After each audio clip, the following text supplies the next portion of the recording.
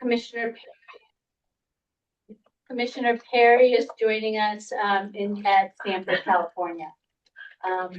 I wanted to welcome you. We have 2 meetings this April. This is our open meeting, and then we have a second scheduled meeting where we're going to go into closed session on Friday, April 24th at noon, pursuant to Government Code Section 11126A, to consider personnel matters. And as always, when we go into closed session, we always welcome members of the public. And with that, we'll go into our open session today. We have a wonderful and full agenda. I'm really excited for it. But before we get there and opening comments, I will ask Lisa to call the roll. Chair Albright. Here. Commissioner Bobby. Here. Commissioner Jimenez. Present. Commissioner Paz. Present. Commissioner Perry. Present. Commissioner Seward. Present. Vice Chair Hazen.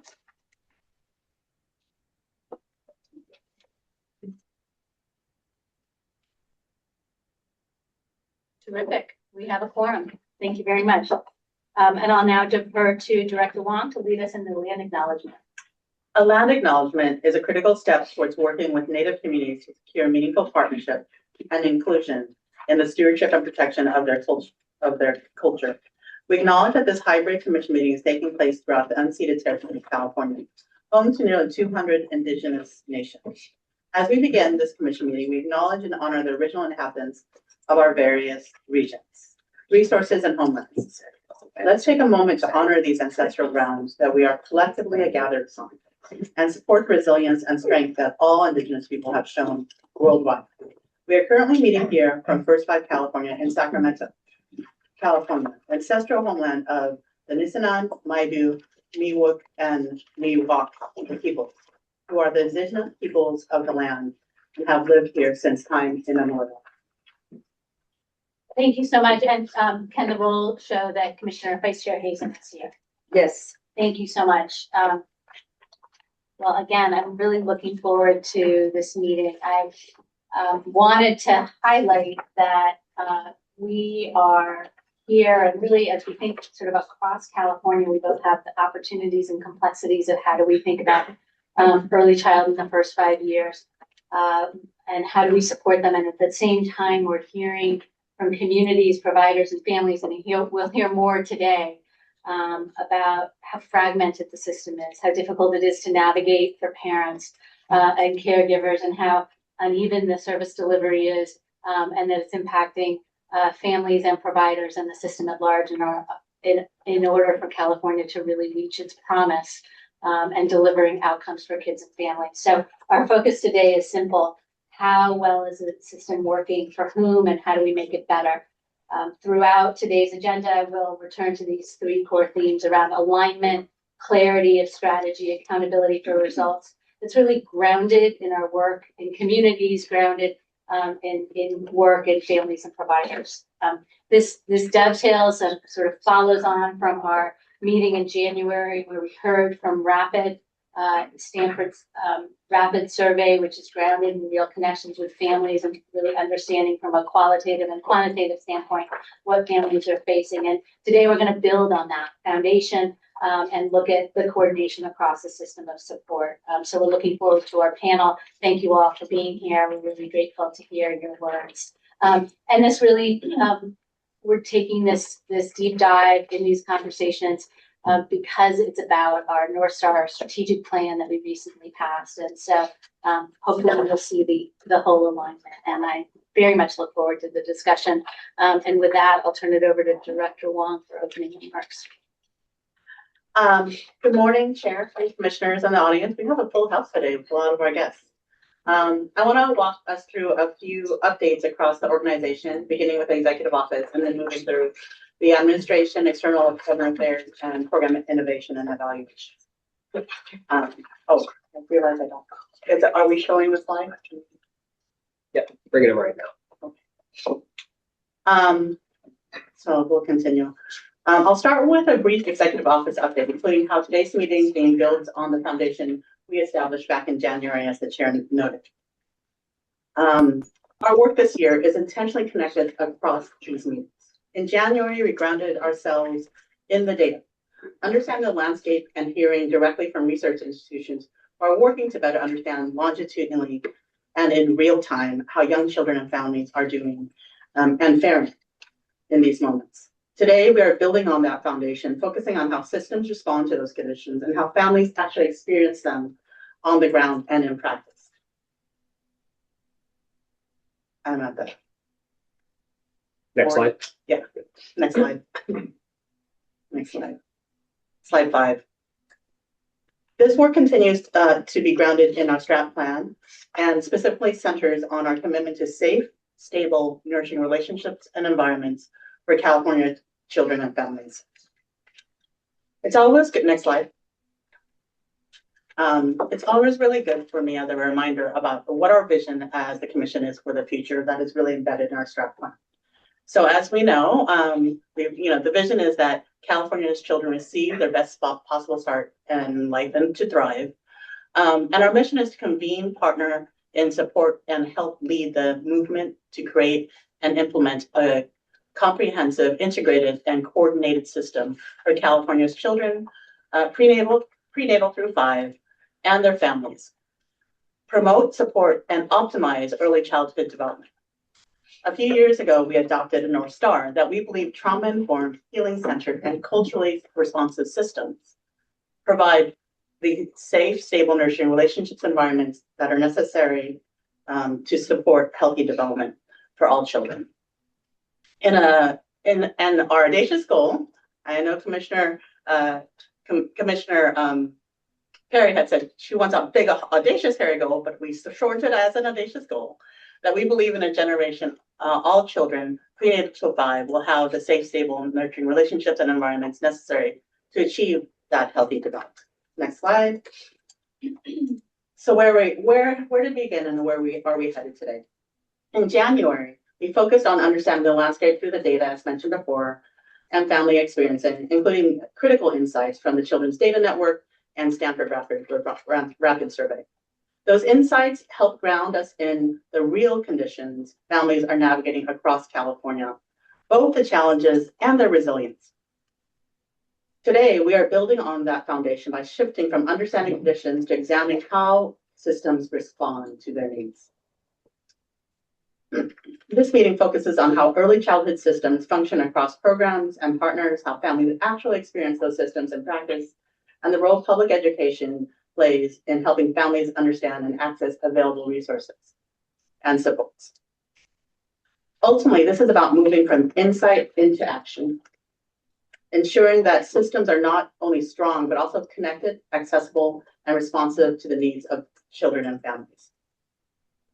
Next slide. This slide reflects the broader ecosystem involved in supporting children and families and the importance of coordination across agencies, providers, counties, and communities. This meeting is really about a few things: working together, specifically how systems function and how families actually connect to them. We know strong programs exist, but the opportunity is how those systems align and how accessible they are to families on the ground every day. Public education plays a critical role here, helping families understand what's available and how to access it. Together, systems and public education are what translate investment into real impact for families on the ground. Next slide. You'll see this reflects in today's agenda. This reinforces how our work connects goals, strategies, and outcomes at a systems level and how individual initiatives fit within a broader framework for impact. We'll begin with framing remarks from Dr. Nadine Burke-Harris, former California Surgeon General, who will help ground the conversation in the broader systems conditions that support healthy development. We'll then hear from a panel of providers and parents who will share how these systems are experienced in practice, how families access and how they access these services. And we'll also highlight our public education efforts, which are designed to connect families, caregivers, and communities to the resources that support them. Together, these perspectives help us understand not just what systems exist, but how they function in the real world. Next slide. I want to provide a few updates. So looking ahead, the July Commission meeting will include an annual budget study session. It's really important, and it's intentional. Our January meeting and today's meeting is really kind of lay that foundation and understanding of what the Commission might want to consider in the future past 2027. So this slide also reflects progress on our strategic plan, including cross-sector coordination, expanded data infrastructure, Quality Counts California impact, and dashboard development, which we are working on to introduce at the next meeting. Next slide, please. I now want to briefly give you an update on the administration division. Next slide. So the administration continues to make progress on operational improvements, including standardizing forms and policies, office modernization, and website redesign, which has been a process. I also want to welcome a few new folks, a few new faces in new roles and new opportunities for us. So first up is Yahara Gonzalez. So she joined us very recently as backfilling a position by Barbara, who retired recently. So Yahara, I don't know if you want to provide some remarks. Sure, as mentioned, Yahaira Gonzalez here, and I feel deeply honored to be serving as legislative manager. I look forward to working with each and every one of you. Thank you for having me. Thank you. I also want to note another personnel update here, a long time coming. Kristen Torres, our former child development consultant, had been promoted to the education administrator one position. So congratulations, and welcome to share a few comments. I'm humbled and excited to begin this new role, and just thrilled to continue working for First and our mission, our values, and our work on a day-to-day basis is truly in my heart, and for who I am. I just feel incredibly blessed. Remind us how long you've been here, Kristen? For a little over a decade. Wow. Yeah. Thank you for your commitment. Next slide. I'm going to begin the external government affairs update. Before I begin, I want to note that I was recently asked in a volunteer capacity to be part of the Senate's Dolly Parton Imagination Library update. For any specific questions regarding this matter, please contact the California State Library. Next slide. We wanted to also share a little bit of progress on Children First and the broader partnership efforts to support children and families statewide who are facing immigration enforcement issues. We are actually just in the process of finalizing a few of the logistical kind of touches that states require, and so an announcement will be formally made soon. We look forward to sharing more as the work continues to advance. Next slide, please. We're also excited to talk about our upcoming First Five California Summit, their Futures First. We're actually seeing a tremendous interest and engagement with over 1,000 people anticipated to attend. What's exciting about the summit is that it brings together leaders across sectors, health, early learning, social services, and beyond around sharing priorities like trauma, childcare, and family stability. In many ways, it reflects exactly what we're talking about today, bringing systems together in a more connected and intentional way. And we're looking forward to continuing that conversation more broadly. A general theme, as you saw in the background description, is that we want to actually honor Broadwiner's legacy throughout everything that we're doing. So the staff are working really hard on those little touches and elements throughout. The location is the Anaheim Marriott by Disney. If you all want to come before the weekend and hang out in Disneyland, we're working on potential discounts, maybe not. August 31st, September 2nd are the dates. So hopefully you have that in your calendar. Hopefully, commissioners, you had a whole link with separate information. Next slide, please. And here's the website. So please do visit the hub if you have any questions. Everything will be housed there. ccfc.ca.gov/summit. That's a very long hyperlink. Next slide. And this slide actually provides a little bit of agenda here, the welcome context, so everything will be housed on the slide. Next slide. I now want to provide an update for program innovation and an evaluation division. Next slide. So I want to begin by highlighting the partnership with Secretary Clinton's foundation, Too Small to Fail, Too Small initiative. That's Too Small to Fail is like the big bank, but this is Too Small fail initiative on their 0 to 5 investments. So specifically on transforming public spaces for early literacy. So, but before diving into the details, I want to give you a little bit of background. In May 2022, the commission approved up to 18 million to support early literacy development by integrating literacy practices and frame early literacy strategies as a critical relational and family-based practice. Since then, actually the same year that the commission made that decision to start this initiative, California made huge and significant early literacy investments over, I want to say, $100 million to expand home libraries, early literacy screening, evidence-based phonics, focused reading in PK-12, also in some spaces not as science of reading, but really in that process engage local advocacy, education advocates on how that would feel and look for communities throughout the state. Okay, as we know, because we have 60% of our children 0 to 5 who grew up in a household that has at least one other language. First Five has been critical and at the table in terms of how to implement these types of statewide efforts. And at the direction of the commission, there was a desire to not duplicate any of these major investments. So you can see that it was in 2022, we really haven't started because we're trying to figure out all of the kind of wonderful pieces that are moving in that. That said, our team, our new deputy director and her team have been doing another landscape analysis because things keep on popping up. But we have our initiative name and we love our acronym PEARLS, which is the Program for Equitable Access to Resources for Literacy Support. So thank you, team, for looking into that. Next, I wanted to talk a little bit more concretely about example of systems working differently for families. The transformation of public spaces for early literacy, as I mentioned, that partnership with the Clinton Foundation.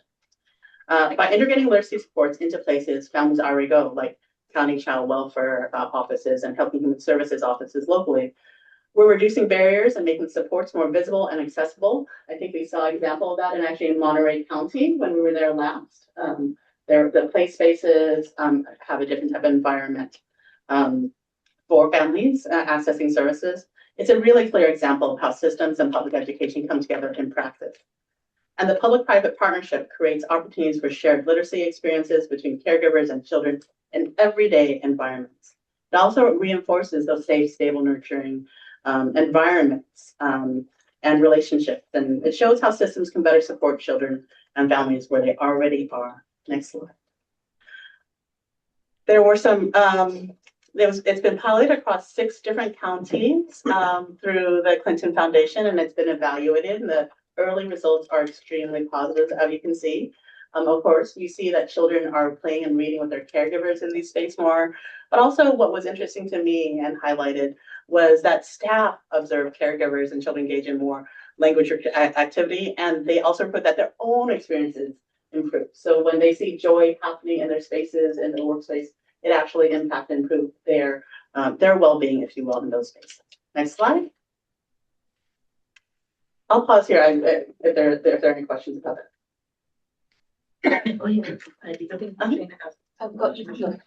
Oh, no, so the Clinton Foundation, they're just providing matching funds to renovate spaces. Is that what it is? Yes, on that side of that. Okay. Yeah, and as you know, we'll provide, and we're trying to figure out the details of what this looks like.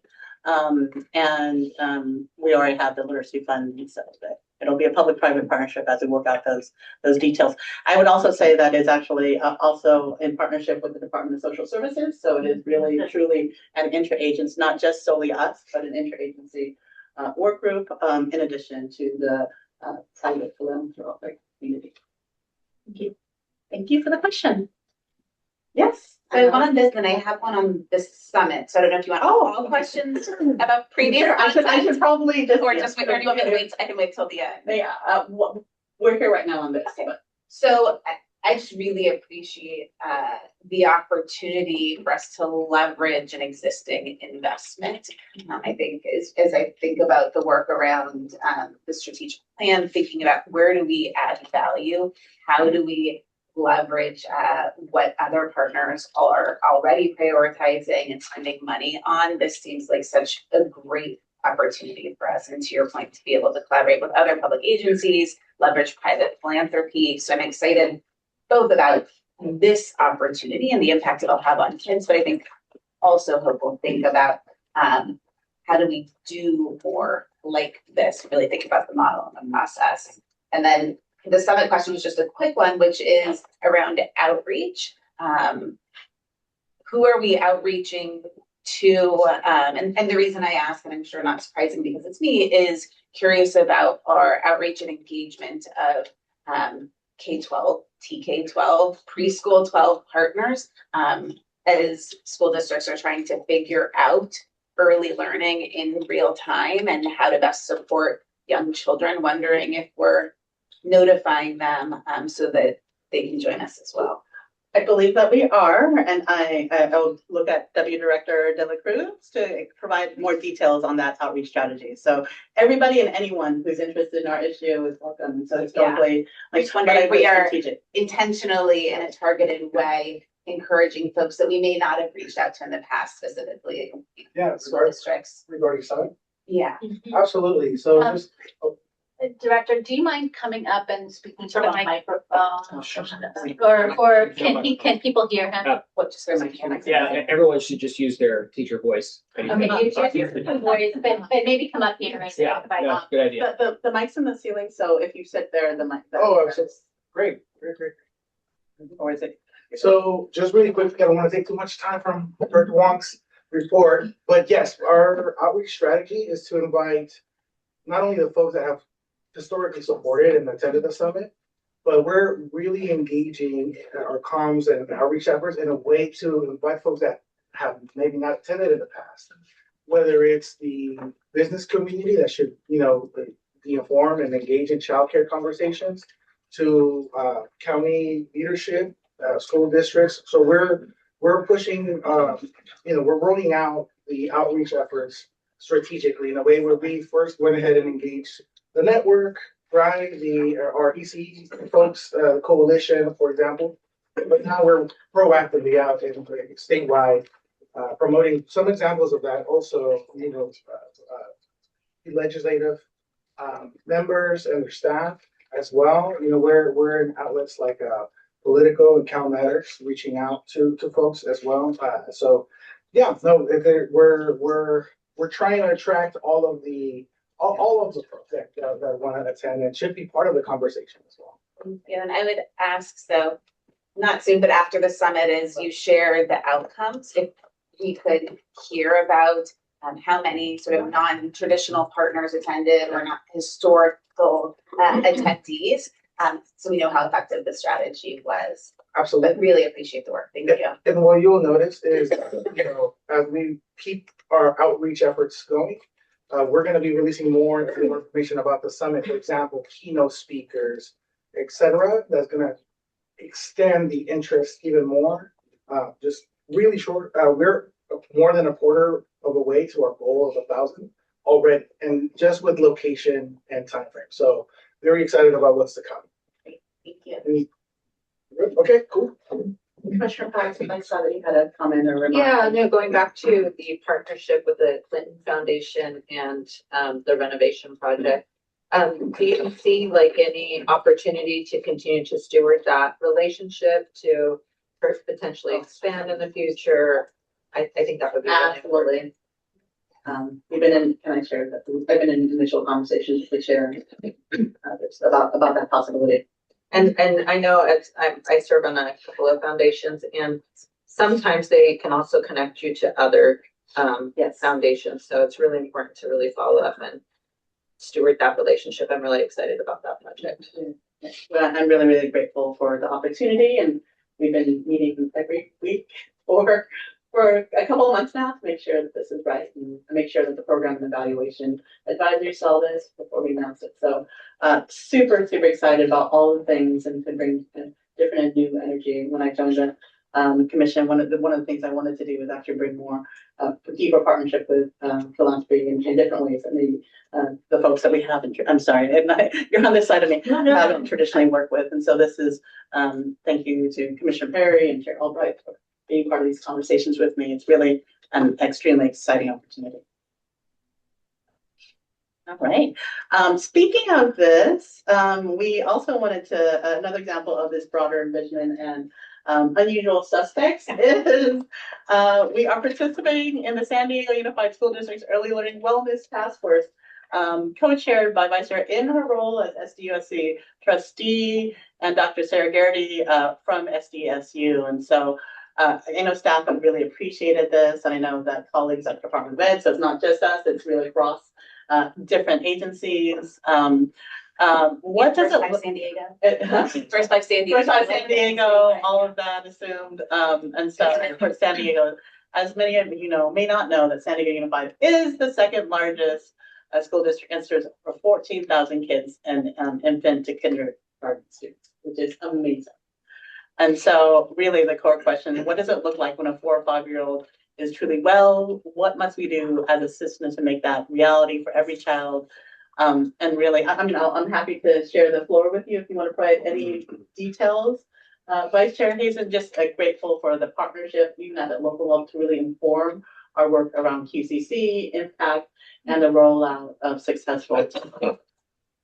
No, I mean, I think you said it all and all the details are here. We just launched this and it's really wonderful to have partners at the state level and the local level, academia. We actually had the Stanford rapid survey team there.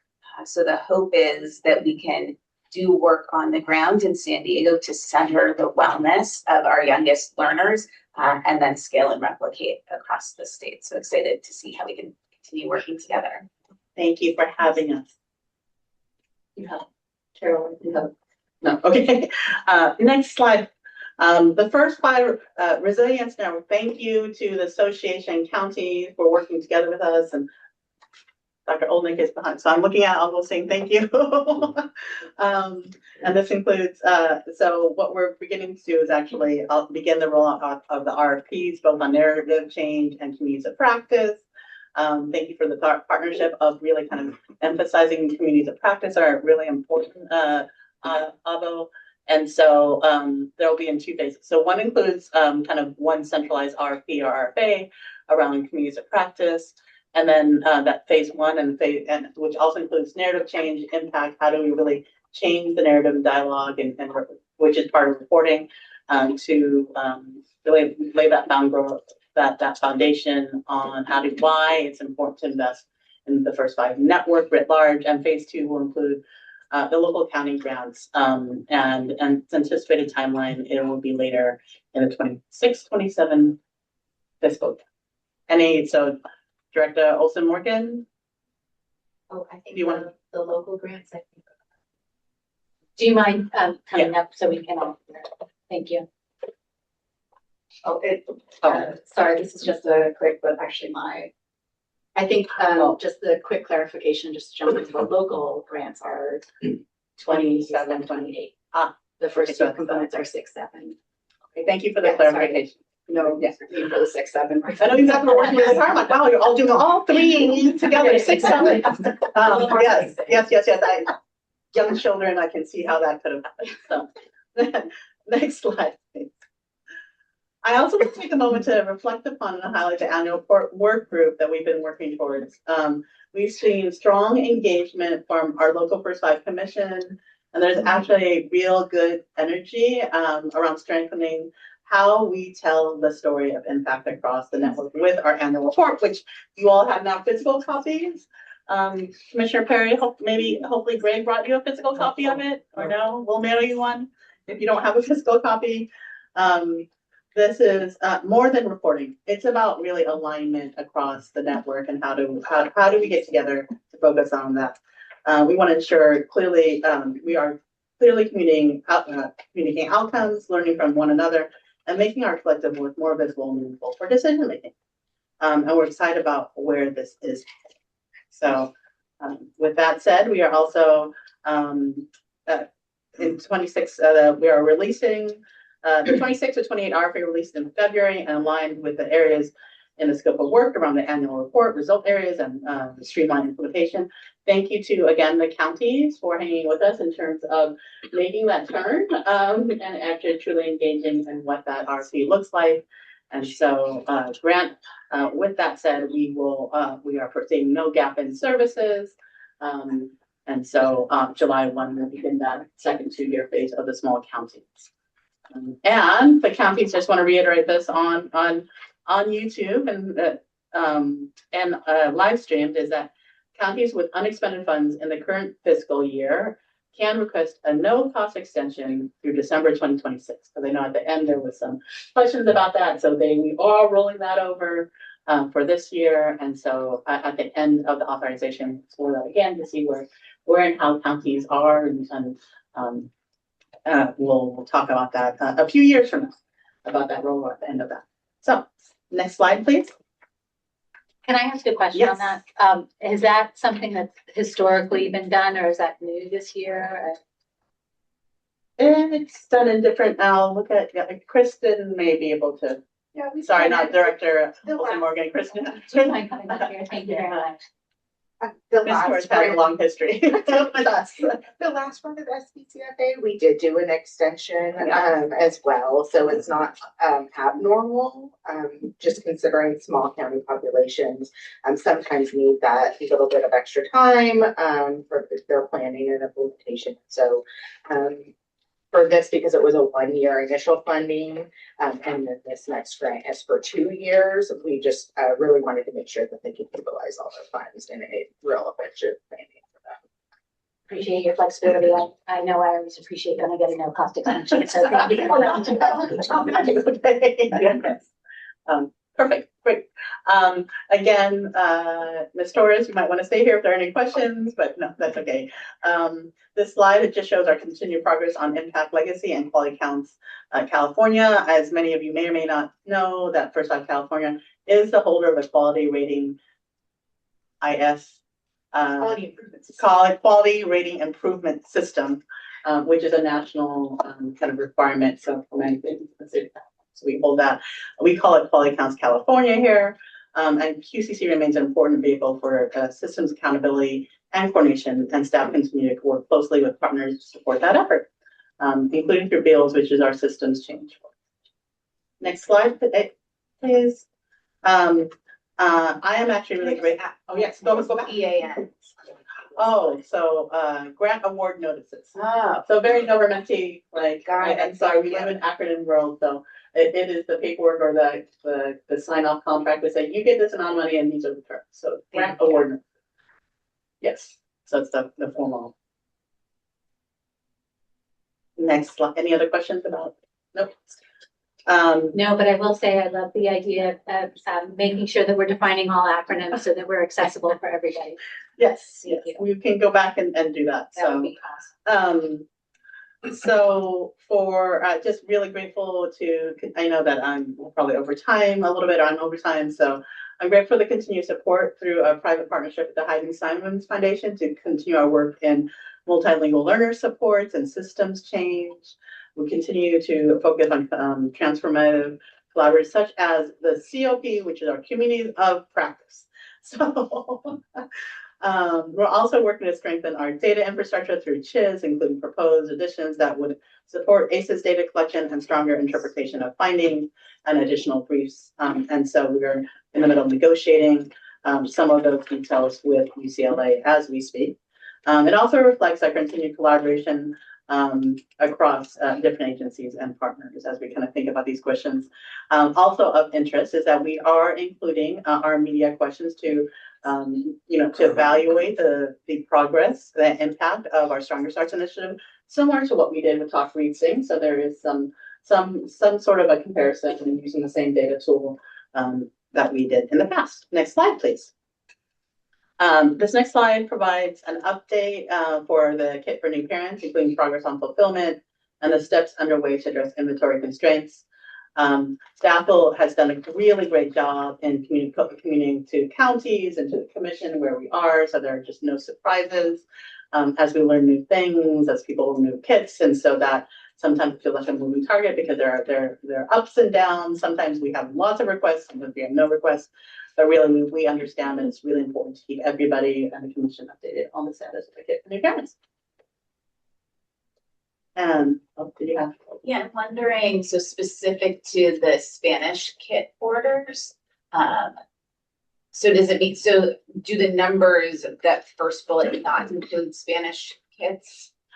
So Deputy Director Olson Morgan?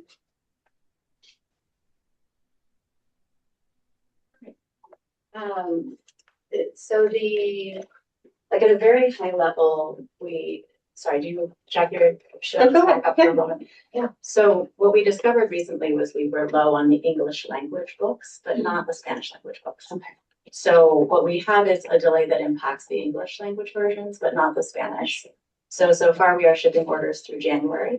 We have a non-competitive bid application that is I'm just sort of shipping orders in English and Spanish? English and Spanish through January. Yeah, thank you for the clarification. We will continue shipping the kits in Spanish, and we are going to run out of the books for the English language versions. And so to address that, we have a non-competitive bid request that will be moving through DGS. As soon as that gets complete, we can order more books for the English language version to address like the short-term gap, as we also put in place a longer-term contract for the Kit for New Parents more broadly. Well, any other questions about the kid? Because then, you know, it's been a priority conversation with the commission and the community. Seeing none, the last slide is just a thank you. Commissioner Perry, yes. It's okay. I know it's weird that I'm not there. I'm sorry. I wish I were. In addition to the suggestion about acronyms and spelling things out, it would also be really helpful to include the amount that's been allocated or contracted and to whom and when it expires, along with maybe even in parentheses after each of these headings. So it's easier for us to see the scope and scale of that project. And there were many included today: CHIS, Beals, Kitten for New Parents, NRI, small population counties. There were so many program updates that it's not easy to remember each and every one of those allocations. So if you could add that into your report, that would be really helpful. Thank you for the suggestion. I apologize for not seeing the hand earlier, the little Zoom hand earlier. Any other wondering? I'm gonna say it, because you asked and I didn't, I wanted to keep things moving, but in terms of the Spanish kids, a curiosity I have is about, do we have so many, and is our ability to fulfill, does it indicate that people aren't utilizing them as much, we aren't getting them to the folks that need them? And you may not have an answer today, but it's a curiosity I have. So I think as we think about future years, does the fact that we have so many mean that there's actually more work we need to do, or better work to get these kids to families who speak Spanish? I think your take is sorry, your point is well taken broadly. I actually did ask the staff just sort of qualitatively what they think about that. Yeah. So far, some of what they reported is sort of when they talk with locals, they hear that there are many bilingual families that prefer to order the kit in English. So we have perhaps overestimated like the demand for Spanish language or Spanish only. Yeah, I think that language is heavily both as we move forward. So it is an interesting question, like, is there sort of a bilingual version, or is there one that's balanced? To be honest, I would have to, I'll go into that with staff. Not for today, but I think as we think about what families want and In the need. future, Yeah. especially if you're gonna go for an RFP for new kits, Yes. maybe we should be shifting from only languages to maybe more bilingual with Vietnamese, English, and English. And I think there is some, I do believe we're addressing sort of multilingual offerings, but I don't want to speak to that unfortunately at City Hall, so without double checking some data. Yeah, well, that's good to focus on what kind of the new emerging needs of our families are. Yes. Yeah. It would be terrific if you could provide us an update and the community an update about the multilingual aspect when you when you have that finalized. Absolutely. Any other commission comments? No. Just the last slide is, I wanted to note that across all of this work, from today's system discussions, the summit, and Chair Lister investments, we remain focused on making systems more connected, accessible, and responsive to children and families. But we're really focused on this really core question, right? How do we make systems work better for children? And I don't know. So, thank you for that. I'm looking forward to the discussion and the learnings from our panel. The whys, the why is folks who are on the ground doing this work every single day. So that's it for me. Thank you so much. Okay, public comment on that matter, before we, hear from Director McDessian about the association. Let me just say a few housekeeping, items around public comment. Any member of the public will be given an opportunity to make comments on each agenda item prior to, any commission action. If the public is not specifically requested, members of the public should feel free to request an item and opportunity to comment. The total time allocated for public comments may be limited. Today we're gonna stick with 3 minutes per person, depending on how the time allocation goes as we move forward. I may decide to shorten public comment. Members of the public will not be permitted to yield their time allocated to other members of the public to make public comment. And before the beginning of each item, we ask that the public sign in. There's a sign-in sheet over there. So for those that are in Sacramento, and if you're calling remotely or from a satellite location, please raise your hand and we'll call on you in terms of the who's next in the queue. We will take public comment first for those that are here, and then move to Sanford, and then anyone on the virtual queue. And this will help us to navigate public comment effectively. Please note that we cannot discuss items raised during general public comment that are not on the agenda. That's a provision of the open meeting laws. And so we'll get to public comment in a second. I also wanted to, as a matter of administration, ask the commissioners if they know of any agenda item that may or potentially may present a conflict of interest to you. It's helpful to obtain this information in advance so that we can ensure who's not participating in any aspect in the compliance with applicable laws. With that, I will let you know that I have a conflict on item number 1 on the consent calendar. And so we're going to bifurcate the consent calendar into 2 items. Any other public comment? Any other conflicts that people may have? Okay, seeing none, why don't we open it up to public comment on the director's report, and then we'll go to Ava Magdessian's report. Any public comment in the room? Any public comment in Sacramento? Seeing none in Sacramento, any online? Yes, one. Okay. Melody Caller. Easton. Good morning. My name is Melody Easton. I'm the Executive Director of First Five Nevada County. My public comment is on the portion of Director Wong's report around the Resiliency Fund.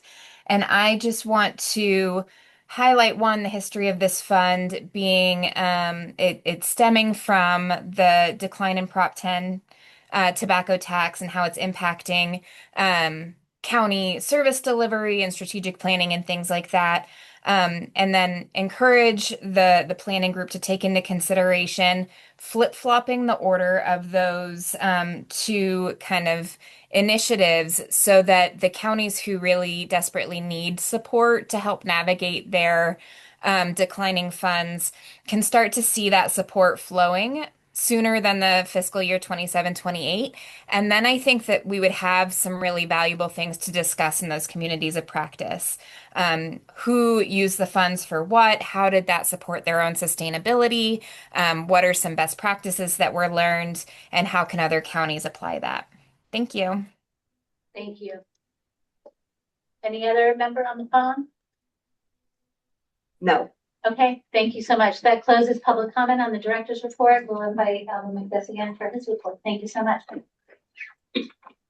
Thank you, Chair and Commissioners. Ava Magdessian, representing the First Five Association of California. Thanks for having me this morning. I just had a few updates before I jump into the PowerPoint, though. I just wanted to thank the Commission on a few of the items that Director Wong discussed in her report. First, the collaborative nature with SPCFA, the Small Population Funding Augmentation Grant, has been going really well, and as evidenced by some of the specific changes like rolling over funds year over year, which is a big deal for small counties. I also want to just commend the collaborative outreach around the annual report and some of the updates that we'd like to make in future annual reports. Feel that process is going really well and have an open ear and great dialogue back and forth about what annual reports should look like for the network, how we want to present ourselves as a unified network to the governor and legislature. And that's been a really promising process. And then the summit, we're looking forward to the annual summit or biannual summit, excuse me, coming up in August. And we've been discussing a few different ways that county commissions can participate in that summit. I know many of them are planning to come as it is. I'll also just emphasize Melody's last comment there that the Resilience Initiative, we're really grateful for the investment and would encourage staff to look at prioritizing the capacity building dollars to local communities first before the communities of practice and narrative change work. In terms of my update, I just had 3 areas I wanted to give the commission an update on, and this is not working. Simon, We'll move it for you. okay, thank you. So the 3 topic areas, first is we had our annual advocacy day just this past Tuesday in Sacramento. Give you a quick update there. We also have an update on the Choose Children 2026 gubernatorial engagement initiative. And then just want to highlight a new policy brief from our shop around how CalAIM is working in local communities. I heard from local providers on what some of the challenges are and what some of the opportunities could be. Next slide, please.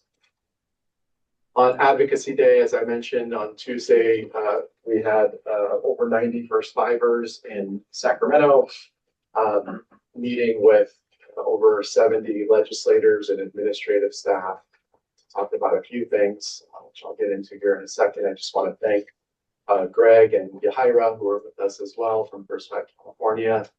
It was really in a time of, tough times, just getting together in person and moving with one voice is always inspiring. So just want to reflect that was a inspiring day for us as a network.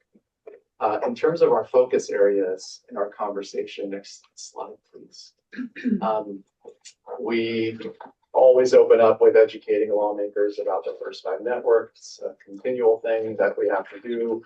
One of the areas of emphasis this year was really trying to utilize the First Five Network better as a state, ensuring that this network that was created by voters, mandated by voters, a public system that funds over 800 nonprofits and providers throughout the state is just better utilized.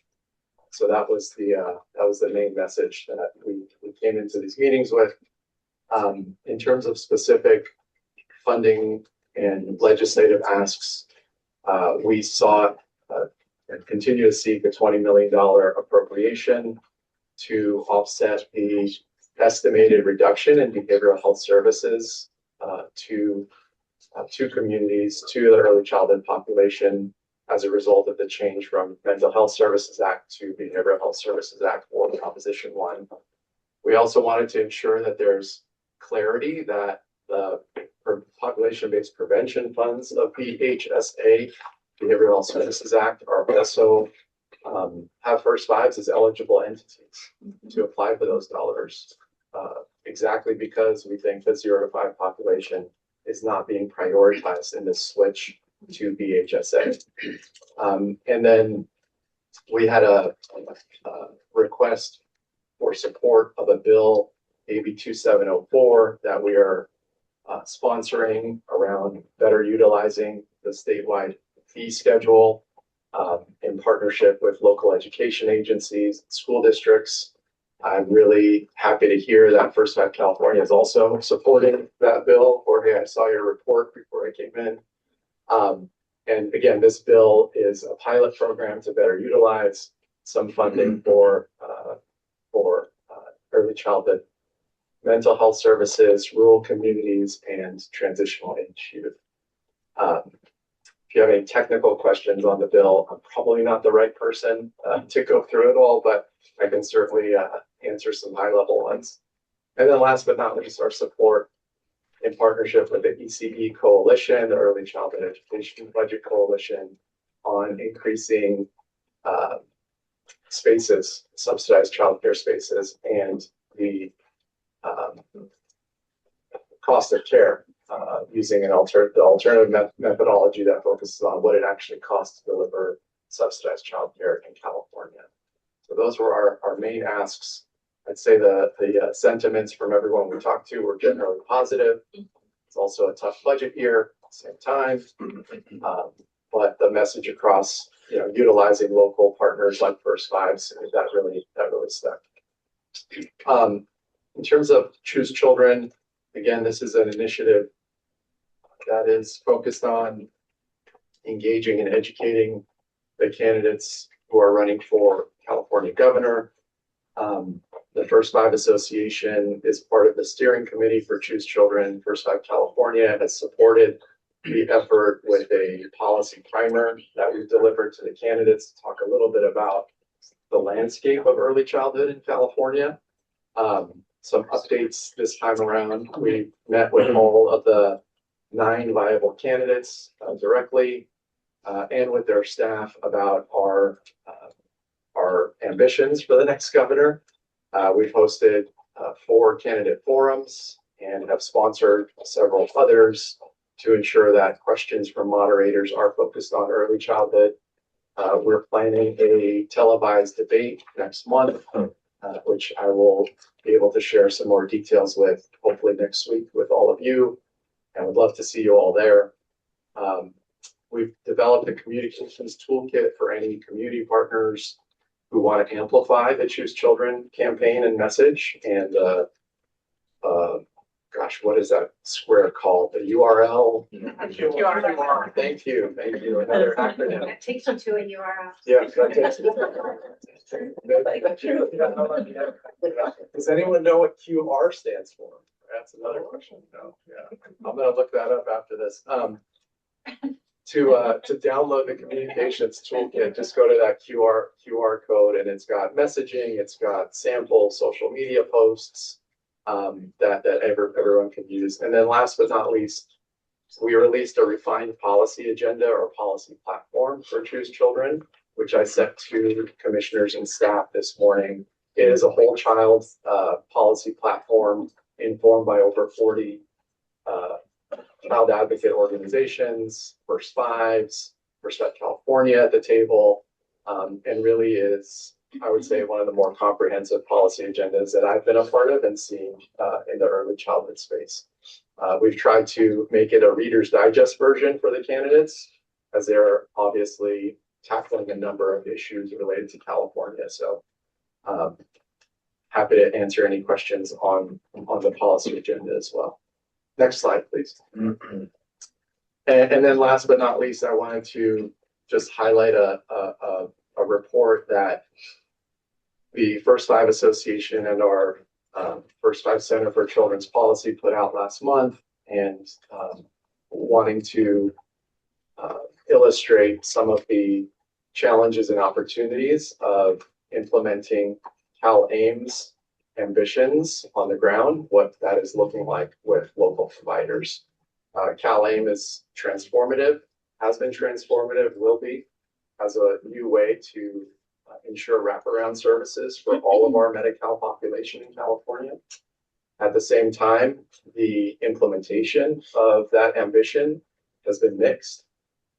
Providers, First Fives, and other local providers included, are having challenges with the internal change management it takes to be a Medi-Cal provider, the relationships to build with managed care plans, and the power dynamics that are there too. You have a large health system managed care plans working with small community providers, the reimbursement rates, and I can go on and on. It's in the report.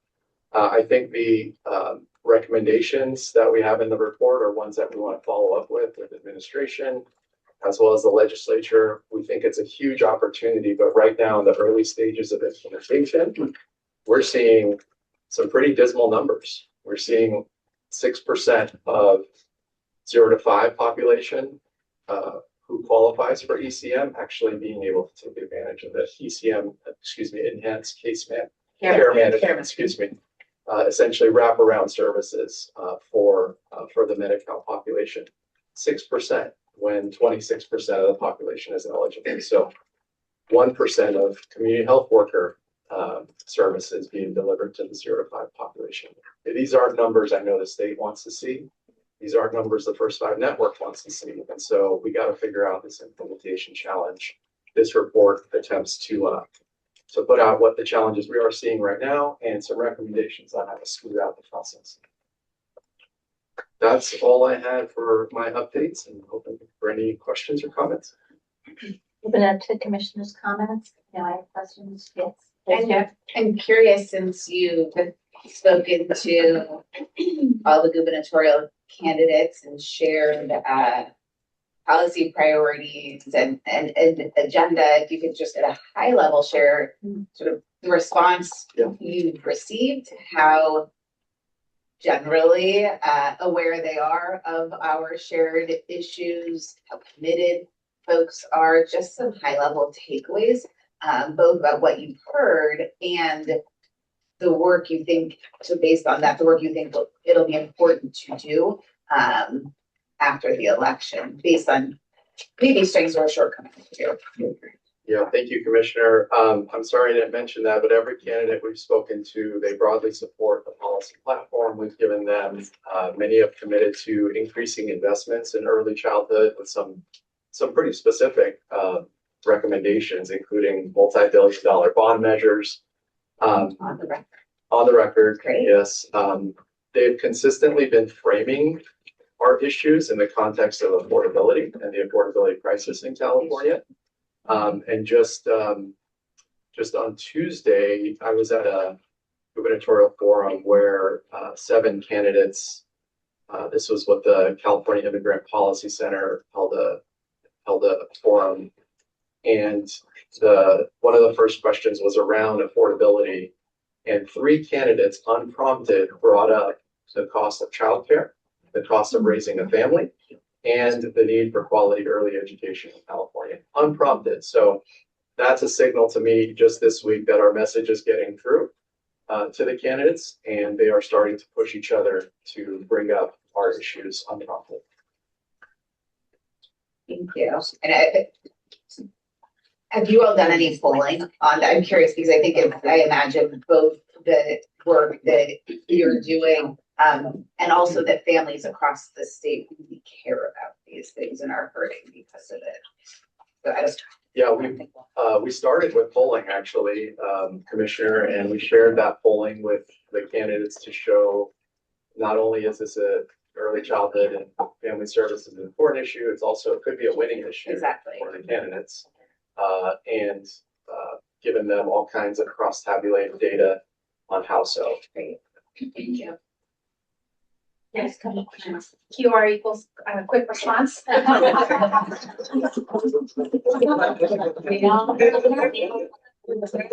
Makes sense. Quick response. Okay. Thank you for the update. I wanted to probe a little bit more on the Behavioral Health Service Act, and it sounds like for future you're seeking to have $20 million out of the 4% that's going to CPH, specifically focused on First Fives. I'm trying to get clarification. No, they're separate. So the $20 million request is general fund allocation. Oh, a general fund. Yeah, to backfill the estimated losses to early childhood. Because of the reductions at the local level. Exactly right. Okay. And then the other prevention funds is simply to ensure that First Fives can be eligible to apply for those funds. So I wanted to ask about that. I understand you're having conversations with the state. Like, what's the reception there? Does it look like they're going to make the changes before the RFPs are released later in the fall?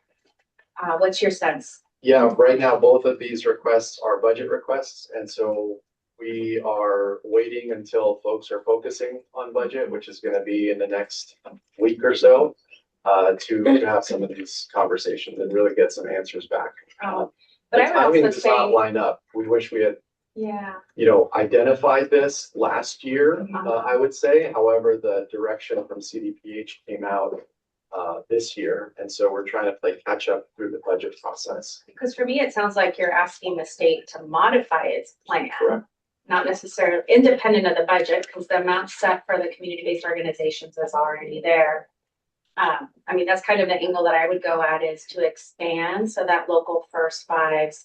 So let's say that that doesn't come into fruition. Is the association planning on putting a proposal together for all 58 local first fives? We haven't discussed that, but that's definitely on the table. Thank you. Other questions, comments? Oh, no, I'd like to hear more about your televised debate, May. Absolutely. Next week, I can definitely give you more information. We're right now, we just invited the candidates to the debate. It'll likely be probably the last debate in the primary season. And because we are co-sponsoring it, we're gonna have a lot more influence around the moderator questions, the audience, and so forth. I'm hoping to provide a lot more detail to everyone early next week, including the media partner, location, timing. I guess I can share the timing. We're looking at either May 11th, 12th, or 13th, one of those 3 days. And will we be invited? Absolutely. Do you have general geographic locations? Southern California. Okay. Oh, good. Yes. And there's some good ones. Yeah. Really parse that.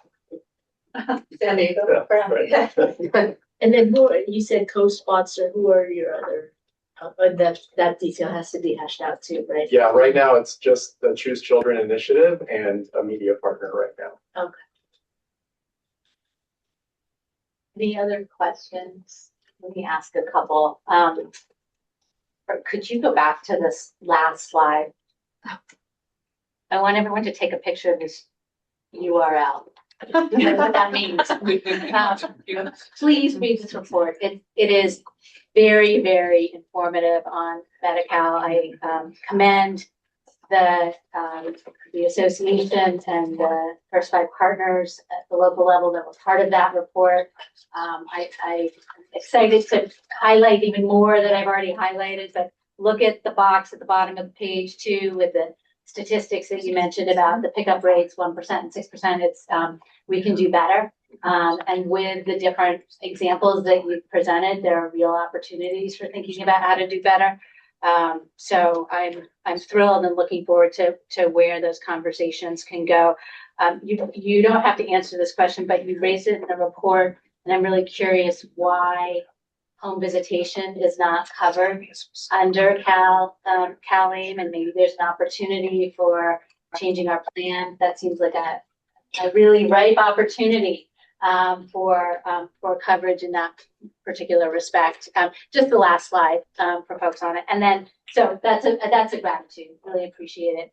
In terms of Choose Children, can you remind us? Is it a C3 or a C4? C3. C3. Okay, so you can do education, but so in terms of your platform, it's educated platform. Correct. We take no positions on the candidates themselves, and we're very careful on what we're promoting on what they say as well, to make sure there's no perception that we're promoting one over another.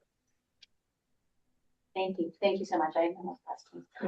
It's one more. Sorry. Yeah. And is there is there a YouTube channel or something that we can watch some of these Yes. debates? It's on the deck that has a QR. I'm sorry. Response code.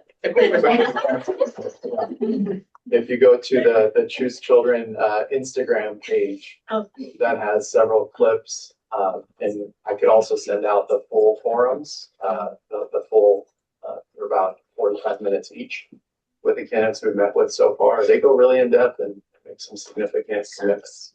So I can send those links out as well, but the clips are on that Instagram page. Thank you. Yeah. Terrific. We don't usually do public comment on your remarks, but thank you so much. Yeah. Really appreciate it. Chair, commissioners.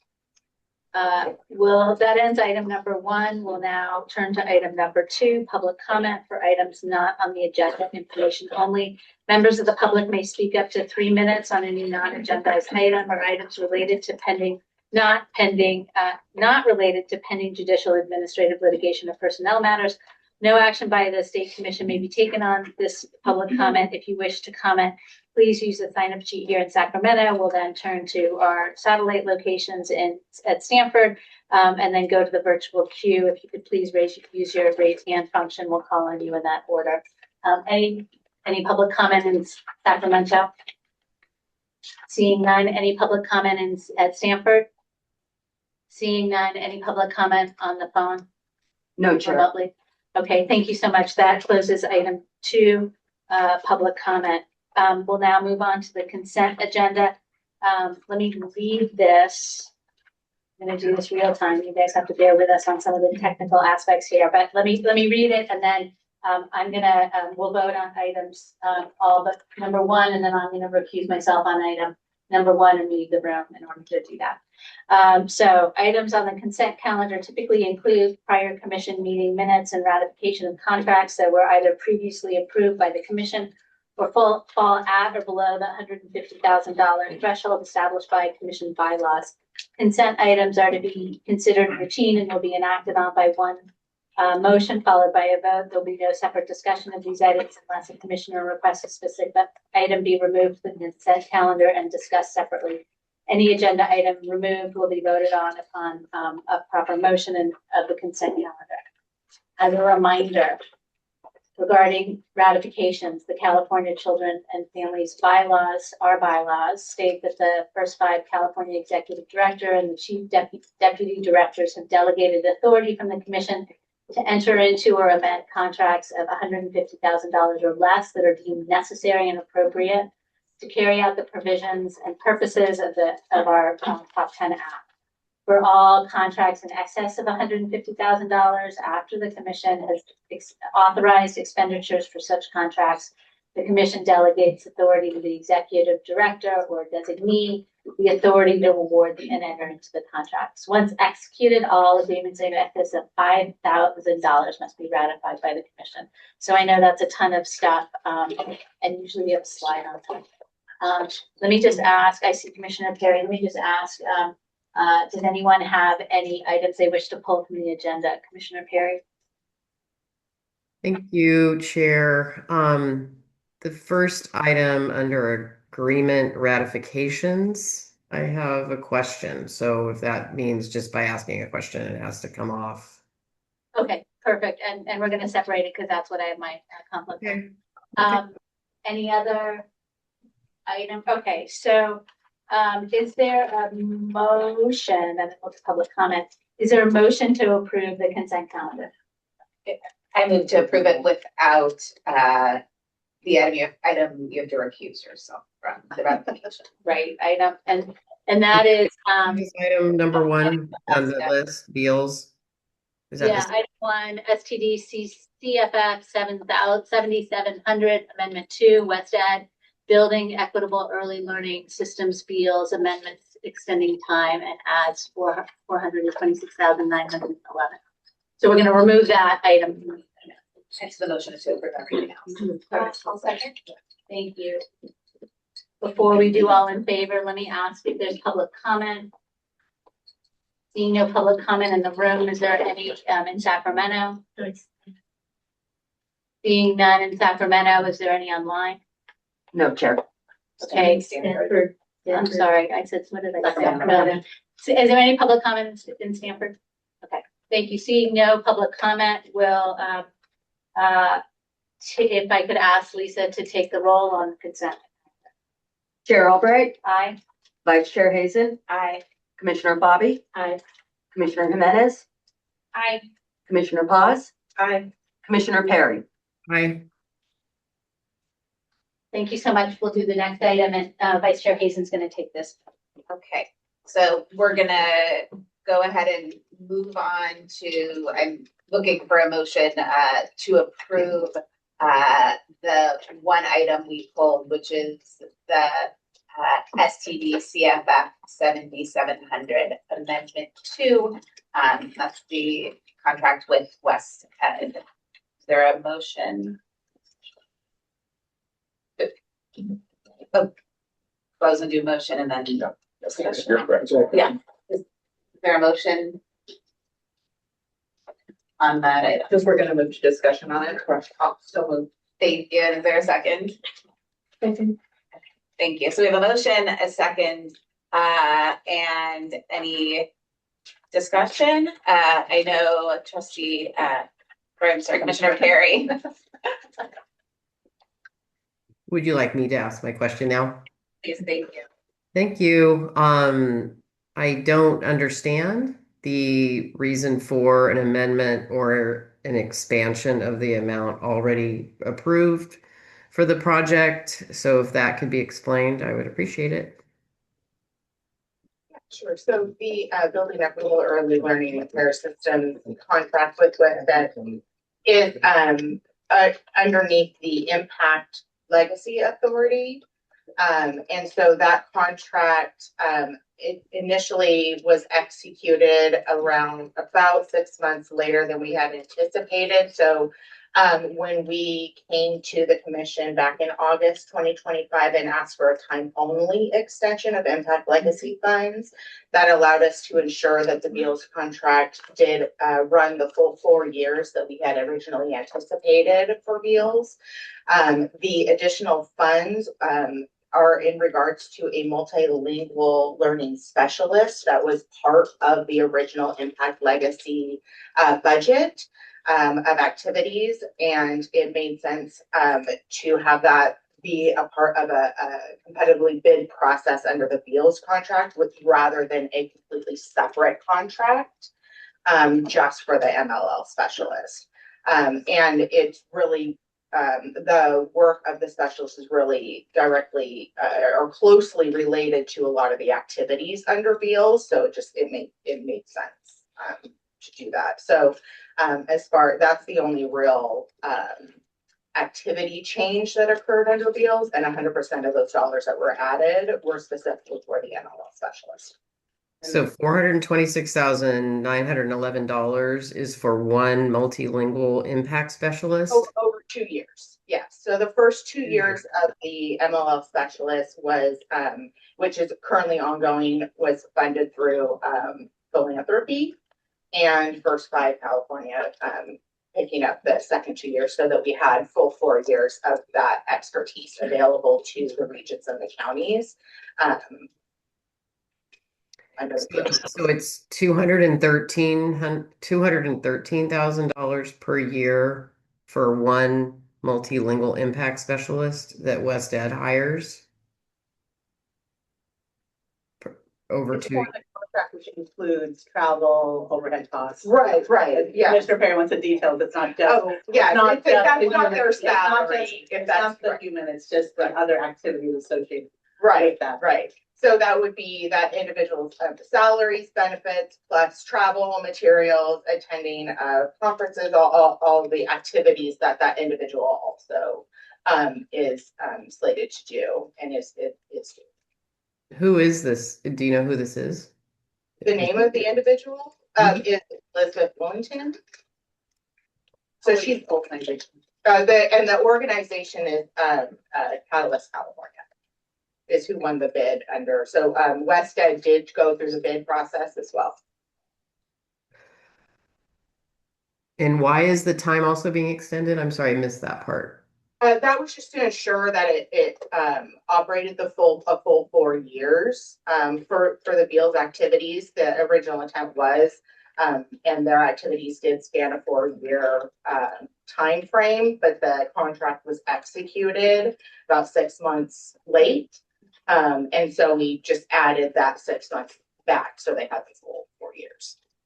I'm concerned that we've already allocated almost $13 million and still another $500,000 is needed in the middle of the project. It seems like if this were a core function, it would have been baked in from the beginning.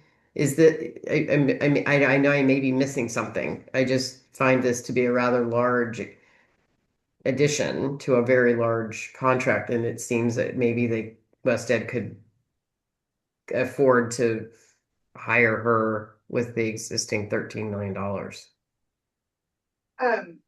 It really was separated out, so we didn't necessarily take additional funds from that impact legacy authorization. It was more for efficiency of the activities that specialist was doing rather than ending up with two separate contracts, of rolling it into that deal. So it's not that we necessarily added or took funds from Impact Legacy into a different activity that had always been a part of the plan. And it seemed a more efficient way to ensure those activities move forward. And did I hear you say that the work has happened, but it was funded with other sources for the first 2 years? Currently, right now, they're under the first year, and that's happening through those. So the effort will be in place for the full 4 years. We're paying for 2 years. Correct. So we're paying for the last 2 years of that 4 years. Yes. Okay. Thank you. And a public-private partnership with, Highland Simons Foundation, that was part of the plan And I want to make sure, Commissioner Perry, I don't know if all of your questions were answered, if you received the clarity you were seeking. Yes, thank you. I'm a little unclear. So what I'm hearing, I want to make sure I understand correctly, is so initially in 2022, the commission approved the 125 million for Impact Legacy over 4 years.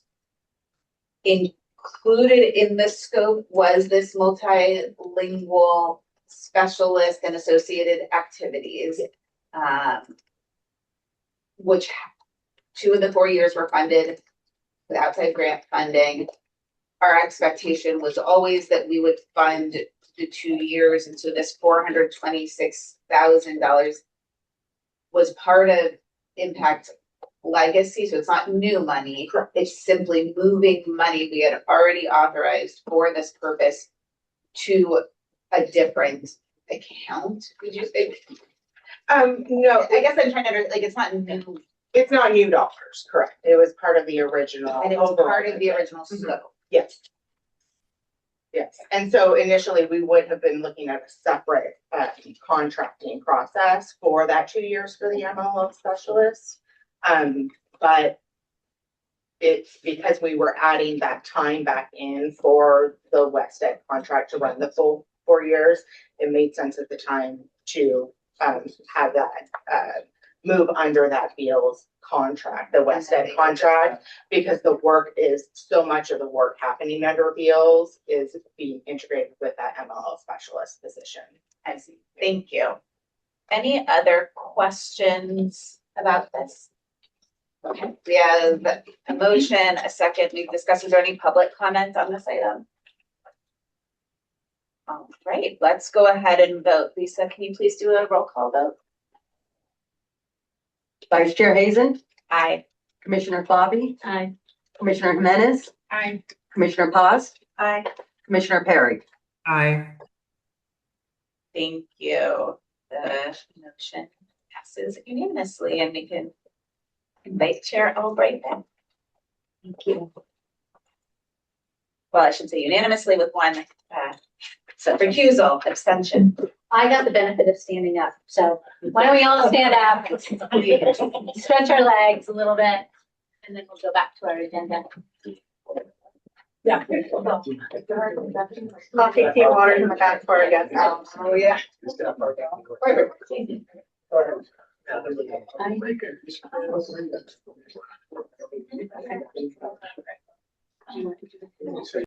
Dr. For a brief description of what Beals is, so just sort of acronym fully, and just top 2 lines, sort of what the Beals program. Sure, no problem. So the Building Equitable Early Learning Early Learning Care Systems contract has several components to it. One early on was actually helped us develop our strategic plan. So that was one of the first and large activities that occurred under Beals. As far as systems, WestEd is working with all 10 of the regions under Impact Quality Counts California regions, including our Impact Legacy partners are under that umbrella, to really build regional and local sustainable systems, addressing and figuring out what the equitable needs are in counties and regions across the state. So they've developed action plans, logic models, and then there's going to be cost modeling that happens with that as well to really inform the state on what those needs are and how much it would cost moving forward in order to ensure equitable early learning systems in California with a roadmap for us. And then there are direct activities that are happening. So for example, we have ongoing communities of practice, discussions with professional learning communities. We're dealing with higher education faculty for early childhood higher education faculty, bringing in our partners from Department of Education, Department of Social Services, and really providing a lot of information for faculty just around our landscape and making sure answering questions.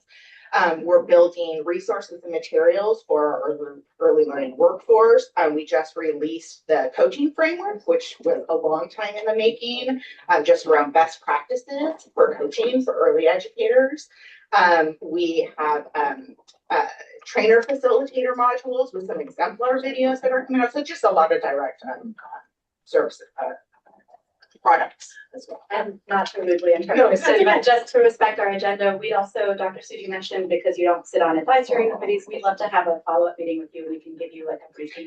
Yes, and we can send the link to our dashboard that we have where you can actually explore all of the different activities. Yeah.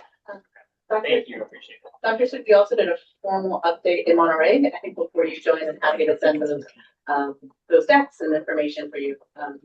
So in addition to meeting with you one-on-one, answer questions. Thank you, appreciate it. No problem. Thanks so much. We'll now move on to item number 5. I'm pleased to share that former California Surgeon General, Dr. Nadine Burke-Harris, is joining us remotely to really help shape and frame this discussion. I've had the privilege of working with Dr. Burke-Harris in the past, and I know she brings a deep perspective on systems change centered around children and families. And I know many of you have also worked with her in that capacity. As Director Wong will introduce more detail, we're joined by Dr. Michael Olnick, CEO of the Child Care Resource Center in Los Angeles, Clarissa Dothard, Executive Director of Parent Voices in Oakland, Jennifer Lahai, Executive Director of Yolo County Children's Alliance, and we are grateful to all of you for being here and sharing with us. This is really an opportunity, as we said at the beginning, to focus on how do we think about those closest to implementation? What does implementation look like? How do we match qualitative and quantitative data together and really ground our understanding around systems change as we move forward? This is about accountability. It's about our ability to listen and act on what we care most deeply about. So we are grateful to have you here with us today. Know that you journeyed from far away, so we appreciate the travel. And I'll invite Executive Director Wong to introduce and start the panel. My parents will be proud that you made me a doctor. Well, sir. Thank you so much. Thank you so much for that tee up and training. And really just how these voices will help ground our strategic plan thinking, implementation, our systems work, and our North Star in the local experience, really grounded and rooted, like what's really happening. So I think a lot of times we pass major initiatives, and then the wondering is what does it look like? What does it feel like on the ground? How can we best support that? And so,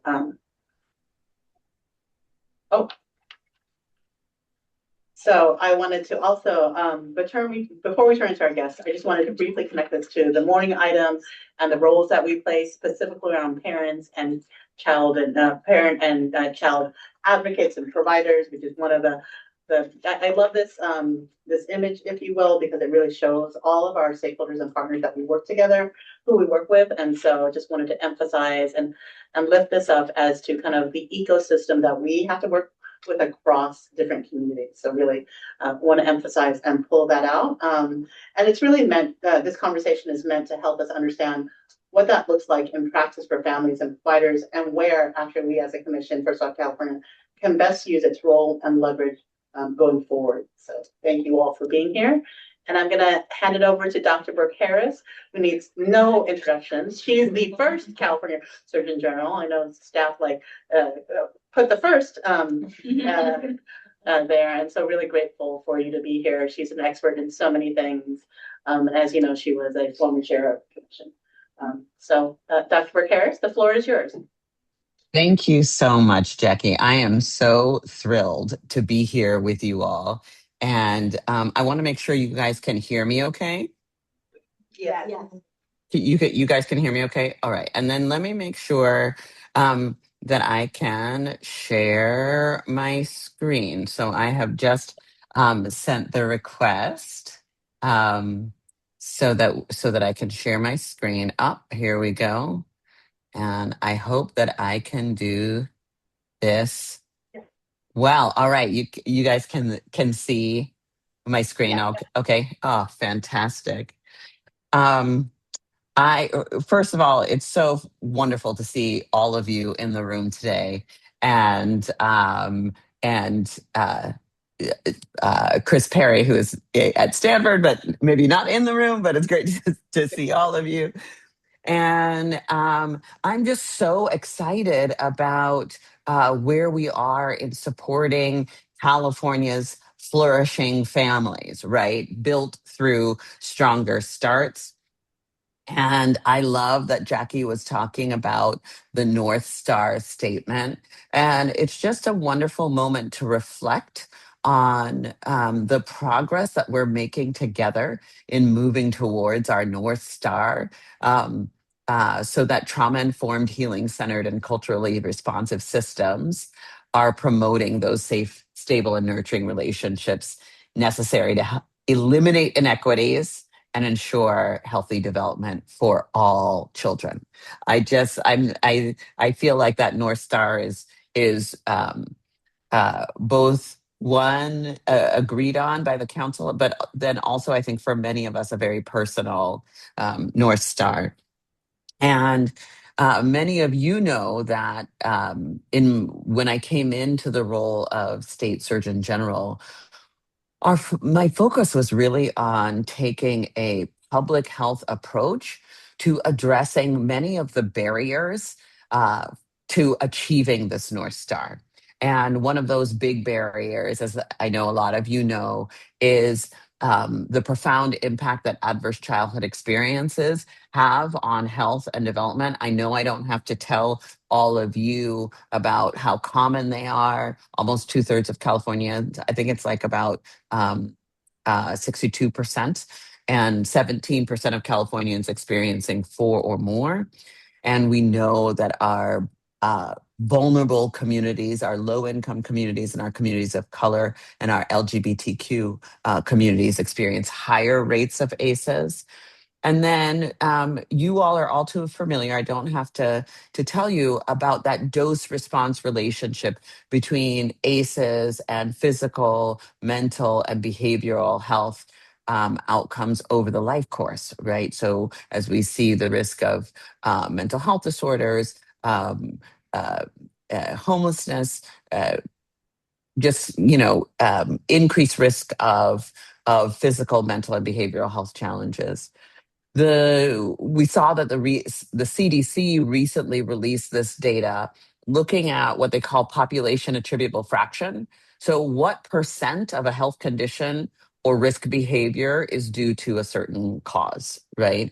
And what they saw was that, almost half of alcohol use among high school students was due to ACEs. 84% of current prescription opioid misuse among students under age 18 due to ACEs. 85% of suicidal ideation and 89% of suicide attempts, right?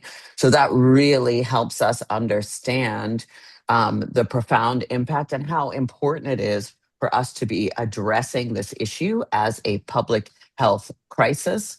And when we look at these public health tools, right, when we're talking about, when we look at other public health threats, cigarette smoking, right, linked to 80 to 90% of lung cancer deaths. And we see that 85 to 89% of suicidal ideation or suicide attempts are due to ACEs. We see that that powerful connection, right?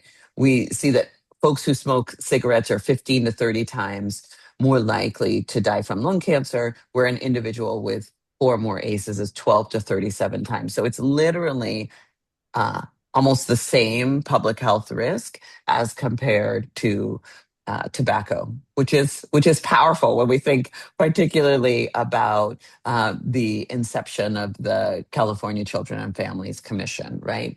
And we know, of course, the risk of long-term health risks. I don't need to emphasize that again for all of you. And we know that the way that this happens is that exposure to adversity during this early critical developmental periods increase the risk of disruption of the biological stress response that can lead to disruption of brain architecture and other organ systems that increase the risk for stress-related disease and cognitive impairment well into the adult years. And the piece that is so powerful about that, right, is that we know that there's these early life adversity. We know that there are predisposing vulnerability, but protective factors are absolutely key in preventing this progression from risk to harm.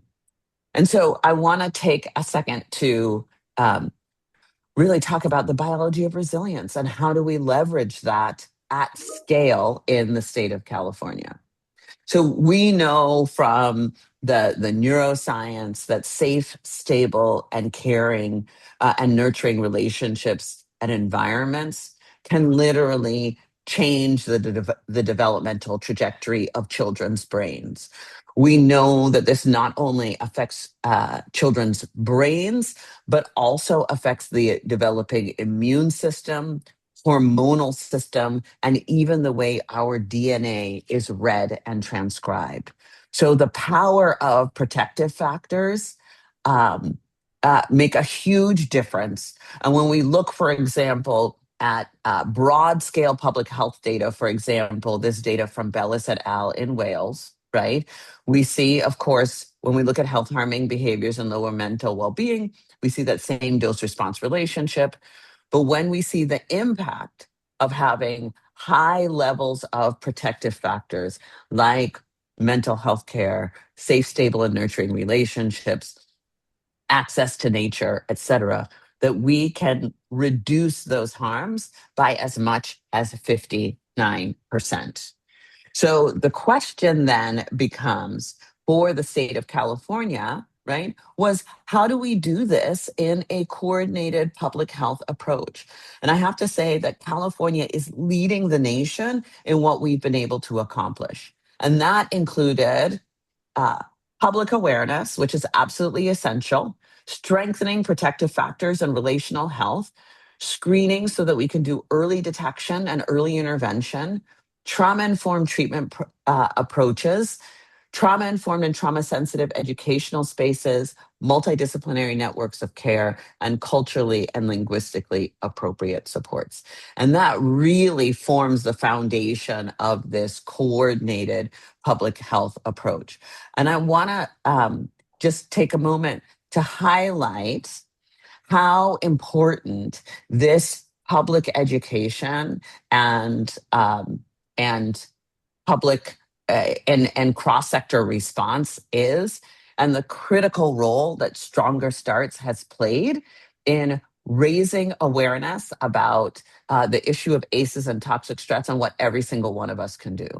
I mean, we recognize that not every family who has had a challenging experience needs to necessarily, is going to necessarily get that care from needs, intensive services. For many families, just public education, recognizing that, oh my goodness, this is an issue for me, or this may be an issue in my family, or this may be something that I'm recognizing in my kids, is something that raises awareness and encourages people to seek help, get care, get connected, right? And so that's been really powerful. And the Stronger Starts campaign has been in partnership with the Live Beyond campaign that was launched by the Children and Youth Behavioral Health Initiative in partnership with the Surgeon General's office, really with Stronger Starts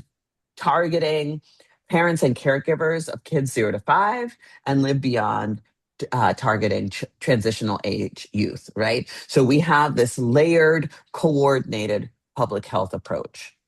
And what we see, right, is educating families about these building blocks of creating resilient kids, helping families understand to be calm, be steady, be there, be nurturing.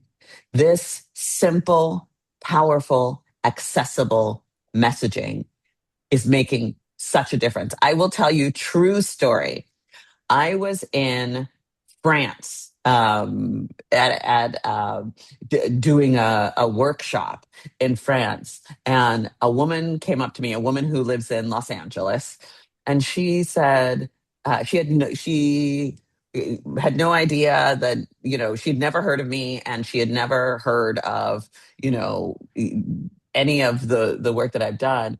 But when she was asking me what I do, and I said, oh, my focus is on ACEs and all that stuff, she was like, oh, yeah, I live in LA and I saw this billboard and it really just reminded me like, oh, I can just like be calm and tune in and connect with my daughter more. And I literally I was like ear to ear. I was so excited. I was just like, yes, that was Stronger Starts. And she was like, yeah, it really helped me recognize how important that is for me because I didn't always get that in my childhood. And so I just want to say, in case you're wondering, all the way in France, right, this woman was telling me about how the campaign made a difference. So it was really, really powerful. And what we see is that this public awareness and education also supports connection to the efforts of the local county First Fives in a way that's really powerful. And it also supports the clinical work that is happening through the ACEs Aware initiative. So there are so many families who are just tuning in or being made aware or starting to think about their role in breaking the cycle of adversity, how they're responding to stress, how they're supporting, how they're creating those protective factors for their kids. And then they're plugging into local resources. And and again, I am not making this up, y'all. This is an example from First Five Sonoma County. So my family moved from San Francisco to Sonoma County. We're living in Sebastopol now. And First Five Sonoma County actually championed the partnership of, I think it was Measure One, something that I voted on. I was very proud to vote for, to support services. And when we look at what the focus of the services are, this is from their report, right? Ensuring that children are nurtured by stable, supportive families and communities and well prepared to thrive. And I want to highlight expand screening, assessment, and treatment for trauma and other health issues, right? Strengthen collaboration among public agencies. And so what we see, this overall framework that is supported through the excellent work of First Five California is then being played out on the local level through our county First Fives. And it's just so exciting to see this continuous through line. In addition, the Safe Spaces training is a training for educators that was developed in partnership between the California Department of Education and the Office of the California Surgeon General to help to train educators to be part of delivering those safe, stable, and nurturing relationships and environments. And this is now being continued to be supported by the California Department of Public Health. And so we have family awareness. We have local services through our local First Fives. We have educators receiving training on what their role is in delivering the daily doses of safe, stable, and nurturing relationships and environments that are the antidote to toxic stress. And we see that the impacts, I'm sure you all are very familiar with the evaluation results, right? But just for me, seeing that 93% of parents intend to take actions to manage toxic stress in themselves and their kids, right? 89% believe that it is possible to help children heal from trauma. That is so powerful to see the impact that this work is having.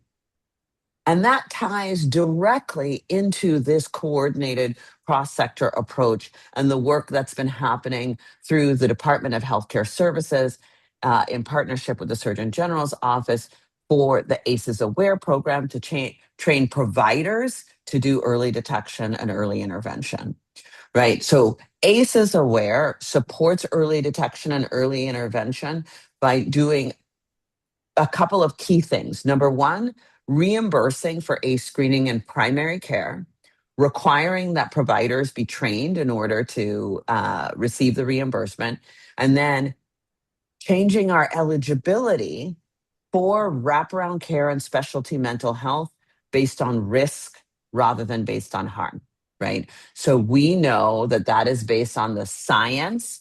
I served on a committee for the National Academies of Sciences, Engineering, and Medicine that issued the Vibrant and Healthy Kids report, which is a consensus report. And one of the key findings of that report was that we have to intervene early, that the preconception through early life periods are foundational for healthy development across the life course, when biologically a number of critical systems are developing and that we see that high plasticity, right? And in California, we have trained over 50,000 clinicians to screen for ACEs and respond with evidence-based care, right? Trauma-informed care. More than 5.3 million ACE screenings have been conducted. That's more than 3 million unique Medi-Cal members have been screened. More than 40% of the children 0 to 20 in California have been screened for ACEs. This is extraordinary. And ACEs Aware also invested in California communities to build what we call networks of care, to recognize that the purpose of doing the early identification is to connect families with evidence-based interventions that we know are healing. And so as we align our systems with the science, what we're seeing is powerful outcomes. So the change in eligibility that I mentioned. So previously in California, as many of you know, I'm sure you all know, in order to get access to wraparound services or specialty mental health, a child needed to have a diagnosis, right? They needed to actually have a diagnosis of depression or anxiety or developmental delay or something along those lines. And when we implemented ACEs Aware, one of the things that we did was we said, a child can also get access based on risk rather than based on harm. So now a child in California with 4 more ACEs can have 0 other qualifying diagnosis and get access to wraparound care and specialty mental health paid for by Medicaid. And what that means is that when we look, this is data from LA County's Department of Health Services, we see that adding that increased eligibility based on risk rather than based on harm has dramatically expanded the eligibility and is making sure that vulnerable children are getting access to the interventions before they develop an adverse outcome, right? And we see that of these 1,350 at LADHS, only 71 of these patients had another ECM eligible diagnosis. So that means that vulnerable kids who otherwise wouldn't have been identified are getting access to the services. So we know they're eligible, but does it mean that they're actually getting care? Well, what we see is that increased likelihood of being referred not only for kids, but adults. And this is referral to social services. But we also recognize that not all of the interventions are clinical. So when we look at referrals to community-based agencies that are providing these buffering interventions, we see this is a dose-response relationship that I like to see. We see that for those who have 4 more ACEs, that they are much more likely to be referred, and then 1 to 3 ACEs next is likely. But here's what was fascinating. Those with 0 ACEs were still more likely to be referred than those not screened, right? So we recognize that the work that we're doing to train our frontline providers, our primary care providers, on the importance of trauma-informed care, on screening and early intervention. We know that the 10 traditional adverse childhood experiences are not the only risk factors that are putting our kids' health at risk. And we recognize that clinics that are screening, even for families who have who are reporting 0 ACEs, are still more likely to refer than those who are not screening. In LA County, I'm really excited to, I was really happy to share that when folks, one of the things that happens with the ACEs Aware training is that we help providers understand, what are you going to do when there's a positive screen? You know, one of the concerns is, oh, folks are screening, we're going to identify more, and then we're going to have these really long wait times. But in the places where we invested, and LA County was a place where we did one of our network of care implementation grants, what we saw was that the wait time for a closed loop referral, because their clinical teams were very intentional about how they said, hey, if we're going to screen, we have to be able to respond, right? And so they actually developed procedures and processes about doing this. Their wait times went from 120 days down to 20 days. So we really see kids and families getting access.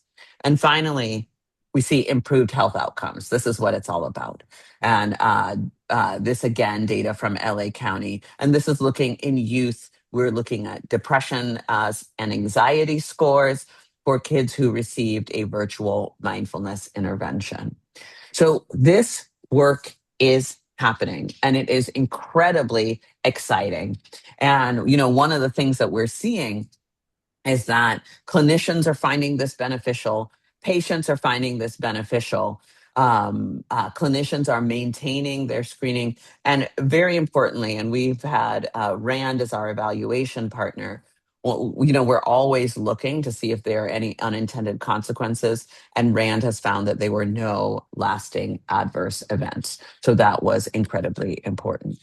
But one of the things that's really key, you know, I like to say that infrastructure is love at scale.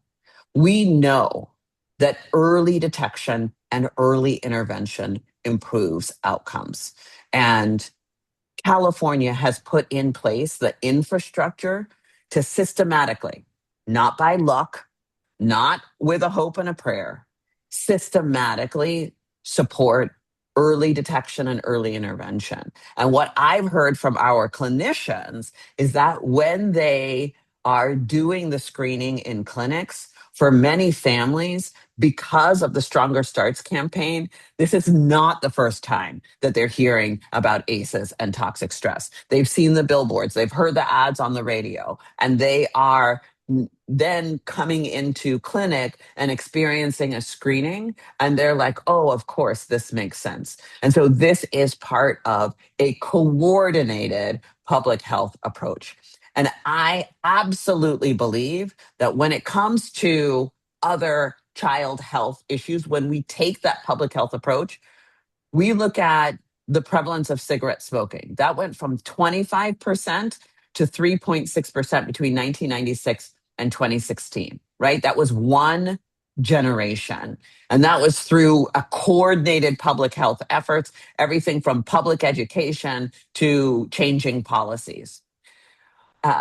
When we look at lead exposure, right? We see between 1976 and 1996, we saw this dramatic decline in lead poisoning in children through a coordinated public health approach. And when we look here in California at maternal mortality, when California Department of Public Health launched the California Maternal Quality Care Collaborative, we saw that maternal mortality in California declined by over 55%, while nationally maternal mortality continued to rise.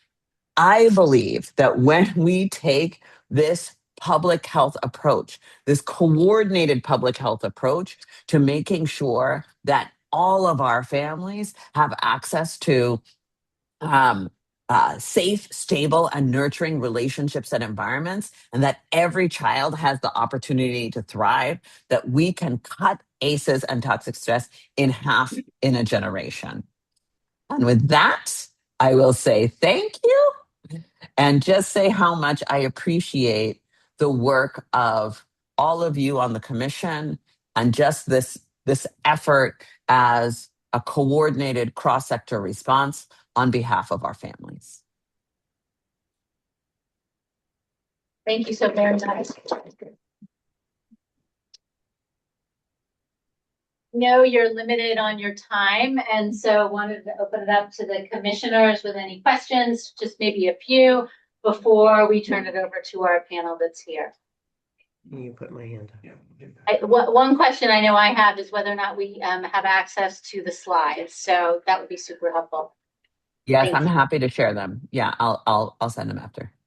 Thank you, and I see Commissioner Perry has her hand up. Oh, I think you're on mute, Chris. Your mic isn't working, Commissioner Perry. Hi, Dr. Burke Harris. Lovely to see you again. Exciting to see how much progress you've made on this enormously important program. I remember the early days of you working with Department of Healthcare Services on changing billing, and to see those numbers is really impressive. I'm in a role now where I'm looking at the impact of digital media on child development, and particularly brain development. And I think that it may even rise to the level of an ACE in children under 5. In some of the research we're seeing, there's thinning of the frontal cortex and other even organic brain changes for children that are experiencing problematic use. I just wonder, in addition to that, are there other areas of child development that people are exploring as potential ACEs that aren't yet included in the, I don't remember which slide it was, the ACEs that are counted now? Yeah. So it's really it's a great question, and there are two parts that I want to speak to. So first is this question about exposure to digital media and increasingly AI. And when we recognize that our experiences and our environments change our biology, right? Children's virtual environments are increasingly, we're recognizing as being increasingly formative in terms of their experiences. And so that question about how do we make sure that those environments are safe and stable and nurturing. There's a couple of things. One is that the data shows still the most important predictor of how a child will fare in the digital environment are their relationships IRL, right? Like in real life. And so that is why obviously the work that we are all doing together, and the work of First Five California and the work of the county First Fives is so critically important, because establishing those safe and stable and nurturing connections and making sure that, we see that dose response relationship between ACEs and adverse health outcomes. And then, I think for all of us, our focus is how do we optimize the cumulative dose of protective factors for our kids, right? In the early care and education space, once they get into school, in families, in the community, just across the board. So that is really powerful. And then um, hold, how do we maintain safety standards for the companies that are developing these digital tools and platforms to say, if you're building a car, it has to have seatbelts. Like you can't just have people flying through the windshield because there will be accidents, right? And so like, how do we maintain safety standards? And I think that is work that I'm actually increasingly becoming involved in. So that's one piece. The question about whether we consider it an ACE, I think you know me very well in terms of the extent to which I'm a super data nerd. And the way that I would characterize it is essentially to say that folks always ask me if an additional thing is considered an additional ACE. And I think when we talk about it, we're kind of using the term ACE colloquially in the sense of, I will say risk of toxic stress, right? Like a risk factor for developing the toxic stress response. And part of the reason for that distinction, partly because, we know that for someone who has a child who's experienced 4 or more of the original 10 ACEs, we know that their odds ratios for asthma and developmental delay and, diabetes and later on heart disease and all those kinds of things. And then when we add something, it kind of changes the statistics. But that doesn't, but that, the question, right, the foundation of the question is, how do we recognize and respond to other risk factors for the development of the toxic stress response? For example, experiencing discrimination, separation from your parent or caregiver through deportation or migration, right? Like this is all, experiencing the atrocities of war, and increasingly technology assisted victimization or isolation, right? So we're beginning to understand more of that now, and it's really it's around putting into place this effective interventions for disrupting the toxic stress response. And I would say I think that's what we're all on board to do. And yeah. Here's what's really interesting to me is children are dysregulated in life. Parents are increasingly relying on a device or products that create a dopamine response that is to mitigate the dysregulation, mitigate the behavioral manifestation of the dysregulation, put the child in a flow state, help the child calm themselves or be calmed. It's almost the revert. It's almost a system that circumvents the way technology is being used in children under 5 often is to circumvent the responses you've described today and put them in a flow state that's artificial and not like real life where things are hard and you have to muddle through. And we are perhaps in a situation that's kind of a unique one of, yes, this is maybe maladaptive, and doesn't help the child with the developmental tasks it has to do to reach adulthood successfully. So it does require, it's sort of a special kind of study or space in this work that you're doing of what do you do when there are maladaptive coping mechanisms at scale that children are being, essentially given to use to cope with all the stress they're undergoing. It's just an interesting and very problematic development in the child development space.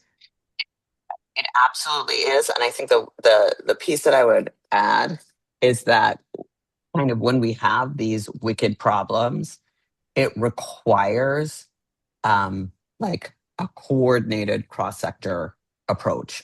It requires it requires our primary care and our frontline like pediatricians and family physicians to be educating families. It requires public education. It requires a,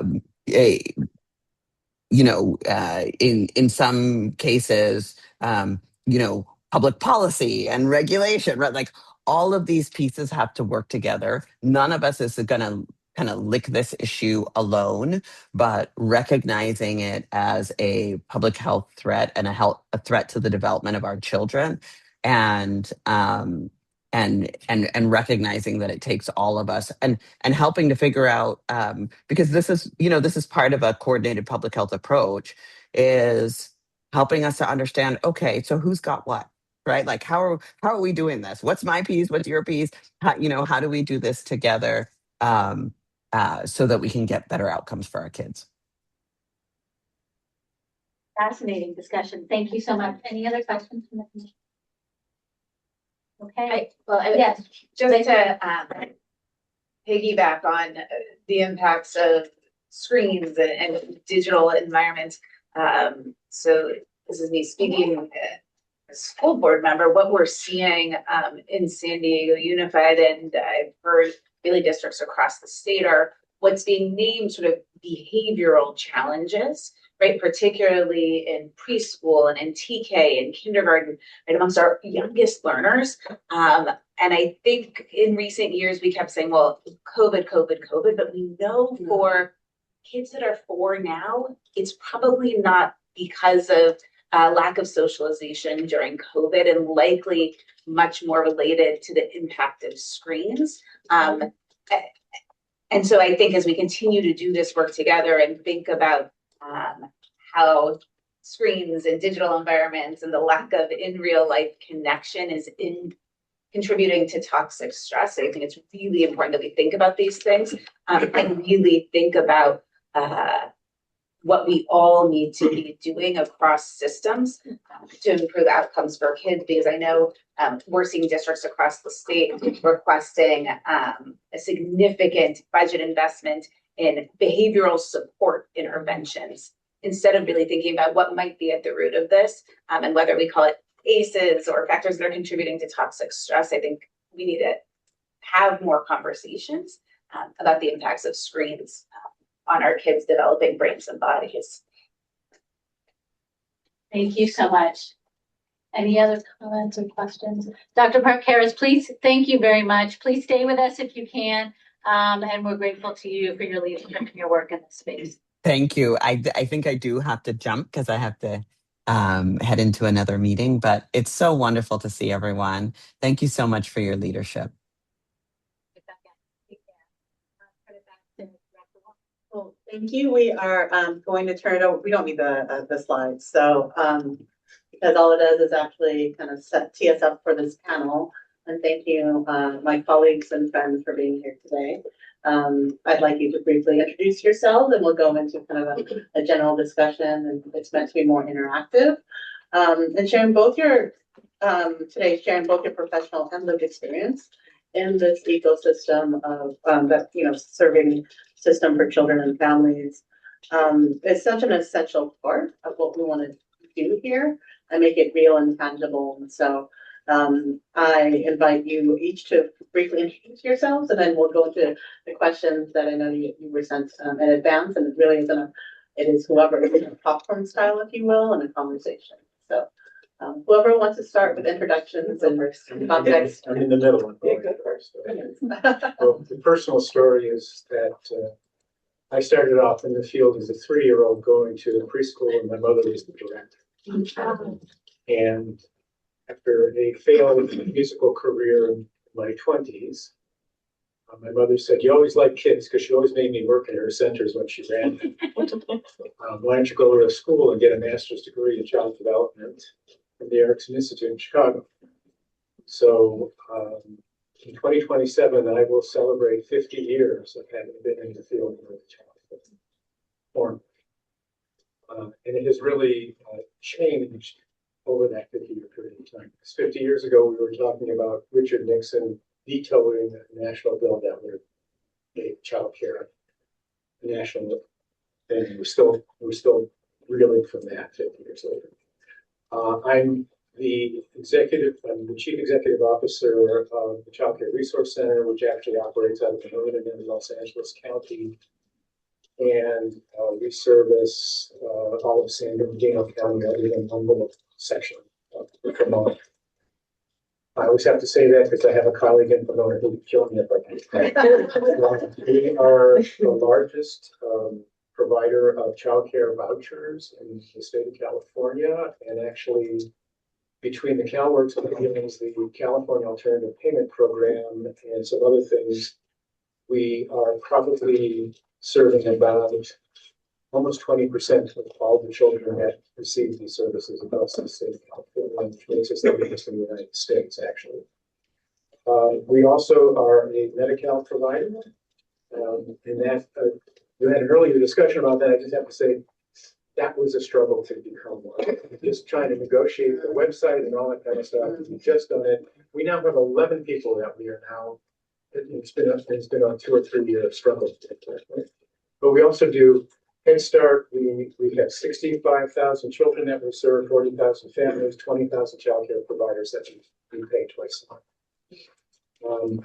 We have apprenticeship programs to try to build the field up. We look at community colleges. We do behavioral health, quality rating systems. We have family resource centers that we integrated our R&Rs into. And we have liaisons with 17 school districts, including Los Angeles Unified School District, and we do home visiting. I'll stop there because otherwise, we're all purpose. Half a decade of. Yeah. We're all purpose too, but on a smaller scale.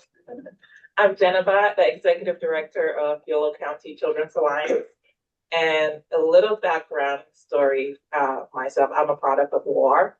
I am from West Africa, and as a child, I was 7 years old when we went through the Civil War in Liberia. Ended up in the United States to live with my father, and my mom wanted me out of the area. So that's how I ended up in the United States. In addition to that, I'm a proud former AmeriCorps member.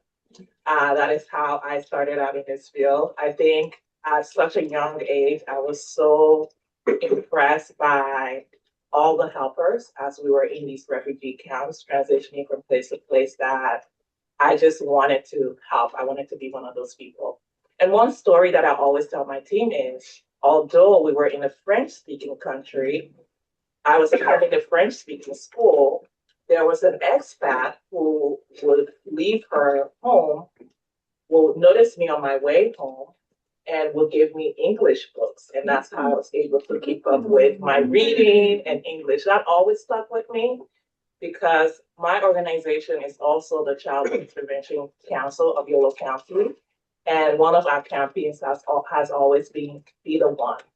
When you are the one and when you show up for children, you never know what the trajectory of their life will be. I always remember that lady who will leave her home, give me English books, take it home, read those books, and then on my way to school, I'll drop it off to her. We had this exchange going on, and that's how I was able to keep up with English. So back to my organization, we were founded in 2002 as the Child Abuse Prevention Council. It is Child Abuse Prevention Month. That is why I'm wearing blue. So all of you that are wearing blue, hey. The whole room is. The whole room is blue. As an organization, we provide long-term home visiting through the Healthy Families American model, both funded by First 5 YOLO and also CHVP from the state.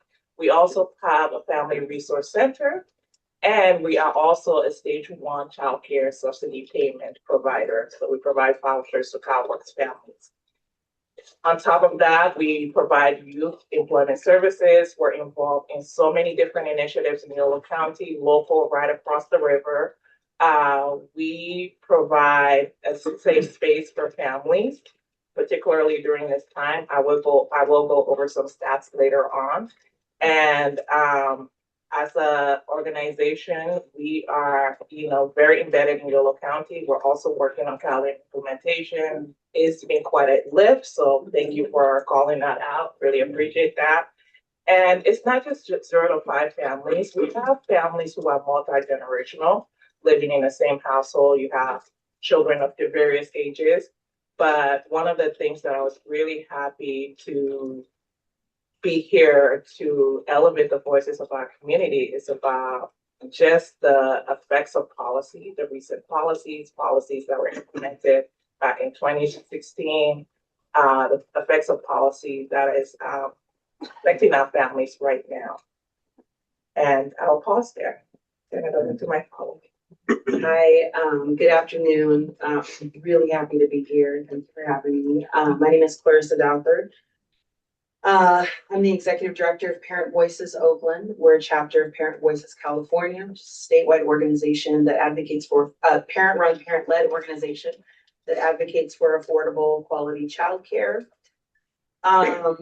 And I don't even know what to say. Honestly, the first thing I will say is I am an Alameda County commissioner. I'm the first parent commissioner, possibly in the state. I don't know of any other, but there should be more. I should not be the only one. And I'm really happy to be here to be able to say that because I think that parent and provider voice, not just as the recipients of shoulds, education, and trainings, but also supported as actual leaders, solution oriented, creative thinkers and builders and experts of their own communities and situations is really important.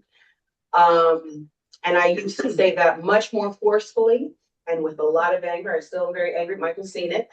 I identify as a community organizer, really, and I was part of leadership in the passage of Measure C in Alameda County in 2020, which many other measures, including Sonoma County, was fashioned after, modeled after, and also San Francisco's Baby Prop C.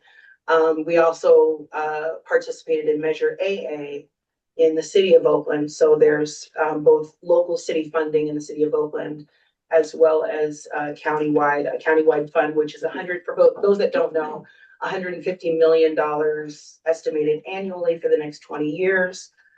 80% of that is early care and education funding, and 20% is pediatric healthcare funding, with First Five of Alameda County being the named administrator. We have a community advisory committee, which I'm happy to talk about more, but none of that money moves without the community having a voice and advising the administrator on the conditions of the community. And I'm, of course, here to talk about that, but I really, we always pose the question, how much do we actually know about the conditions on the ground and what families are experiencing?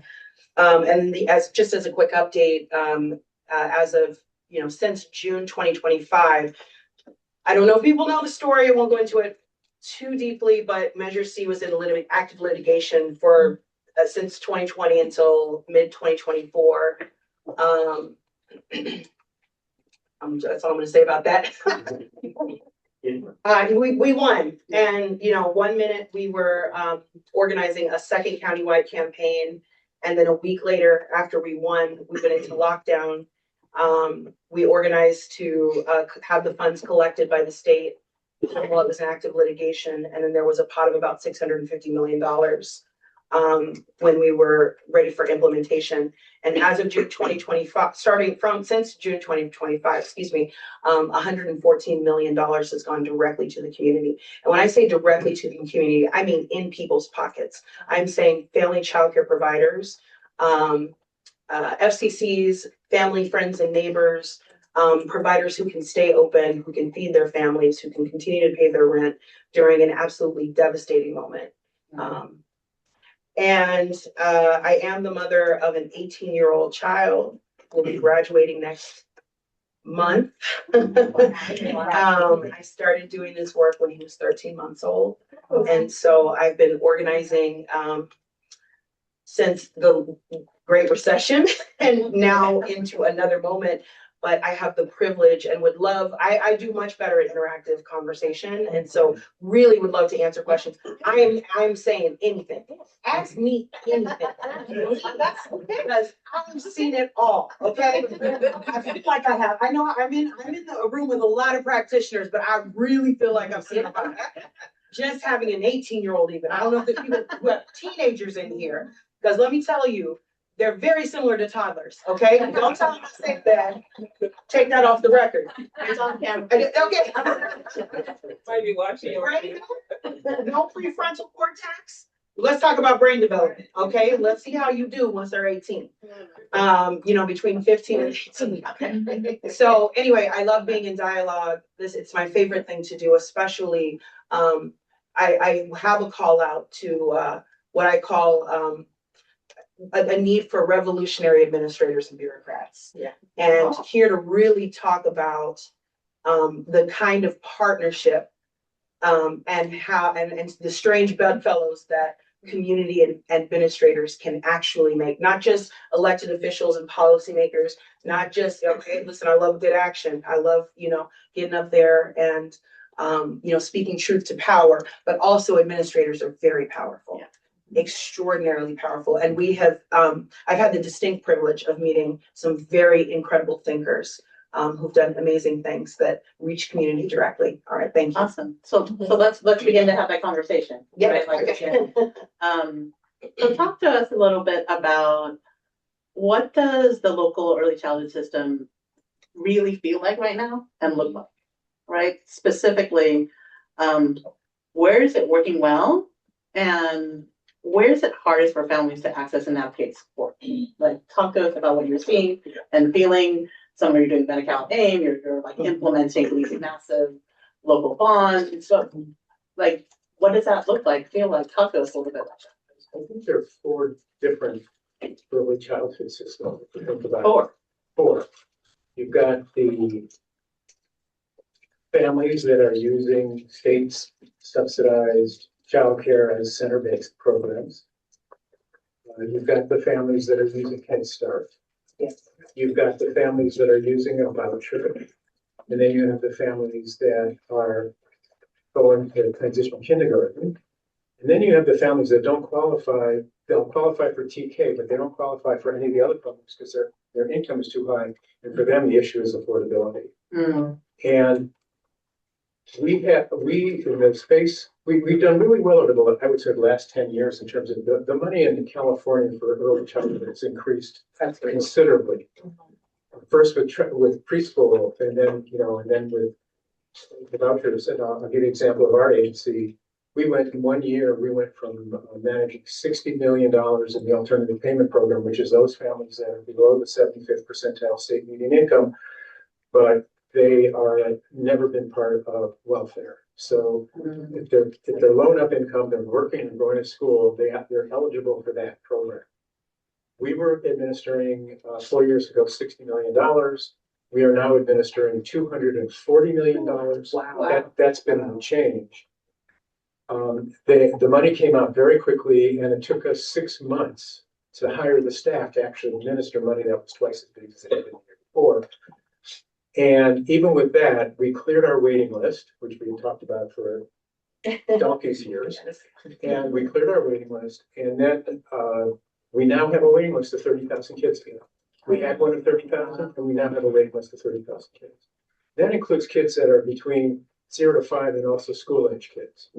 Okay, so you have these different pots, and so it varies in terms of what it looks like by eligibility, by availability, by who's in the community to provide the service, by the take-up of various different entities to do these different things, and the geography and the need and the age varies on that. Most 4-year-olds are now being taken care of.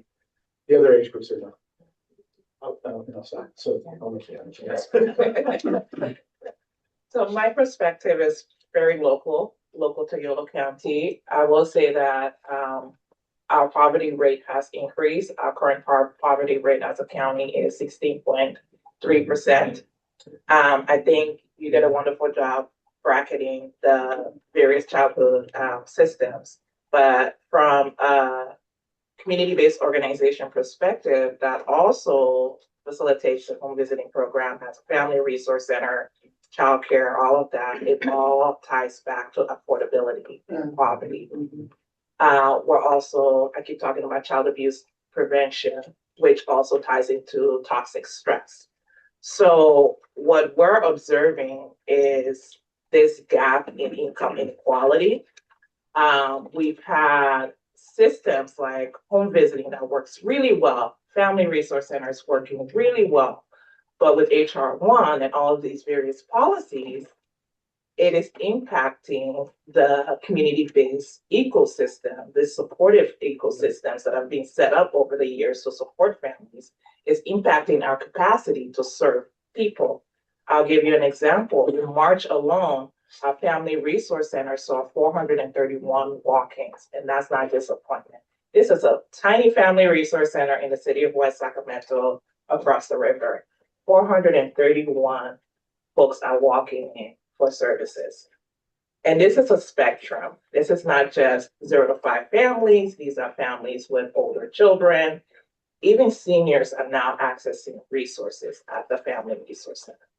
So when you really talk about gaps, I would say that the policies that have been implemented recently are affecting the organizations that have been established and these systems that have been established to support families.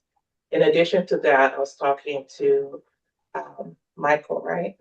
Michael, about our childcare needs in Yolo County. Although we provide stage 1, we have another provider that also provides stage 2, 3, and R&R. There's a gap in services when families are transitioning from stage 1 to stage 2 and 3. In addition to that, the providers, we have a lot of providers who have spaces, who depend on this income for their families, but there's a lack of placements with those providers because the system is not working the way it's supposed to work. And you have a lot of advocates locally in Yolo County right now trying to work through that system. But what we're encountering is this barrier at the state level. So there are various systems that are not talking to each other, and Director Wong knows a lot about this. She's heard a lot about this. And you know, I will just bring it down to affordability with increasing costs. 2-family household, mom used to stay home with the kids, especially in our immigrant population. Now mom is having to work. So we need childcare for our little ones, as well as after school care for the children, because mom is now required to work. The stats of Yolo County, about close to 40% is Spanish speaking immigrant. Most are farm workers. We are a rural county. We also have a large influx of Afghan refugees that we work with, and the Slavic community. So very heavy leaning with various cultures and with different immigration status as well. So I'll stop there. All right, Ms. Clarissa, like what is working well, what isn't working well? Well, I And know what does it look like and feel like? everything that folks said, and I am also I am hyper local. Oakland does have some specific challenges that are not unlike other cities in Southern California and Los Angeles County. But one thing that I would just add to what's been said, well, 2 things I would add to what's been said. The absolute devastation that housing insecurity brings. Measure C actually, what came out of a policy that, or actually a county budget ask, which was like really unheard of in Alameda County. They're like, you do not come here with that. You know, do that in Oakland City Council, but don't do that here. Asking for money for programs. But we advocated for a pilot program for unsheltered families that would coordinate housing systems and childcare. Because what we found was that families who we were meeting families and surveying families who were considered literally homeless, had a literal federal definition of homelessness and unhoused. And I'm using this language intentionally. There's other spaces where I would say this differently, but I'm intentionally using this language.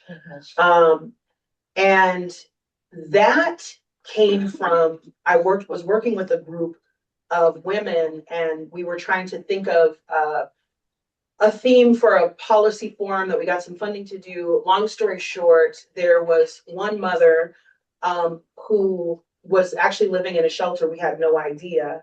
And she had witnessed a baby die in the shelter.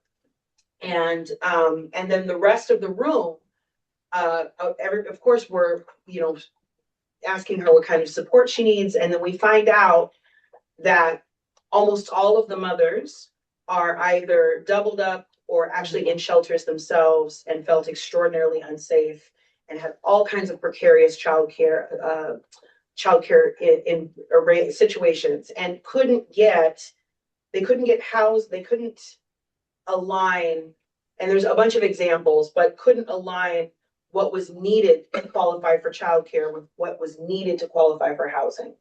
Two of the most foundational and critical and important, and then adding on almost all of them were working. It wasn't a matter of getting a job. It was the timing, the sequencing, and the eligibility and enrollment processes for these two systems, which had nothing to do with each other. Not to mention, what we learned was that our county did not count unsheltered families, which are largely, speaking of child abuse, there were families in tent encampments. There was babies in tent encampments. I held them myself. There were babies living under overpasses. And when we called the city, when we called the county, when we called 211, there was no clear pathway for either of those. And both systems weren't capturing these families. So the point in time count, and the county just told us, no, this is actually not a problem. However, what we learned was there was about 256 families in this situation. That's a solvable problem. That's solvable. Right now, that number's tripled now. This was in 2014, 2015.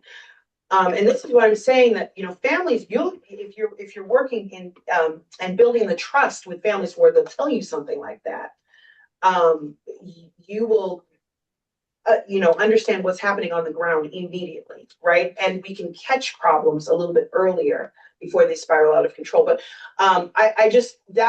I share that to say that is obviously still a challenge, and it's not just coordination. It is a lack of trust, and for very valid reasons, a fear of, being separated from their families, even though our social services has a value that we are not going to separate families due to poverty. However, when you don't know where you're going to sleep tomorrow, it introduces the presentation on ACEs was spectacular. And the introduction of adverse circumstances and experiences that come along with housing insecurity is something that I think for many generations we'll be working to heal. So there are so many different things that childcare as a system can provide in coordination with healthcare, and specifically related to First Five California funding. This is a national problem. That's a wonderful segue to, we've been having a couple of conversations leading into our budget study session, which is our next commission meeting, and kind of evaluating a strategic plan and what we value. And really, you've seen the roles that we're centering families and children in the middle of this, right? And you all are there. You are holding the babies. You are providing the food. You are providing the education. Yeah. So talk to us and share with us your thoughts on what the commission can do as we're having these strategic conversations, and how can we best play a role, best add value to kind of the complicated things that y'all are looking at right now. I have two very quick things. Oh, okay, good. Okay. Dr. Nadine Burghardt said, did I get the name? Yes. Yes, Dr. Nadine Burghardt said, infrastructure is love at scale, and I am going to steal that. I'm going to say that everywhere. There's so, I cannot, it is so, that was beautiful and aptly put. Because that infrastructure has to include not just parent education, right? Parent voice, parent leadership, parent supports that speak to, the conditions and meeting families actually where they are. I think I've been saying this for the last, at least 15 years, that okay, I'm just gonna, can I just speak directly? I just speak, okay. Listen, the last thing a parent needs is another parent education course. Yeah, in a lot of these circumstances. Y'all, we gotta stop it, okay? I'm not saying it's not valuable, because we talk about, at my organization, everyone is impacted. We hire impacted families and develop their leadership. We are an organization, from myself on through, of moms who could not get childcare, who have been housing insecure, which I have, who have been through the gauntlet of 5 different agencies with different processes and no sick time to go through them, and having food not on your table because you had to take off from work and go fill out some application that someone lost somewhere. And I think that we've seen a lot of improvements in the conversation around race and gender and class, in terms of these systems and how folks are impacted. However, I think closing the gap around our understanding of parents' needs, which is not a lack of knowledge, but the material conditions that folks find themselves in that are institutional, that are systemic and structural. And it's not scary in the sense that we actually can address it. It's not too big. You take one policy that a group of 9 moms went and passed, and we turned that into $3.6 billion over 20 years, led by community. There are real concrete outcomes that can actually change the trajectory of an entire community over generations.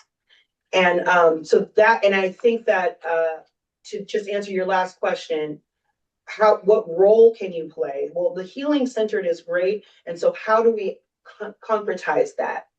What does that actually look like to be healing centered and to be in real partnership at the level of governance and leadership with community in ways that supports their dignity and agency? All right, that's it. Ooh. I feel like you were all in my brain. I have a little bit of it. It's similar to some of the things Clarissa said. There are a number of really interesting things going on in certain places around the state. San Diego County has this whole integrated thing going on with everybody there, from what I can tell from the outside.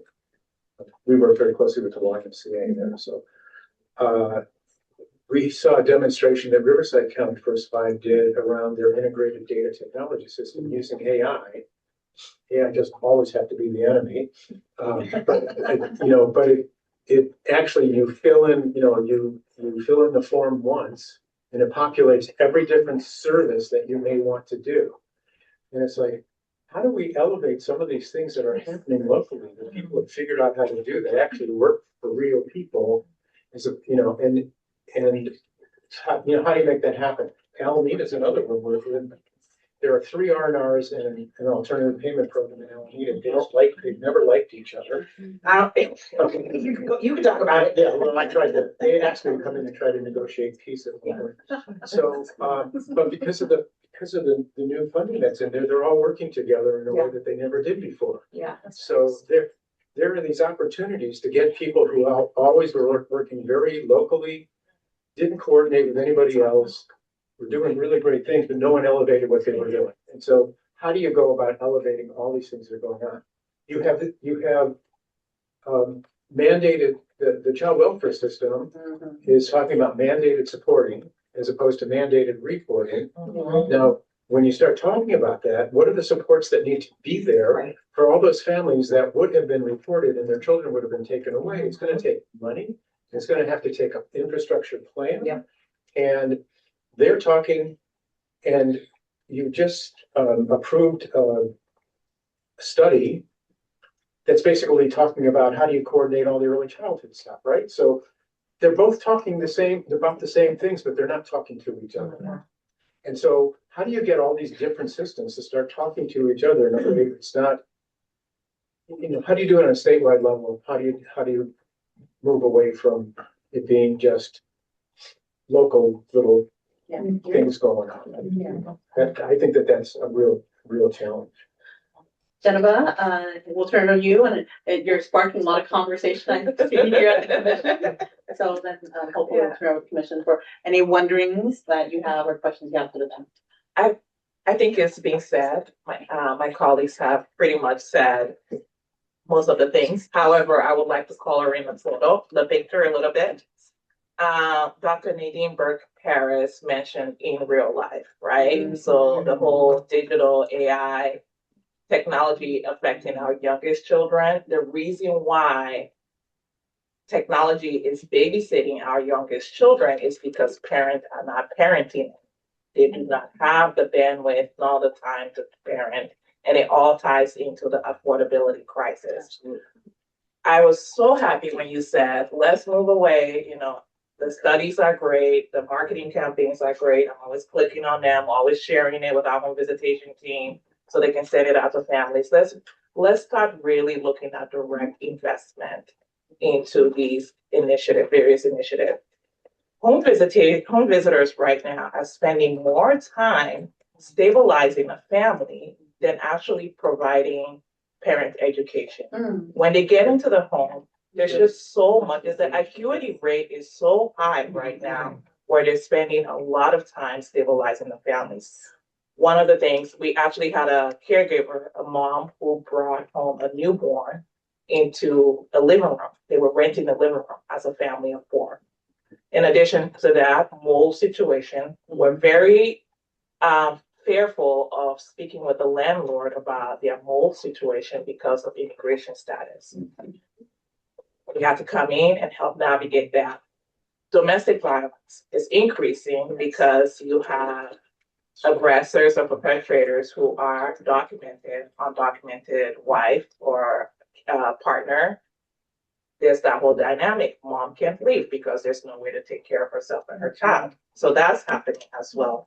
Increased substance use is also, we've been observing that this year because, again, using substance as coping mechanism, including marijuana use, alcohol. So there's all of that happening in the home.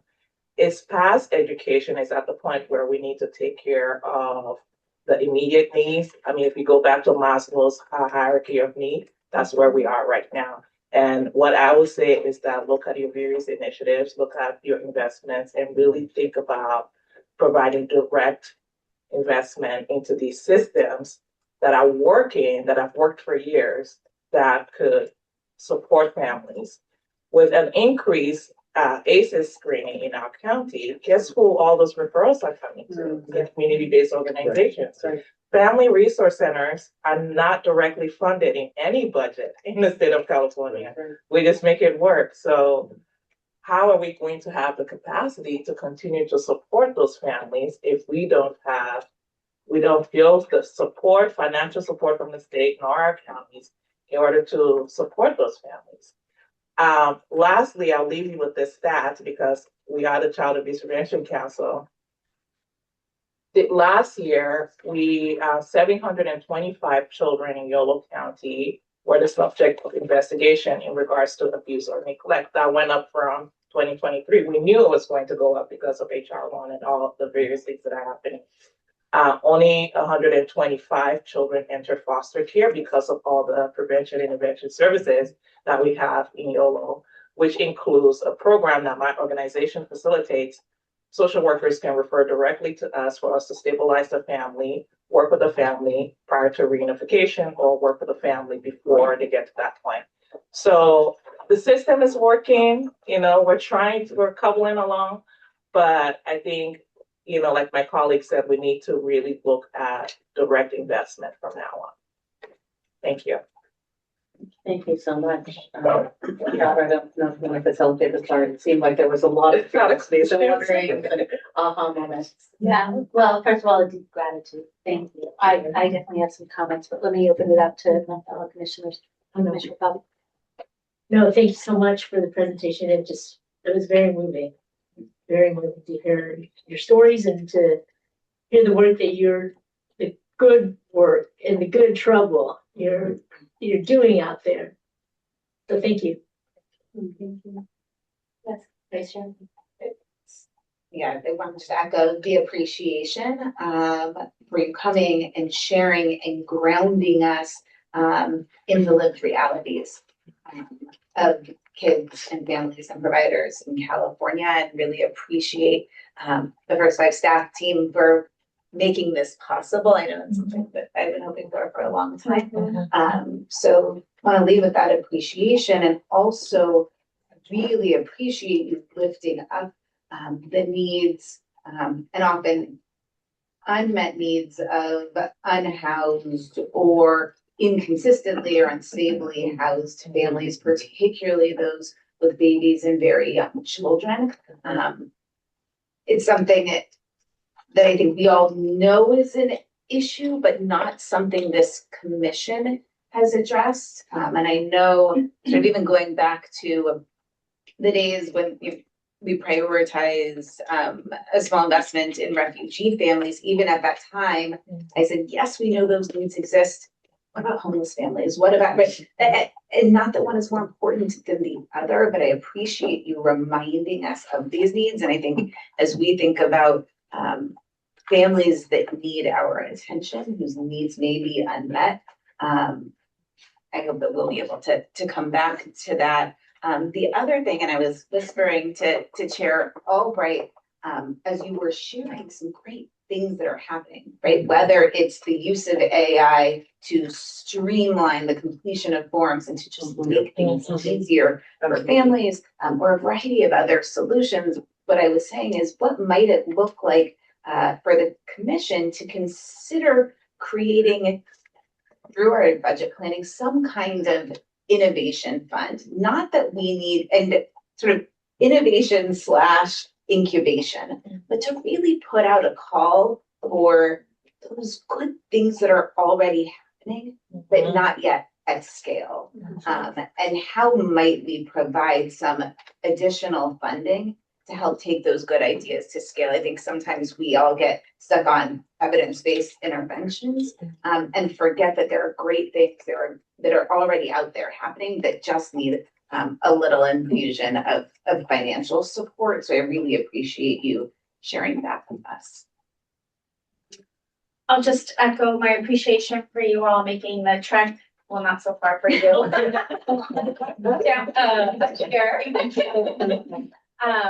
But I really appreciated your comment. I remember, so I'm a public health practitioner, and I remember the days of, if people just had the right information, they would eat well, and they would exercise. It's like, well, people don't eat brochures, right? It's like they need food, they need income to be able to buy food. So I appreciate you saying that our parents don't need like parent education. There's, their needs are so much more complex than that. And it's always good to hear from the people that are working in the communities, which really comes back to our systems are not adequately designed to support our families. We're dealing with the working poor, and double, triple, and I live in Monterey County, so very similar agriculture. So we have 5 families living in a house. We have families renting hallways in apartments.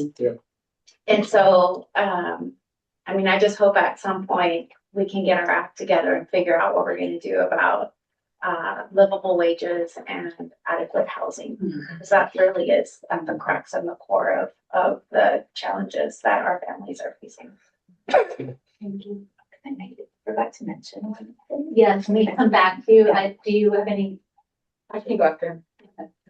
Want the appreciation for you grounding us here. And I also want to pull on that thread about lumpy infrastructure at scale. So I heard a little bit of a lack of coordination among the various entities that serve the same community, right, that same family at the end of the day. If I were to flip that, do you have bright spots in there? Like, are there certain systems or spaces that exist in your counties where you're like, this is the space where the magic happens. This is where people get together and figure out the problem solve.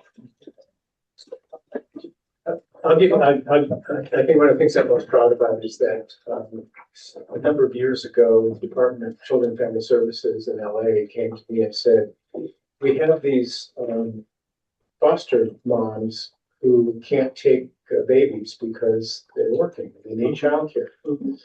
What can you do about that? And we have this program that they actually get to be at the top of the line, but because never was enough money, no one ever left the program, so we never had any openings. We couldn't do anything. So we did a 10-kid pilot in one office. We got 2 foundations to fund a little evaluation that we did. And we discovered that those families, because they had childcare, they weren't moving those children around. You know, these littlest kids need stability. They don't need to be moved from place to place because they never get talk about trauma. They never get attached to anybody. So with the childcare, they were able to do that. After we went to the legislature, Sheila Kuehl, who was the Board of Supervisors, who had been in the legislature, and DCFS, and us, and all the R&Rs across the state, we went to the legislature and we got $35 million to make it a statewide program based on that little evaluation and that little pilot. It then got up to being $77 million last year. But when you work in a county like Los Angeles, the workers move around so much that they weren't making the referrals to us in the way that they had been. And so we got some of the money clawed back because now it's a really difficult financial year. But we've got a piece of legislation that would allow us to be much more able to get to those families that need the childcare without having to go through a worker at DCFS. So to me, that's, you know, when you start moving systems together, and we had to actually do workshops, day-long work. You were at some of these, Jackie. We want to do day-long workshops with people from the child welfare system and people from the child care system, because the term provider has a different meaning in each system. Then when you talk, and then you bring in the health people, I mean, everybody's got a different definition for it, with the same words. And we had to go through this whole sort of data definition system just to get through there, but we did. And I think that the child welfare system and child care system has been that. There's another. Yes, really quickly. I mean, the pilot program that's now housed at R&R Bananas. I don't know if you heard of them. They've also been around since the 70s. In West Oakland. Yes. They actually received the initial funding for the pilot, which is called Alameda County Cares, which includes family navigation, and now through Measure C funding to support temporary shelters and transitional housing to be more developmentally appropriate and safe for families with young children and babies. In honor of some of the babies that were not thriving in those environments. And there's a few different really wonderful features about this, including a steering committee that meets between cities, housing departments, social services, the R&Rs and between childcare and housing to really, and actually the shelters to talk about how to coordinate systems better. They're launching a UBI for these families that will, get more data and more information, of course, and think about how to improve navigation and what I think it's $1,000 a month, how that impacts the ability to maximize the services that are available. And I would be absolutely remiss if I did not mention our First Five Commission in Alameda County, which has been through the ringer since 2020, and with Measure C, but also the CEO, Kristen Spanos, who has been just absolutely visionary and has taken so many risks, like, I don't know, and has been actually masterful about leveraging funding and not leaving anything on the table. So for us, quickly, we have a committee called the Yellow Family Strengthening Network. It's a project of the CAPC. This is more service coordination for 0 to 5 families as well as families with children.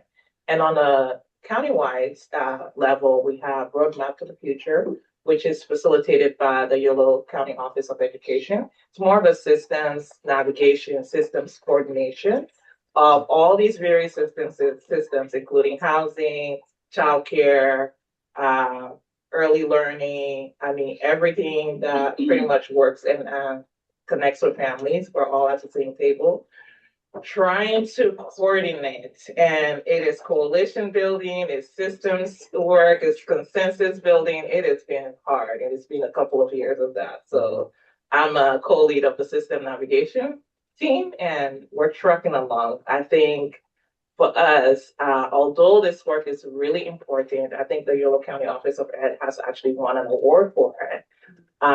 It all comes down to funding.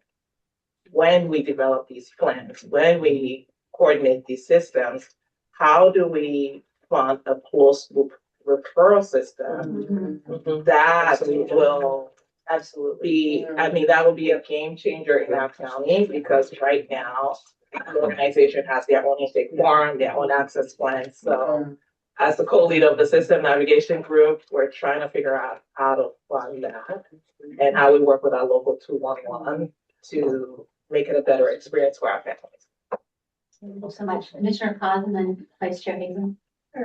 Well, thank you again for speaking to us. I learned a lot and I see the passion and the need. And I just wanted to piggyback on what Commissioner Hazen said. I think there's something there with funding some type of like AI or app that really can connect folks and bring folks together. I was just learned about a program that on a foundation I'm on, we funded, where it provided this interactive app for domestic workers because they work in isolation and often don't have access or don't know where to go, and it's a very overwhelming experience. So I can see that something like, and this app or this AI device or function, I'm not the most tech savvy person, but I was so impressed with how it guided them on how to negotiate better wages or where to go when they were being abused, what were some other resources. So I think if there is some resource that we could explore and working together in collaboration on what might serve you guys, and I think that's something that is worth looking into for sure. Thank you so much, Vice Chair. Yes, thank you. And I guess I'd add, so for clarity, my curiosity around an innovation fund or incubation, not solely focused on a technology-based solution, but inclusive of that. I guess I was gonna ask the question, and you brought up UBI, Universal Basic Income, because I think what you all have shared and what I hear in San Diego is, and to the point of affordability, we just need more money to families who need it. And so I'm curious, as you think about the impact of a universal basic income, direct financial assistance to families who need it, instead of, say, more parenting education. If you could just speak to that, sort of within the context of basic needs, do you think we're overcomplicating things when what many families need is just extra money in their pockets? And any recommendations you have as we think about our the limited investments we can make, but really policy work to influence the conversation at the state level? Well, oh yes, absolutely, I'm sure. There's a couple of things to that end. I think about how I want to say this. Until extreme, the hyper capitalist extreme wealth inequality and the lack of investment in public systems is addressed, that goalpost will continue to move, right? So while I think UBIs, I am I'm a big welfare rights person.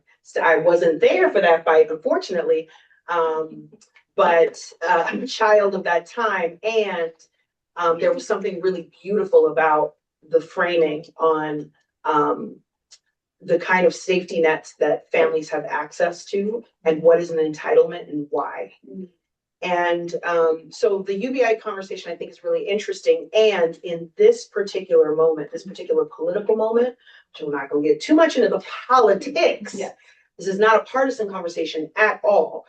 But what this is that, and this actually includes technology and AI, and I think these can be incredible tools, which I'm going to say something about that in just a moment.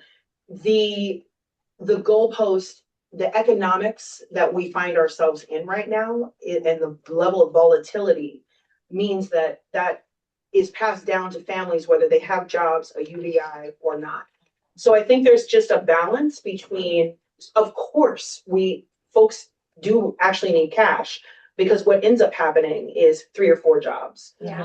I had talked to Jackie about this. What ends up happening is sex work. Yeah. What ends up happening, right, is exploitation. So absolutely, there are material needs that are not being met, and which is the second thing I wanted to bring up is, as part of the infrastructure is love conversation at scale. Conversation is how we frame these challenges.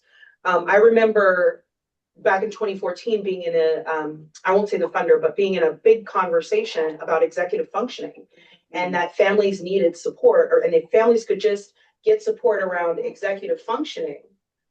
Now we know better now. And actually at the time, the whole room blew up. So, I mean, it was, including myself, I was like, U.S. Department Secretary of Education, no.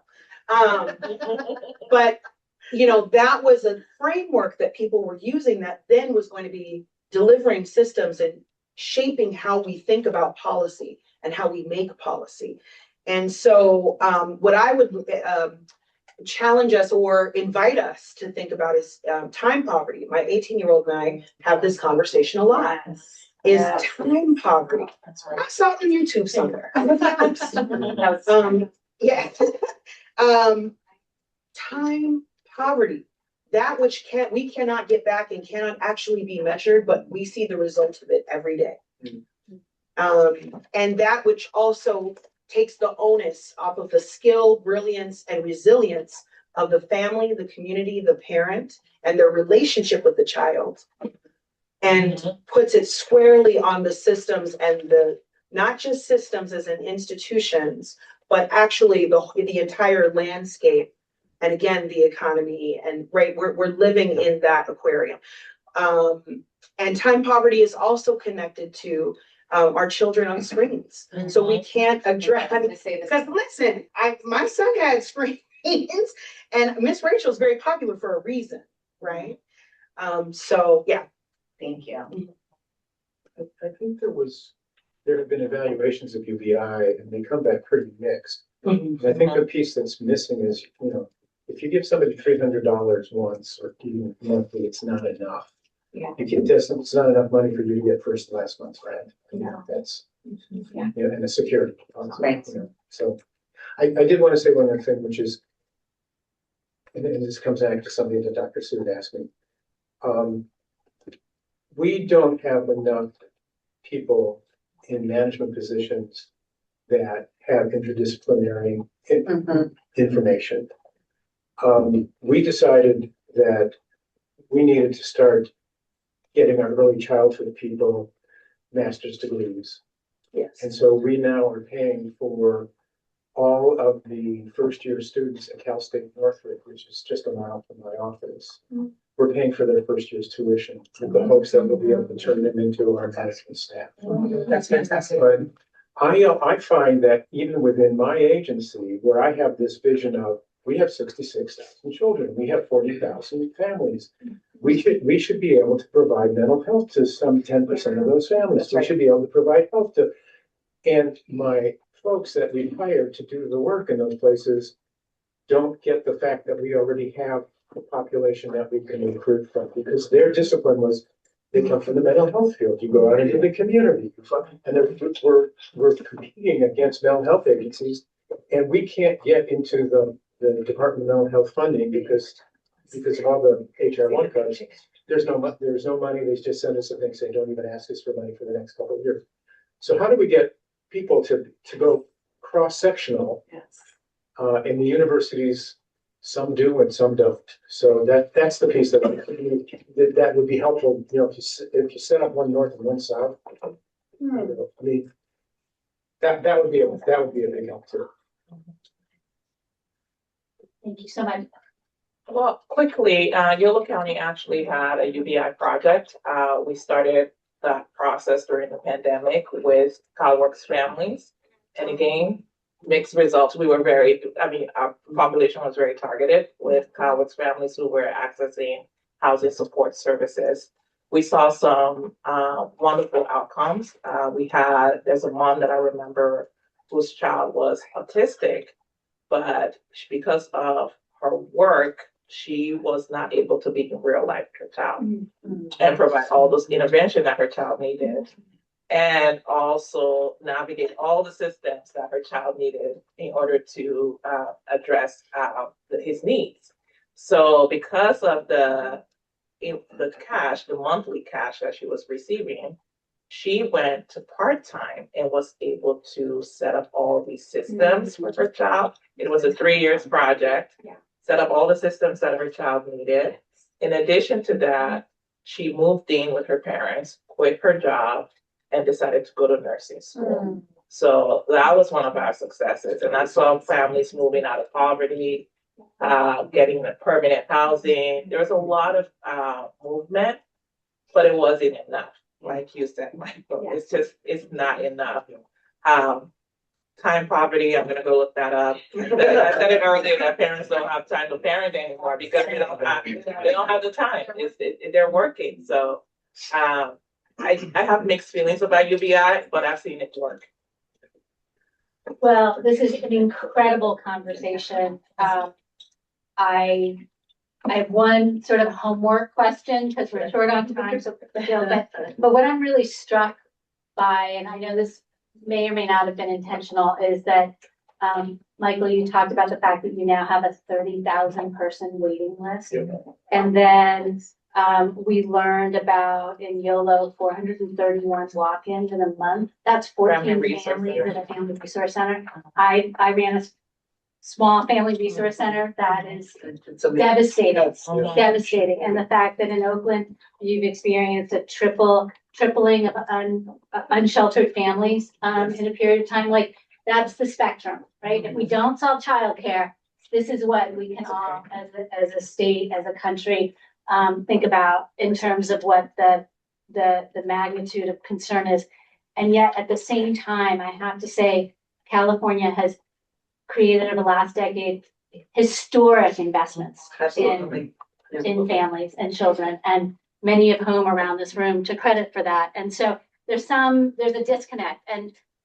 And Commissioner Perry, please, you should jump in if you want to on this one. And so I'm just really struck around like, so why? You know, we talked about fragmentation, we talked about, there's lots of reasons why we can all figure it out. But here's my question to you at a really practical level, just to think about. You talked about how hard it is to do Medi-Cal, and it is. I ran an organization, we implemented Medi-Cal, and we're still trying to, it's hard, it's really hard. And yet, we got to figure out how to draw down funding that we have available. And so my question to you is, how do we do it? How do we leverage these funds that are available, and how do we get it out to communities? Commissioner Perry, I totally apologize if you have any comments or questions. Well, I feel like that's a great question for a future governor. Yeah. I mean, in all honesty, I think we have amazing leadership in the room. There's an upcoming forum. This has been a conundrum for more than a generation. It is, you know, not unlike Prop 98, and looking at it as a way to support public early care and education. CalAIM and Medi-Cal and Medicaid are such important funding streams for low-income families that I really think, a future leader of the state could build on this work that's already been done, but take us to the next level. It's a really important scaling question. And I think Prop 10 funds and their original intent were to demonstrate, create proof of concept, show leadership at the state and local level that could scale to full population. So I would love everything people are saying would be necessary to be brought to the attention of candidates that are looking to lead the state, because the future of the state are the children and they are not getting what they need. Thank you. Great place to end. Director Wong, thank you so much. Thank you for being here. We, as Director Wong shared, we will go into budget a retreat at our next meeting. We invite you, please, and we'll certainly hear your words in terms of that. I did want to open it up to public comment, and then we'll go and take a break for lunch. Any members of the public who wish to comment about this? Seeing none, any at Stanford? Seeing none, any online? No, Chair. Okay, thank you so much. Thank you.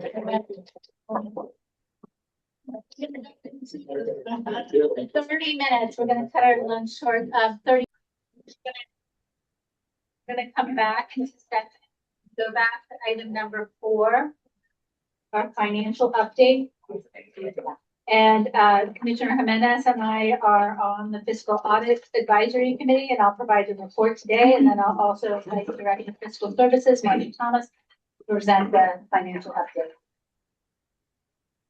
The Advisory Committee met twice this quarter, on March 6th and then on March 30th, to discuss the following.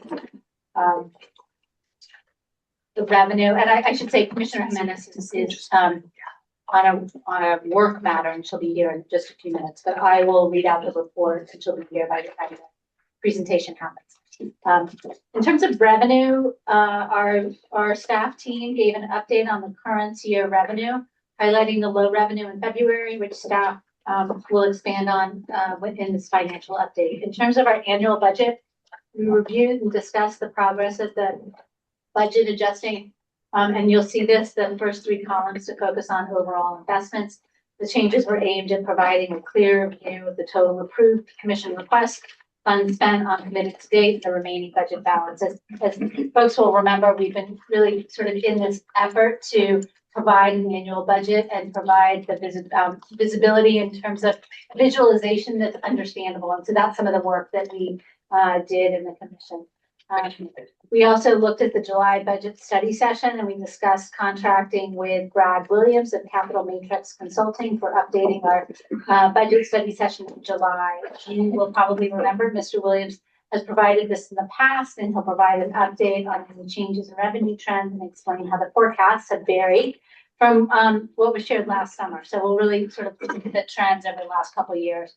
And we'll also discuss at a very broad scale an alternative, just really understand opportunities for revenue generation that we can think about at the commission level. And we'll be discussing that at the budget study session in July. In addition, and finally, stakeholder meetings have been had with CDTFA and the association.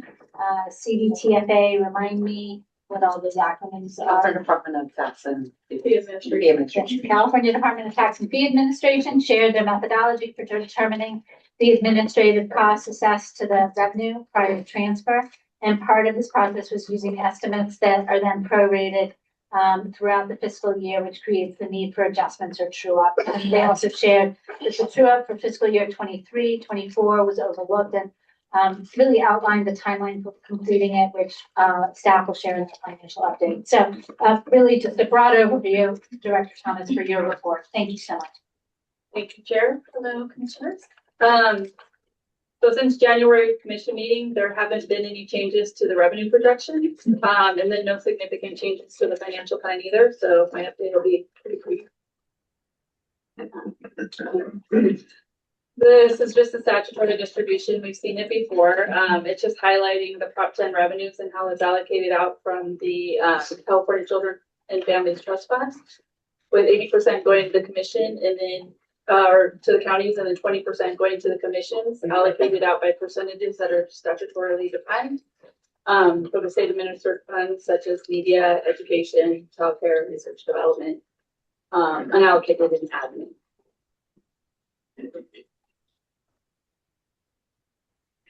So this is, let's see, this slide, we presented that in the January commission meeting. It displays point in time revenue projections as the release of the governor's budget. These projections are not static and they will fluctuate with based on varying factors. It could be anything from economic condition, consumption changes, purchasing methods, legislation or federal policy, state policy. For current fiscal year, we're estimating 48 million for revenues, approximately 48 million. This amount includes the Prop 10, the Prop 56 backfill, and then the CSET. So as of today, we've received July through February in Prop 10 revenues. We've also received Q1 and Q2 of CSET. We also just recently received the Prop 56 backfill, which was not captured in the item because we just got that recent. That brings the total revenue to approximately 194 million, with the state commission receiving about 39 million. The Prop 10 transfers are out of the are a consistent revenue stream, being that revenue transfers monthly. However, the amounts can fluctuate, as shown in the next slide. We've seen this slide before as well. This is the monthly cigarette and tobacco tax revenues, the monthly Prop 10 transfers from month to month.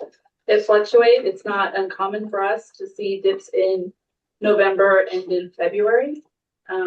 This year was no different. We saw those dips in November and February. When we last met in January, we shared the November revenues transferred were low. That dip was partly due to the timing of the Thanksgiving holiday. So revenue that was not captured in November was captured in December, which we saw a little bit of an increase in December. Since that time, we've received January and February Prop 10. And as you'll see, February's transfer was quite low. This was due to the lower collection of revenues and the annual adjustment of the backfill to the Prop 99 and the Breast Cancer Fund. CDTFA determines the backfill amount and performs those adjustments prior to the transfers of the Prop 10. So the amount that was collected in February by CDTFA was 15 million. The amount of the backfill to the Prop 99 and the Breast Cancer Fund was 9.6 million. So that only left 5.4 to transfer.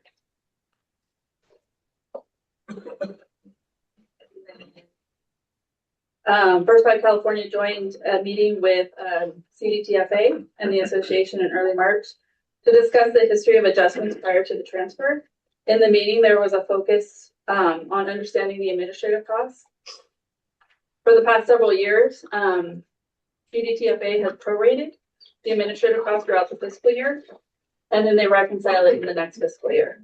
They usually make an adjustment, which could be either a credit or a debit in the month of July. However, in 23-24, the true-up was initially overlooked. To correct the error, CDTFA has implemented a prorated adjustment, which will be applied over several months, which began in September, and it will conclude in June of this fiscal year. The total amount of the true-up adjustment was 4.9 million.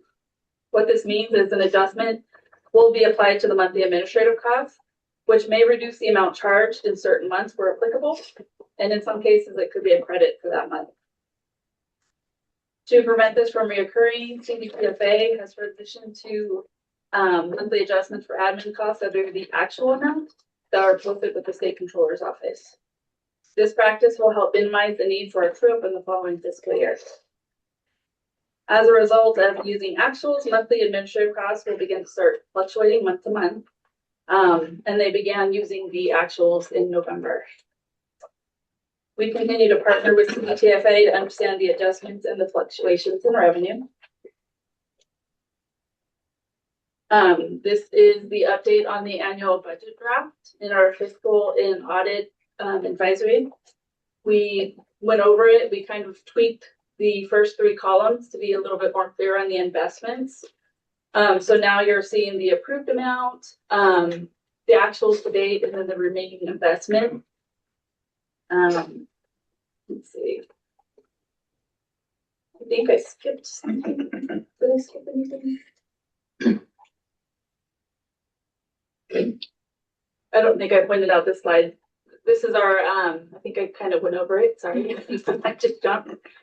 The projected revenues, this is kind of what the governor's budget is projecting. It'll change in May for May revise.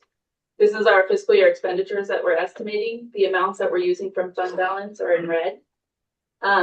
This is just what we're, using as far as the fund balance to cover the expenditures for that fiscal year. On the financial plan, you'll actually see the estimated fund balance for the each of the funds for the out years. In 27, 28, you'll kind of see that it starts to even out a little bit, and that's because we have investments that are either sunsetting or they just have a time only extension and not additional funding. So yeah, you'll see placeholders in blue on the financial plan. That'll kind of give you an idea of what we're putting a placeholder for. It could be a recurring investment, but they haven't been brought to the commission yet. So we haven't gone through that. And now the annual budget slide. Sorry about that. So going back, we changed the first three columns, the approved amount, the actuals to date, and the remaining investment. It has all the investments that we have approved by the commission. That's on the financial plan as well. It's on the budget. And then in the right side is the current year expenditures. The current budget, the actuals to date, and the variance.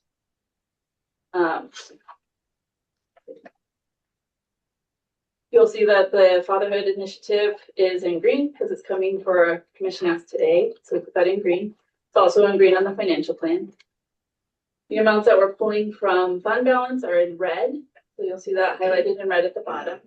We also added sort of a legend to kind of show you what the green means when we have placeholders in blue, what the blue means. Those two will actually match the financial plan as well. And then we just kind of explained what the contracts and the program investments are. That is all I have. Do you have any questions? I went kind of fast, a little out of order. I'm sorry. I was playing with this little thing and it's quite easy to skip a slide. Thank you so much. Really appreciate your presentation. Any comments or questions? Yes. Quick one. Thank you so much for the presentation. The first pie chart mentioned that there are statutory allocations at that 6, 5, 4, 3%. Right? Yeah. I imagine with various programs being on various timelines, how do you track how close we are to meeting that within the rest of the budget?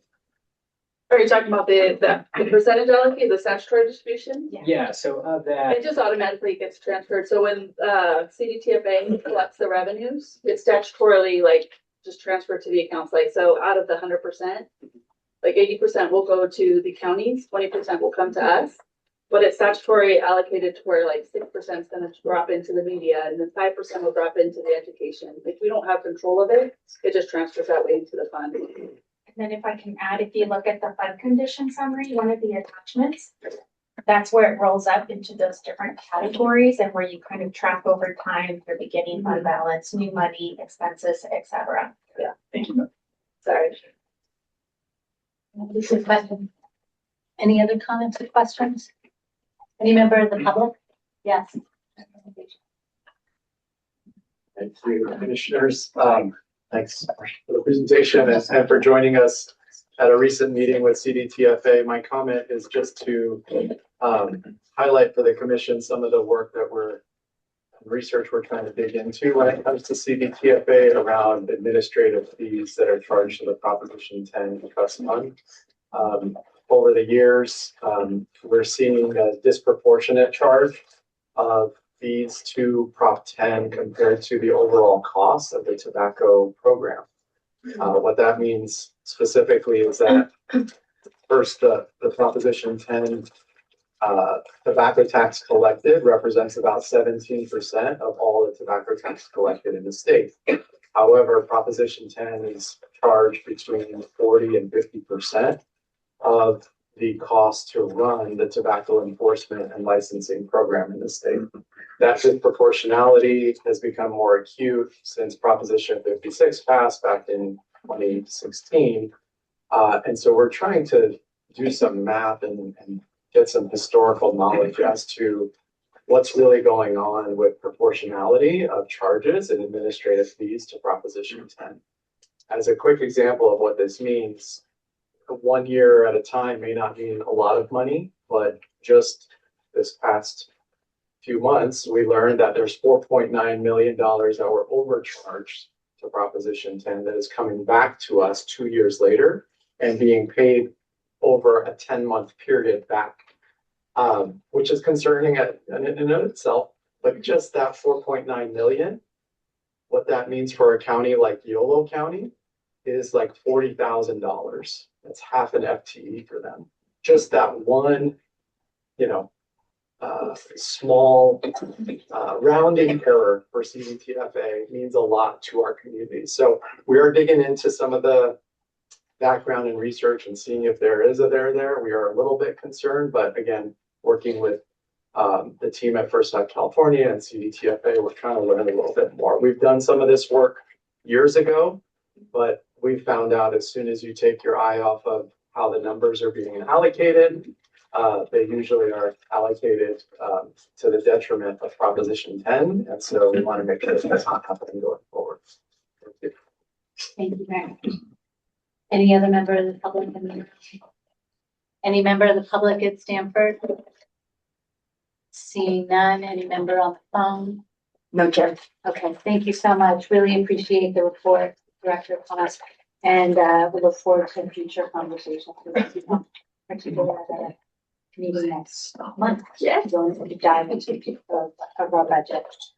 This now places us on item number 6, public education and outreach, stronger starts, and Raise California Strong update. I'd like to invite the Public Education and Outreach Advisory Committee, which includes Commissioner Foddy and Commissioner Perry, to provide a report on their quarterly advisory committee. I also invited Deputy Director of External and Governmental Affairs, Jorge Dela Cruz, First Five California Public Communications Advisor, Eamon Collins Lopez, along with staff from Rescue and Changecraft to present the Stronger Starts and Raise California Strong efforts. I'll turn it over to Commissioner Foddy.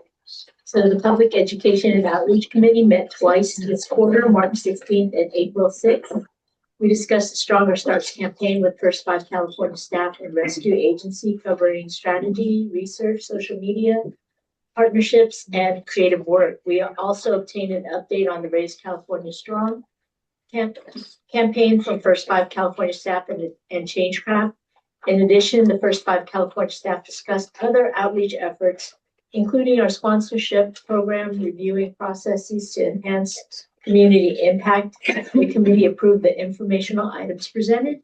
Jorge Dela Cruz, Director of External and Government Affairs, and Jamie Ann Collins Lopez, Public Communication Advisor, will now present the items and are available for questions, along with Rescue Agency and Changecraft. Thank you, Commissioner. I'm going to introduce who will be presenting with us today a little more. We're going to start with our Stronger Starts campaign. Leading that section will be Jamie Ann Collins Lopez, our Public Communication Advisor at First Five California. She's here today alongside Carly and Irma from our media partner, Rescue Agency. They've been key players in this work. And after that, I'll present an update on our Raise California Strong campaign. And for that, I'll be joined by Stacy from Changecraft, here to my right, who supports us on PR and government relations. Now, I want to provide a quick reminder about why we have these two lanes in our communications work. Our media efforts, led by Jamie Ann and Rescue Agency, focus on reaching parents and caregivers directly, essentially the families we serve every day. This will be evident in the Stronger Starts presentation. On the other side of the communications coin is our PR and government relations efforts, where Changecraft steps in. This is focused on engaging lawmakers, stakeholders, and organizations serving the 0 to 5 population. Both are vital, but they target different audiences and outcomes. Media builds trust and awareness with families, while PR and government relations build momentum with policymakers and partners who can drive systemic change. So though all communication, you're gonna see here in the presentations, we have specialized partners for each piece. Rescue for Media, Changecraft for PR and Government Relations. And with that, I'll pass it over to Jamie Ann to get us started on Stronger Starts. Thank you very much. Good afternoon, everybody. So today we're going to talk about the Stronger Starts campaign and kind of where we currently are with this effort. And we're going to start by handing it over to Carly to start us off. Yeah, thanks, Jamie. Thank you so much for having us. We are very excited to give you an update on the Stronger Starts campaign. With my uploading the deck.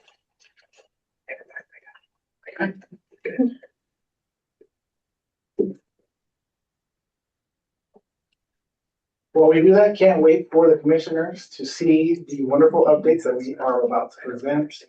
I think you guys are going to be very satisfied with the work. We look forward to your questions as well. Happy to answer any of that. And I want to also thank Commissioner Fabi and Commissioner Perry for their thoughtful feedback and guidance during our committee conversations about the map. And we're still just waiting for the deck to go up there. I can let me have you get started. Yeah, I can get started. There's the tech issues Yeah, I'll get started. resolved. So Dr. Burke Harris obviously did such a fantastic. Commissioner, the deck is in our template. Yeah, oh, and there it is. Thank you. Yeah, unfortunately, we're having some tech issues and can't do the volume for the video at the moment. It's not giving us the option to do so. So we will try to work on that as you go through. The YouTube links maybe? Yeah, and I'm still having that problem. So give me a second while you're going through yours and I'll see if I can get it figured out. I'm so sorry. Maybe this will. I forgot to also thank our other commissioners who are not, even though they're not part of PO, or they've also given us feedback on Raise California Strong on the PR and government side. So more to come on the feedback with that. Thank you, Commissioner Class, Dr. Sue, Commissioner Sue, thank you for that. Okay, that's the deck. All right. Get started. Okay, so maybe you have me come advance it. So Yeah. why don't you'll need to advance it. Sure. Going to the next slide, that would be awesome. So Dr. Burke Harris obviously did such a fantastic job of grounding us in the why behind this work. Just one additional stat. In California, about 1 in 3 children are at risk of experiencing toxic stress due to adverse childhood experiences. And often not because that adversity in itself is unavoidable, but because families don't always have the support or tools that they need to buffer against it. The important thing to know is that this can be preventable, like Dr. Burke Harris was saying. There are small everyday actions that parents and caregivers can take that make a meaningful difference in a child's long-term health and development. And that's exactly why Stronger Starts was created, to help parents, grandparents, and caregivers show up as that calm, steady support system that kids need, especially surrounding those stressful moments.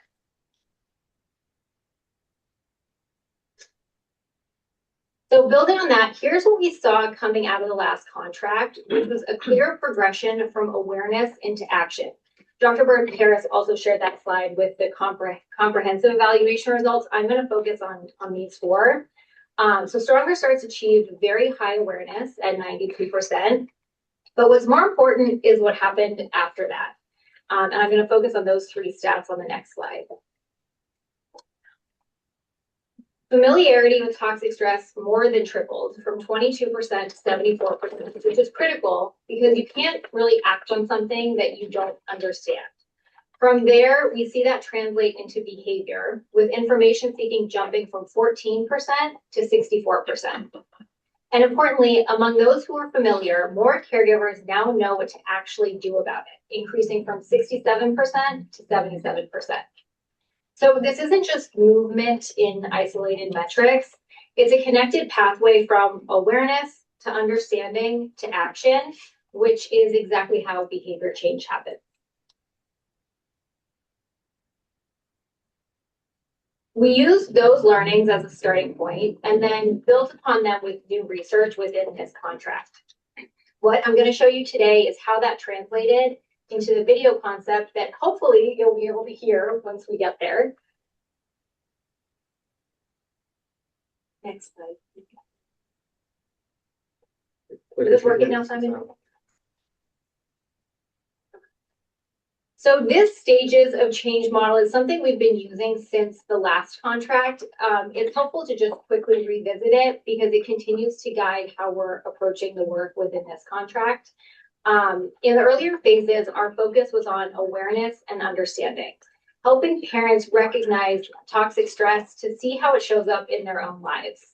Now that that foundation is in place, we can shift into action, focusing on showing parents exactly what to do in real everyday moments. And there's not just one action here. Parenting is obviously very complex. So this phase of the campaign is focused on very practical, specific ways that parents can support their kids, starting with understanding their child's emotions and how they can show up for them in the best way. For this wave of work, we're really focused on one core idea, helping parents see that they don't have to repeat the cycles that they may have experienced themselves. Instead, they have the ability to do things differently, to show up in ways that help their child feel safe, supported, and understood. These action steps are really grounded in what we've heard directly from parents and caregivers in research. So first, instead of giving vague advice like just be more supportive, we translate emotional support into small, learnable behaviors, things that parents can actually do in everyday moments to help their child feel safe and supported. Second, we reframe emotional support as essential. It's not a nice to have, but something that kids need right now for healthy development. And third, we deliver those skills in a way that's manageable. Parents told us that they want practical guidance, and so we're using video, digital content, and tools to break it down into simple, actionable steps they can apply in real life.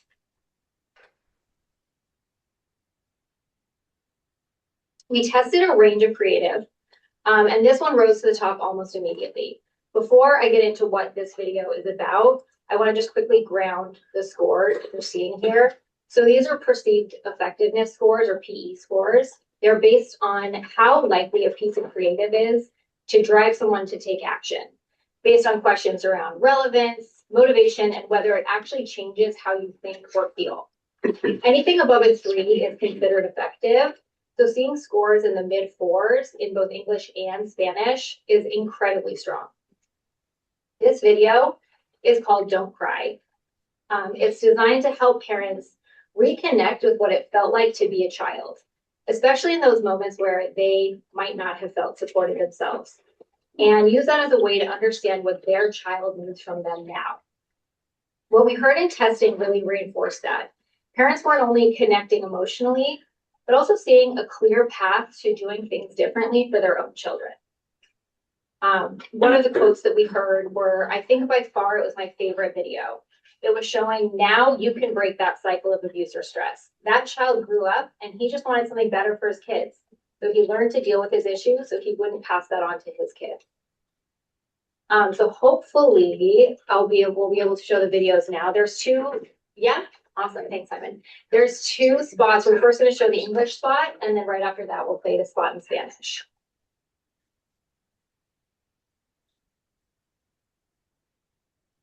Oh.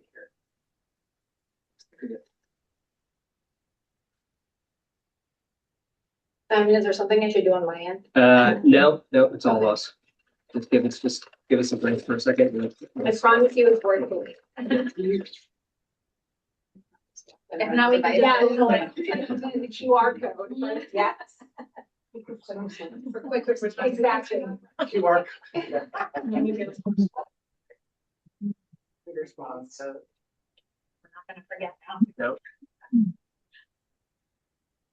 There seems to be a buffering issue. Maybe we can send it to the Apologies. commission afterwards. Okay. Oh. Yeah, there's a buffering issue. You won't get it. So let's stop Okay. and just, We'll we'll send send you the 2 commissioners. links. That you have already seen, Commissioner. I've already seen it. If you want to provide commentary on it, but yeah. I will Let's just move forward. Okay, yeah, we can move on. I'll give the disclaimer. The video is called Don't Cry. I've yet to show it to somebody where there weren't tears in their eyes. So just a quick disclaimer ahead of time. In fairness. Yeah, it's they're very powerful videos. It was good. Yeah, and I look forward to seeing them. But I will now pass it off to my colleague Irma to go through how this comes to life in media. Hello, everyone. I still see it. I've seen it so many times and it still like chokes me up. This video is fantastic. But once you see the videos, these campaign videos are going to be running on broadcast and connected television, along with other creative like outdoor and audio, radio and audio. So this will continue the Stronger Starts message in this third phase, guiding families to take action. So what we have here are just some screenshots of what we have on the website, on the Stronger Starts microsite, and the recent updates.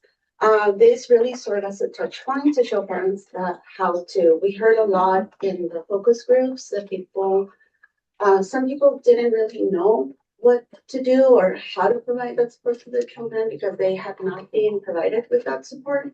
And they wanted to know, like, just, tell us how. So here in these three different sections, we are letting them know how. This is really their skill building hub. That's what we call it. So that they can, it can help parents turn what they see into practical actions they can use at home. So the Parenting Finder, which is on the top right, that's been part of the website since the start of Stronger Starts. It allows caregivers to filter tips based on their child's age and how much time they have, making it easier to take action in the moment. So they can pick my child is 0 to 2 or 3 to 4, but I only have, 1 minute, 5 minutes. There's also 15 minutes. So we wanted to make sure we were catering this to busy parents. And then on the left side, this is new to the site, and these are our learning blocks, which are guided modules designed to help parents build skills over time and apply what they're learning. And some of the things that they cover here are things like understanding your child's emotions and how to cope with them, and how to understand your own emotions as a parent and cope with them. And then at the bottom right, those are our explainer videos. These are relatively new also to the site. These provide a deeper context on the science behind toxic stress and its impact on children. So it has 4 episodes. They're long form videos, and with things like what's the difference between toxic stress response and like regular everyday stress. So overall, the site supports the shifts towards action by giving families tools they can use right away. Next slide. Oh, that's you. I can do that myself. But before I go into what the media is going to look like for this phase 3, I did want to bring up that from March 2025 to December 2025, while the phase 3 campaign was being developed, we remained in market to continue the Stronger Starts messaging from during that time period. So this was supported by a $6.3 million media investment, allowing for consistent visibility and reach during that period. So overall, this media flight maintained momentum and ensured continuity leading into wave 3. So, and we can go to the next slide. Oh, sorry, I'm so used to So, to establish on the audience, we are, reaching parents and caregivers, adults 18 to 54, with a household income of 75K and under, at least 1 ACE, and with children 0 to 5 in the home. And this, we already launched this campaign just this March, on the 23rd of March. And it's a very 360 approach designed to reach parents and caregivers across multiple touch points. So on the left, you'll see that we're focusing there on introducing the action. So through high-reach channels like TV, radio, and out of home, and digital, we are able to do that. And also this includes some in-language opportunities. And then on the right, we focus on driving behavior change through social media, search, influencers, and sponsorships and events. Search, as well as others here, serves as traffic drivers, bringing parents and caregivers directly to the Stronger Starts microsite when they are actively looking for support. The plan also, like right below, you'll see the plan also prioritizes California's diversity, reaching families not only in English and Spanish, but across 14 additional languages and ethnic segments. So now I'll hand it over to Jamie to take you through the partnership. And it's just that. Okay, so partnerships and events. Utilizing partnerships, in-person events and activations is an important element of our campaign outreach. It's one of the elements we use to support the main messaging that's seen on TV and heard on the radio. We have found that our sports partnerships help extend campaigns through trusted voices to their large fan communities. We have worked with several players from the LA Dodgers, all of whom are dads to children under the age of 5. Examples include Kiki Hernandez, Freddie Freeman, and this year Teo Oscar Hernandez. All have expressed a deep connection to the messaging as it pertains to their own childhood and how they approach parenthood now. Our messaging is reaching the fan base as evidenced in spikes in website traffic after events where our content and our partnership creative are shown. Our other sports partners, the Sacramento Kings and the Los Angeles Football Club, have integrated the campaign into family-centered game experiences and community environments, such as Kids Days. The LAFC is a new partner this year, and for the opening LAFC game, First 5 California signage has resulted in a 16% increase in website sessions for several days after the game. We anticipate that this partnership will grow throughout the rest of this year, and we will be able to reach new target audiences with our messaging. Another strong component of our campaign is, and always has been, our in-person activations that happen throughout the state. Not only is this a great way to meet families in person and be able to interact and deliver resources directly to them, it's also an opportunity to hear feedback from the people that we are trying to reach.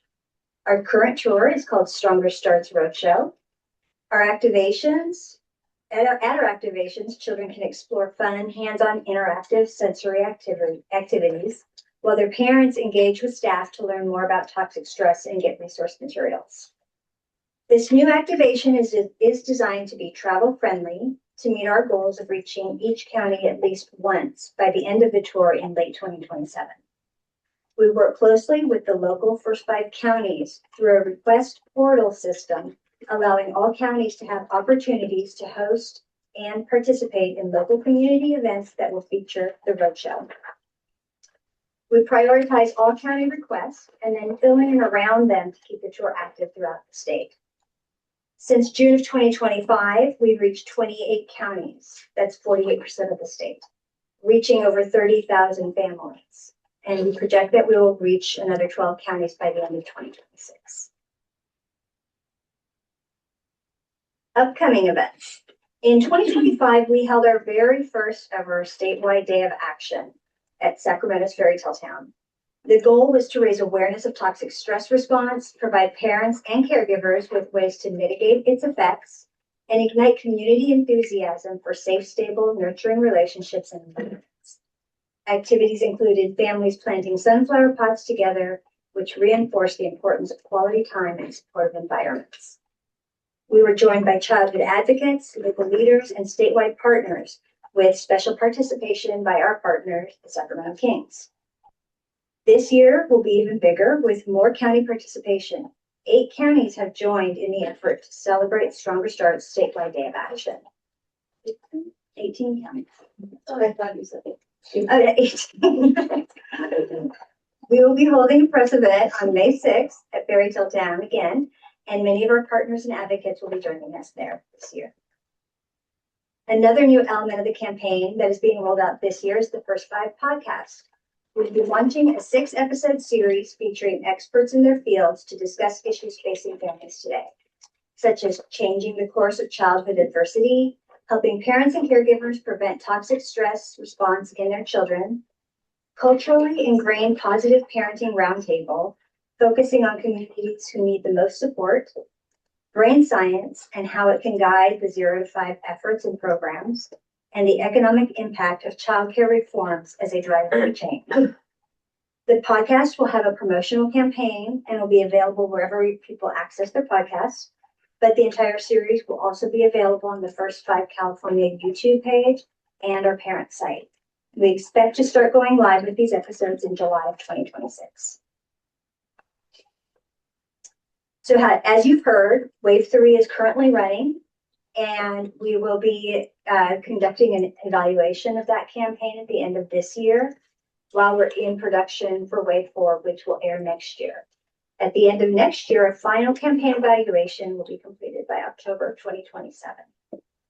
Thank you so very much, and I'm happy to answer any questions. Thank you so much. Any comments or questions from the commission? Those are real actors, not AI. As a contractual. Yeah, Commissioner Perry was very specific. She did not want AI. We don't. There was one exception, the baby pushing the soccer ball. Yes. Is AI. In a digital board, yeah, in a digital banner, yes. So I don't know if you noticed that the baby pushing the soccer ball, that was the unit that ran at the first LAFC game, which garnered the numbers that that 16% increasing in website traffic. So people like the AI baby. Yeah. I wish you could see the Don't Cry video though, because those children, were so good. I will clarify that the baby is not AI. The only thing that's AI was the soccer ball. Yeah. Based on a real soccer ball. Yeah. Based on the first 5 soccer First balls. 5 soccer balls, yeah. Exactly. Created 10 years ago. The baby's real. And as we prepare to put up the Race California Strong presentation, regarding the Don't Cry videos, what's the purpose of the videos is, and I don't know if I'm missing something, but the purpose of media, like I said, is to communicate with parents and engage them. Ultimately, having them visit our parent site, use our resources, get more information about toxic stress, and get informed. Unfortunately, we can't watch the video. I think we're gonna try. Before we do, when we show this, not just folks out, in the state, but like, for example, Dr. Nadine Burke-Harris, when she saw this and her team, they were really happy with the result because of how hard it is to drive a message such as toxic stress. So, we're able to play it. Yeah, we can.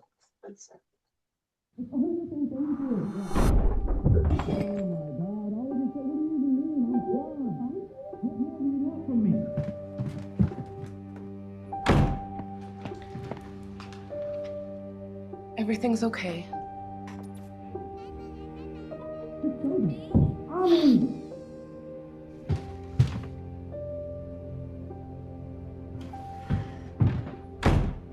No need to cry. You're fine. I learned to stop crying. But what I went through, it stayed with me, in my body. It's called toxic stress response. That led to anxiety, and now, all these years later, high blood pressure. But now as a parent, I try to understand his feelings, not bury them. Hey, buddy. It's okay to cry. I know you miss mommy. So even when it's hard, he grows without the toxic stress. Learn more ways to protect your child from toxic stress response at first5california.com. Don't cry in English. And what's interesting is in testing, what we learned is when he takes the ring off, it has so many different meanings. It could be divorce, it could be the loss of the parent. Immigration enforcement, we heard in the field, like someone actually related to a parent being held by immigration enforcement. So it was intentionally left open-ended to the viewer's perspective. So it was intentional to bring, the dad instead of the mom. Everything around that is specific to allow the viewer to relate to it in their very, very personal ways. And the Spanish but also is different actors. It's in Spanish. It's not just dubbed. So we'll send that link as well if you want to watch it. Yes, that would be great. Any questions? Yeah. Yeah, I'm wondering, about the sports team partnerships. So are they paid partnerships with, if you can just talk about what those partnerships are? And are we going to be bringing it to more places? So right now it's LA and Sacramento, and there's sports teams up and down the state with, I imagine, trusted messengers that we could be leveraging. So what's the plan to bring this to more places? And do we have the capacity, the budget to do that since we're paid? Those are good questions. So, yeah. Oh, I guess I'd ask just one final one, just how do we prioritize? I mean, is it just based on the size of these media markets or?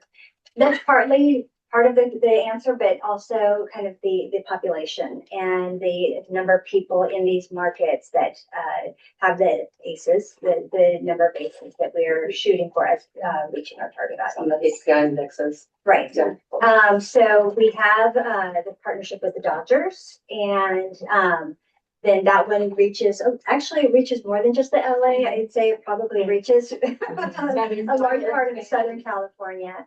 The Kings one we've had actually for quite a while now, and that one has shown to be really successful because they're very good community partners as well as just providing our banners and advertisement throughout their games. But they also join us at a lot of events that we attend, and they work with us as a good community partner around the area. LAFC is a new one, and it's actually one that we entered into simply because we saw that it was a different fan base than what we've had before. And so we wanted to see, who these people are, how we tap them and get their interests. And so that one's new this year, and so far it's been very successful. Look forward to seeing how it kind of it goes throughout the year. They are separate investments, they're partnerships, so we do have a yearly investment with them or seasonal investment.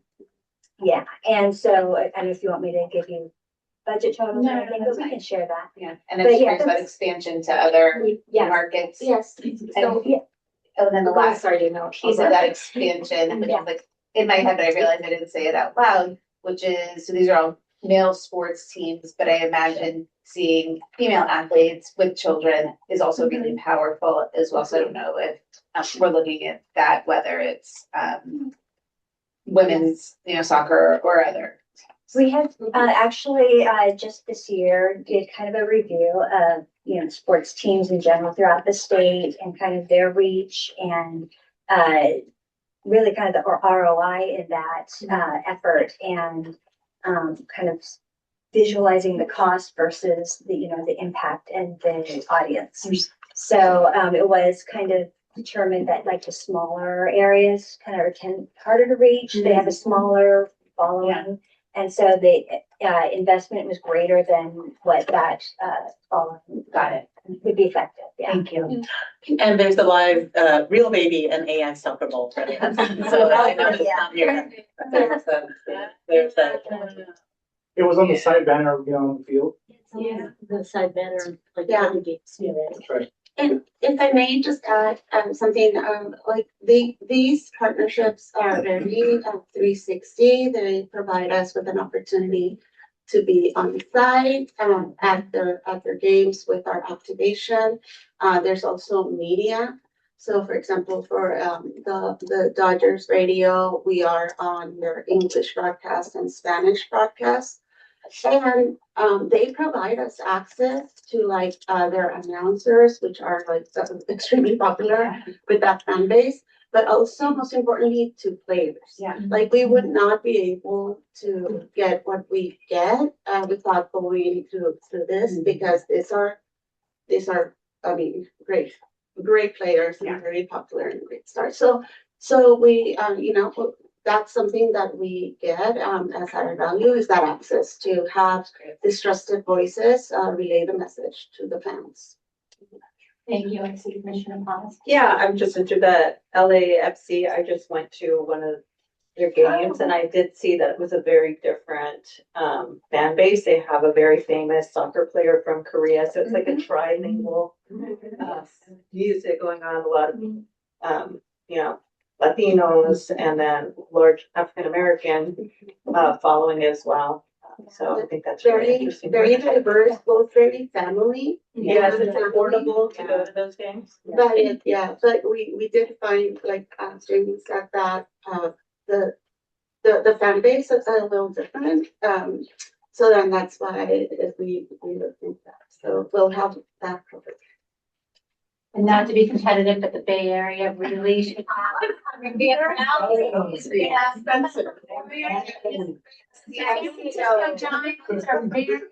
Very expensive. If the budget allowed, we're gonna have to sacrifice ourselves and go talk to the Niners. The state competition here, Commissioner Jimenez. I just had a question. I think you mentioned 18 counties are participating. So what does that look like? Actually, so we have a program with them, and they, on the 6th, we will be having our press event at Fairy Tale Town. And we're actually going to be working with First Five Sacramento that day.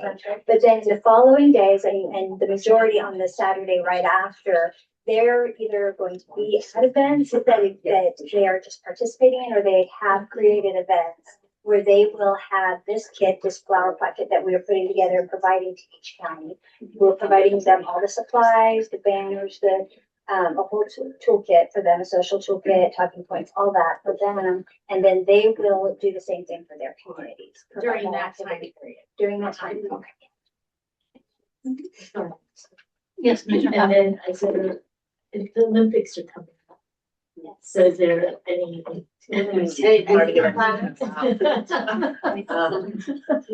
expensive.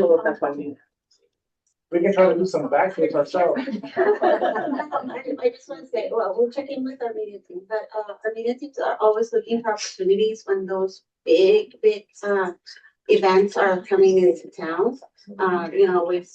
We've been able to place ads like big soccer, like, World Cup kind of events, because a lot of the local stations will have that inventory. And so we're always like, making sure that if we're able to get in there, we will. Obviously, if we pay, we will pay for it, but at a reduced cost because it's extremely expensive. But the good thing is that with soccer, the World Cup is this year, and we just have that partnership with LUFC, so it's a little bit parallel. So this is an exciting conversation. I know we have much more, but we want to make sure we get to the next agenda item. So thank you very, very much. Thank you. Oh, well, we're not done. We still have to talk about Race California. Yeah, no, exactly. The rest of it.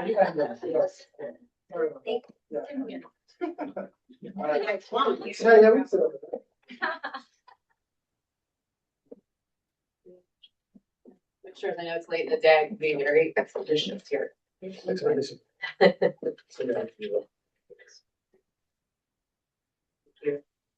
I'm Stacey Reardon with Change Crowd. Nice to see everybody again. Would it be inconvenient for you if we asked you to just keep this presentation to 20 minutes? Oh, yeah. I can be less than that. Okay, that would be great. Thank you. Director of Strategy at Change Crowd, Stacey Reardon, my name. Nice to see everybody. I've been working on this since the beginning, and I'm really excited to provide some updates to you today. So most of you are familiar with Race California Strong. It's the childcare effort that First Five has taken on since 2022, really looking at a way to advance universal childcare in California. And really trying to do that through strengthening partnerships, building public will, and mobilizing the business community. And through the summit, paid media partnerships, new research opportunities, and all the other great things that First Five is doing, we're really building the momentum and acting as the convener around this topic, and getting people to think about how to get a victory for children and families in childcare. Sorry. So where have we been? So we've done quite a few things since the launch. We've developed partner toolkits, so tons of assets have been developed, talking points, social media materials, and other creative assets so that people can take this and run with it and really use it to be additive to their childcare efforts and other efforts with children and families. We've launched a beautiful website, racecastrong.com. If you haven't looked into it yet, wonderful, with lots of great resources and great creative. We've done research and published a report, which you all have seen. We've done a public launch and press conference and in conjunction with the state legislature. We've also engaged lots of partners, particularly the Early Childhood Education Coalition. And we've had the opportunity to have lots of earned media as a result. So where are we going? So in order to continue and enhance the work of Raise California Strong, we're looking at starting a few new projects. One being a 5 to 10 minute video. We're looking at doing new research and adding to what we've done. We are looking at updating partner toolkits with new resources that can be, again, additive to their efforts. And also looking at new paid media efforts, really just ways to promote our messaging on social and on key websites and daily newsletters to get the traction and momentum among the various audiences that we're targeting. So the first thing is the short film. So it's a 5 to 10 minute video that we're looking at doing, really highlighting the unique perspectives of parents, providers, and the business community when childcare is not readily accessible. And so it's going to be a documentary style short video that we plan to use to create more content for the campaign. And it will really drive home that message of that economic message around childcare, whereas childcare is an economic driver, but also necessary for the economy to drive and churn. There's an advocacy piece here. First Five over the last year has done a lot to connect the work that we're doing through this campaign to leaders, both nationally and the state level. So I know Cap to Cap was an event where First Five was able to really bring Raise California Strong to the forefront and getting people excited about the impact that this type of campaign has had and will continue to have among policymakers. And so where we're headed is really just trying to grow and expand this movement, continuing to work with partners, deepen messaging with video content, new research, new creative concepts and social, deepening engagement and advocacy work, of course, really to get to this place of universal childcare policy solutions. And the reason why you're not seeing a specific solution there or a way to get there is because we're really hoping to bring everyone along with us on that journey. It's not just something that First Five is going to decide, but really in conjunction with their partners in the field that are on the ground doing the work, and those who are making the policies as well. And so just a little bit more on research for you. This slide has options for research we're looking at. And again, as I mentioned, really trying to be additive to what people in the field would see as something they could use. So we're working right now with Children Now, talking about what kinds of questions we want to go into research with that could help the field sort of writ large. And so year one, we're thinking about a public opinion survey and message development. In year two, really looking at the qualitative exploration and message validation.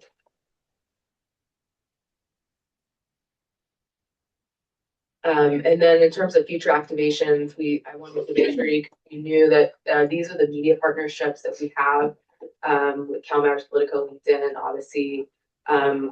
We do paid promotions with them, website newsletter displays, event partnerships, and ads, advertorials, and various other partnership opportunities. And so just wanted to call those out as well. And I'm happy to answer any questions. I'm trying to get through that as quickly as possible, but please, any questions, happy to take. Thank you so much. Very exciting. Comments, questions? I see Commissioner Perry. Thank you. Any comments or questions? Yes. I'm curious if you can speak to impact. Right. So what are the outcomes that we're seeing as a result? I see we're doing a lot of activities and they sound great, important, interesting. And so my question is, so what? Right? What difference are they making? towards the objective of this campaign. And if we don't know yet, what is our plan for better understanding the impact and evaluating whether this is making a difference? Absolutely, I can kick it off. And then you can jump in. So when this first launched, it was a campaign. It was an informative campaign originally. We had a report. We did research. Prior to me getting to First Five California, there was research done on childcare. Maybe you can speak a little bit to that. But when we actually launched the report and we had a press conference, etc., that first year was served as let's raise awareness about our research report, what childcare looks like, how it's important to parents, lawmakers, and business. The business world, and during the impact that we have had, very very just at the top of mind is serving as a convener with lawmakers from both sides of the aisle. We were able to speak not only at the state level, but in DC about it. And we were able to find common ground with lawmakers, which was out of the entirety of the report that includes, again, research for different audiences. What really engaged them was how childcare benefits businesses, most out of everything else that's on that report. So from there, this is where this plan now comes into hand. Let me value add. When we launched it in LA, then Commissioner Jackie Majors actually asked for hundreds of copies and actually distributed in the legislature for her advocacy day in terms of the child care issues at that time too. So it was actually in real life when we issued it. It actually got disseminated, I think the week after. Yeah, and to talk directly to what you asked, which is impact. I mean, the impact of this is going to look a little bit different than the media side of things, right? We're not counting number of clicks and views and things like that. It's really about the groundswell effect of some of the messaging that we put out there and how we impact, policymakers and the conversations that are happening, right? So how do you suggest we evaluate it, recognizing it's challenging, right? And it's not just media impressions, right? Would we be looking to those policymakers that we have shared this information with, connected with, looking to them to be introducing new legislation? I mean, I understand we don't have anything right now to point to, but I guess when we hear about this next, I'd like to know what will be evidence of success and what are the things that we should be looking for that shows us ROI here. Some of the tangible items that we can say is success is now that we are in a phase of collaboration with Children Now, or even the EC Coalition itself. I think Monique is here where we will talk about Raise California Strong and childcare consistently. Is this year as conveners, not only of folks, but also of data, what childcare looks like throughout the UC Coalition, what the field thinks can be possible solutions. Now, our job is not going to be to present like the universal childcare solution, but what we do see as a success, tangible success, would be these are the different options that could lead to a legislative effort, right, a bill or something along the lines of that, where we're running and co-leading with other leaders in the space around universal childcare, what that looks like, what the different options look like.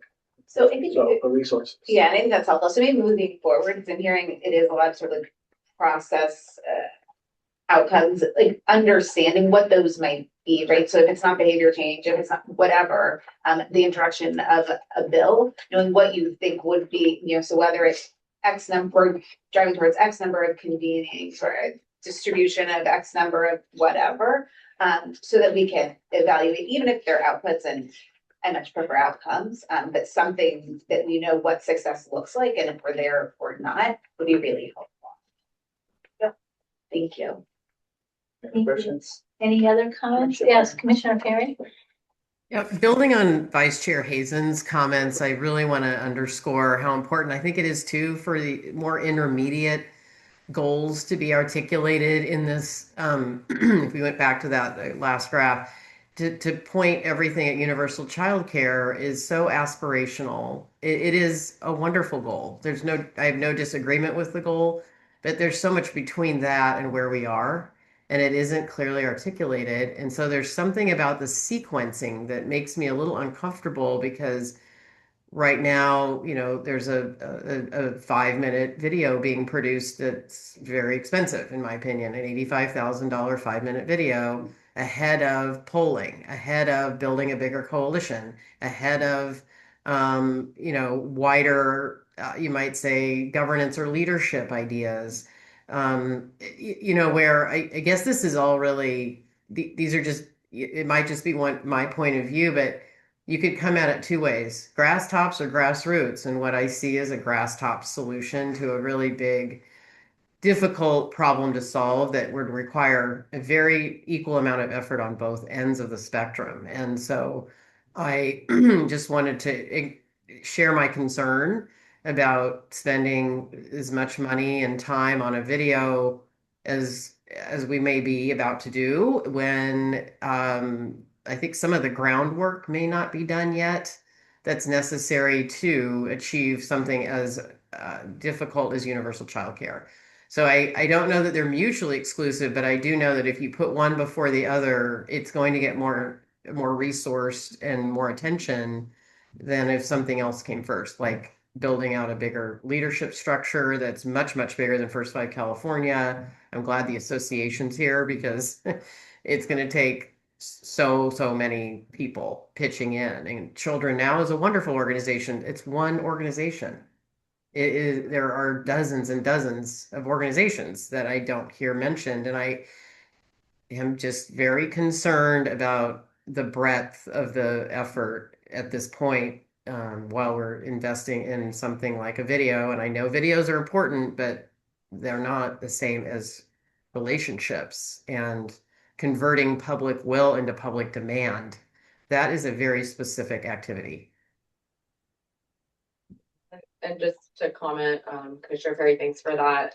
The video is a piece of this, but really the broader goal here is really to engage the community and talk to people and have those meaningful conversations that are going to lead to the collaboration we're looking for to have, a significant policy victory in the space. But thank you for that. Thank you. Any other comments? Questions? I just want to add a me too to what Commissioner Perry shared. Thank you. Thank you so much. I'll turn it over to members of the public. Any public comment on this item? Anyone in Sacramento? Sorry, Stanford. We're in Sacramento. These have been asked. Anyone on the phone? No, Chair. Virtually. Okay, that ends the public comment and this item. Thank you so much for your work. And we now will go on to item number 7.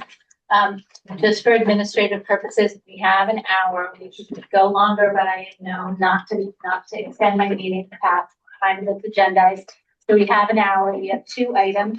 One is action item, the Fatherhood Initiative. That's item number 7. And then the next item is state and federal budget and legislative update information. So if I could ask the state and federal budget, if that could go for a half an hour instead of 45 minutes, that's great. We have a half an hour for this item. Thank you so much. So what I'd like to do is invite the Fatherhood Initiative, the Program Evaluation Advisory Committee, which includes Vice Chair Hazen and Commissioner Paz, to provide a report on their quarterly advisory committee meetings. And I also invite Kristen Torres, the new Education Administrator of Program Innovation Evaluation. Commissioner Paz. Yes, and I think the video that we just watched kind of leans in well to, we watched a few moments ago, leans into this conversation. So I'm going to provide a brief overview and hand it over.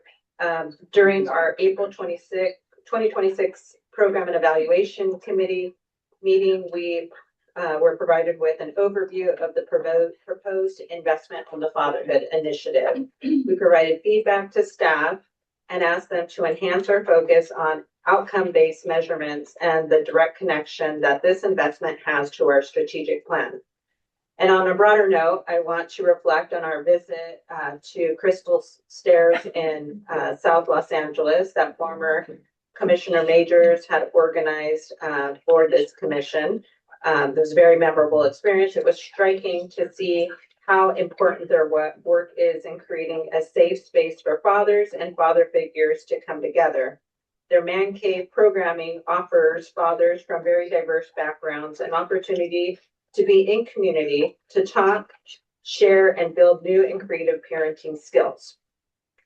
This initiative gives us an opportunity to support statewide coalition building and infrastructure that can uplift these local programs and speak more broadly on the importance of fathers, how the role of fathers is expansive and nurturing, and identify where we need policy and advocacy to further support the engagement of fathers.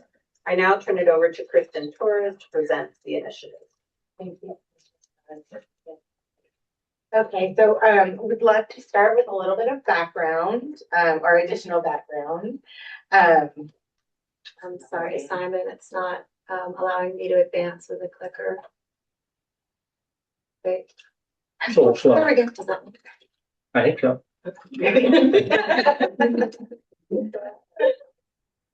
So part of the 2022 Commission Budget Planning meeting, the commissioners, you discussed the possibility of funding an initiative focused on fatherhood. This was brought up by ex officio member Margot Meach at the time, and discussed how some of our partner agencies or agencies that we have yet to partner with, for example, the Health and Human Services Agency and Department of Social Services, there was an opportunity because they were already starting to talk about some father-focused initiatives as well. So after the commission discussed, there was some staff input. The commission recommended that staff begin the process of really developing the proposal, and around the $5 million range is what had been discussed at the time. So then, following that 2022 budget planning meeting, an environmental scan was conducted on existing fatherhood programs across the state, looked at some what was available nationally, and then local initiatives and activities as well. And then in January of 2024, staff presented on the need and the opportunity for a father-focused initiative. So took some of the learnings thus far, presented this to the commission around the importance of the father-focused initiative. Commissioners did agree for staff to move forward with outlining a proposal, but the key at that time was that there was a $5 million placeholder placed on the financial plan at that time in that unallocated account. And then during August of 2025, the commission reaffirmed their commitment to staff moving forward with the proposal. Staff presented and updated the commission on the findings of the environmental scan, a literature review, and research that had been conducted by Glenn Price Group and a publication that rescue staff helped put together called The Fathers in Focus, Understanding and Supporting California Fathers. And I think you all should, yes. Jackie has a copy of it right there. The presentation highlighted the importance of active nurturing and positive father engagement, supporting how father involvement is really a protective factor, as we heard throughout the day, right? The importance of those protective factors in mitigating adverse childhood experiences. And so fathers as a protective factor boost emotional regulation, cognition, language, attachment. So the methodology for the Fathers in Focus. Rescue employed several research methods to gather evidence to further our understanding of both the opportunities and challenges of today's fathers. And the report really encompassed global themes that they found across all the research from the environmental scan. And so there were several methods. First, in 2023, as I mentioned, the literature review. There was also a group level assessment with attendance at the Fathers and Families Coalition of America conference that occurred in April of 2023. Then they conducted virtual focus groups. They conducted focus groups with California fathers with children birth to 5 who made less than $75,000 a year and also had ACEs of their own. And then finally, they conducted local first 5 county commission interviews to really make sure that they were capturing the landscape of what was going on across the state of California in regards to father-focused activities and events.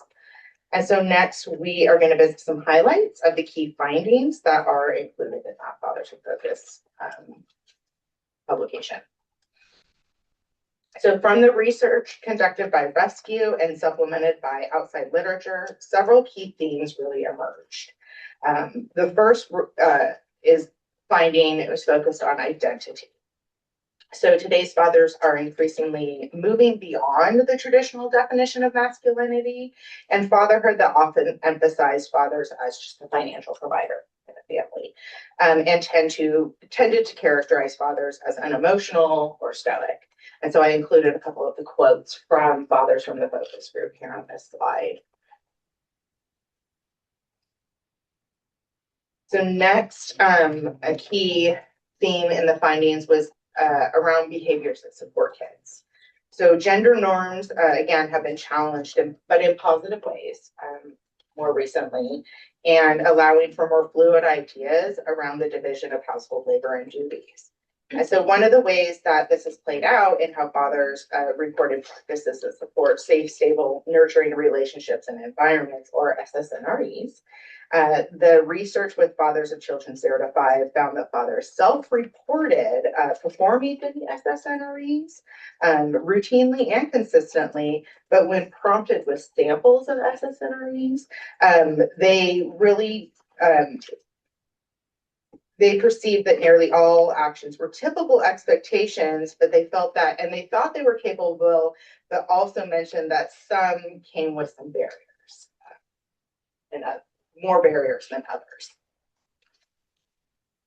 So fathers in this focus, in our research sample, really opened up about expressing that some SSNRE behaviors were not always easy to provide to their children consistently. So particularly those that were associated with emotional warmth and connection, like giving physical affection and speaking about or sharing emotions. However, fathers in our sample did express additional barriers that may explain their propensity towards emotional connectedness, including social and cultural norms, and the feeling that mothers had more of an innate ability to provide those SSNREs than fathers did. And when we're discussing SSNREs, I want to take a moment to really call out that we're interested in fathers' opinions in SSNREs because this really speaks to our audacious goal really specifically. And that goal of ensuring that all children prenatal to 5 will have access to safe, stable, nurturing relationships and environments in order to achieve healthy development. The next finding category is around support and resources. So our research with the fathers shed light on existing avenues of support, as well as fathers' attitudes and motivations towards seeking and utilizing resources to support their parenting. Most fathers reported receiving most of their parenting support or advice from their partners, parents, or friends. And few fathers actually actively engaged with tangible resources, so attending father events, seeking out resources such as participation in the faith grade father groups, Facebook groups for local fathers, legal aid support for fathers. And we learned that obtaining support and resources on parenting did not come easily to fathers. So so you can see kind of the categories that these conversations really fell into, including the awareness of support is limited. So while in our environmental scan, we did note that there were many activities and many initiatives kind of going on around the state in the local isolated areas, fathers didn't report really knowing about that and felt that most of the activities and supports were really focused towards mothers. That was their perception of that. But that they really did want to have that support, but in a non-judgmental way with like-mindedness, and then more of a safe space for them to really express all of their thoughts. Right? Okay. Okay. So what is our plan for the $5 million ask? First, we want to call out that the Fatherhood Initiative really is aligned with First 5 California's strategic plan as a catalyst, a convener, and a broadcaster. So we categorize the activities into 3 areas. One in catalyzing statewide infrastructure, the second in convening and engaging advocacy towards father-involved policy, and third, broadcasting awareness of the importance of fathers and father figures in early childhood. So first, catalyzing statewide infrastructure. We have 3 main areas here. Really, the efforts in this area are really about building coalitions and connecting the existing support through a backbone infrastructure. So that seems to be what was kind of missing across the state of California, was that backbone infrastructure. So we'd like to convene and support a standing body with state and local representatives that impact fathers and father figures, as well as individuals with their lived experiences. And there is an opportunity for partnership in this area as well with other state agencies. The convening body will ensure that public policy, advocacy, and public messaging and supports for fathers are really reflective of their needs and their lived experience. So letting fathers drive that narrative of what those needs are.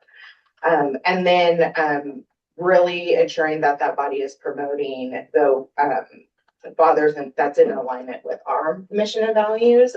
So making sure that it's around the roles of fathers as nurturing and supportive caregivers. So some of the key objectives for the catalyzing statewide infrastructure, first is around sustainability. So we would want the contractor to really show us that there is a plan that they can continue operating after our funds are over. That they can demonstrate that their efforts really impacted having more local programs, initiatives, and events due to their support, due to their existence. That the reach and engagement is effective, and that how they increase the awareness at the state and local levels, and have they increased awareness of positive actions and approaches that they can integrate into their own parenting, so that this is not the participants. So what are the fathers participating in this body reporting? And are they engaged over time? So not just one-offs, right? Of just collecting information, but there's ongoing engagement with the participants, and that participation is of high quality engagement. And then thirdly, just equity and access. We want the contractor to really demonstrate that they've had equitable participation, both geographically, but also through other demographic categories, and report on their outreach methodology. So we want to know, what are their rates of engagement that they're tracking? What is the data collection methods used to ensure representation is equitable? The second category of activities, the convene and engage in advocacy towards fatherhood policy. The contractor will support the convening body in examining policies that impact fathers and father figures, and support the priorities the body identifies in advocacy and to improve state and local policies. The contracted organization will ensure that advocacy is informed by and builds on existing efforts statewide, and is aligned with current research. And that the contractor will also ensure that the advocacy support, again, really supports the role of fathers as nurturing father figures as a vital protective factor for children 0 to 5, and maintain alignment with First 5 values, strategic plan, and mission. So some of the key objectives for the Convene and Engage in Advocacy Towards Father Involved policy. First is really around the community voice and advocacy. So we want to make sure that advocacy priorities are really elevated by that convening body, that the priorities are informed by research, that they are aligned with our strategic plan, and that they strengthen relationships with policy leaders in advance of these priorities. And second, to advance to policy and systems. So we want the contractor to drive change to state, local policy and practice with alignment with those priorities that in that first category, and report on changes to policy. So we want to know, were you effective in any bills, policy change in bills, any budget proposals really come directly from your work with the convening body, or that they were achieved through, maybe there was coalition building, or maybe there were advocacy efforts that weren't successful, but we still want to know what those advocacy efforts were.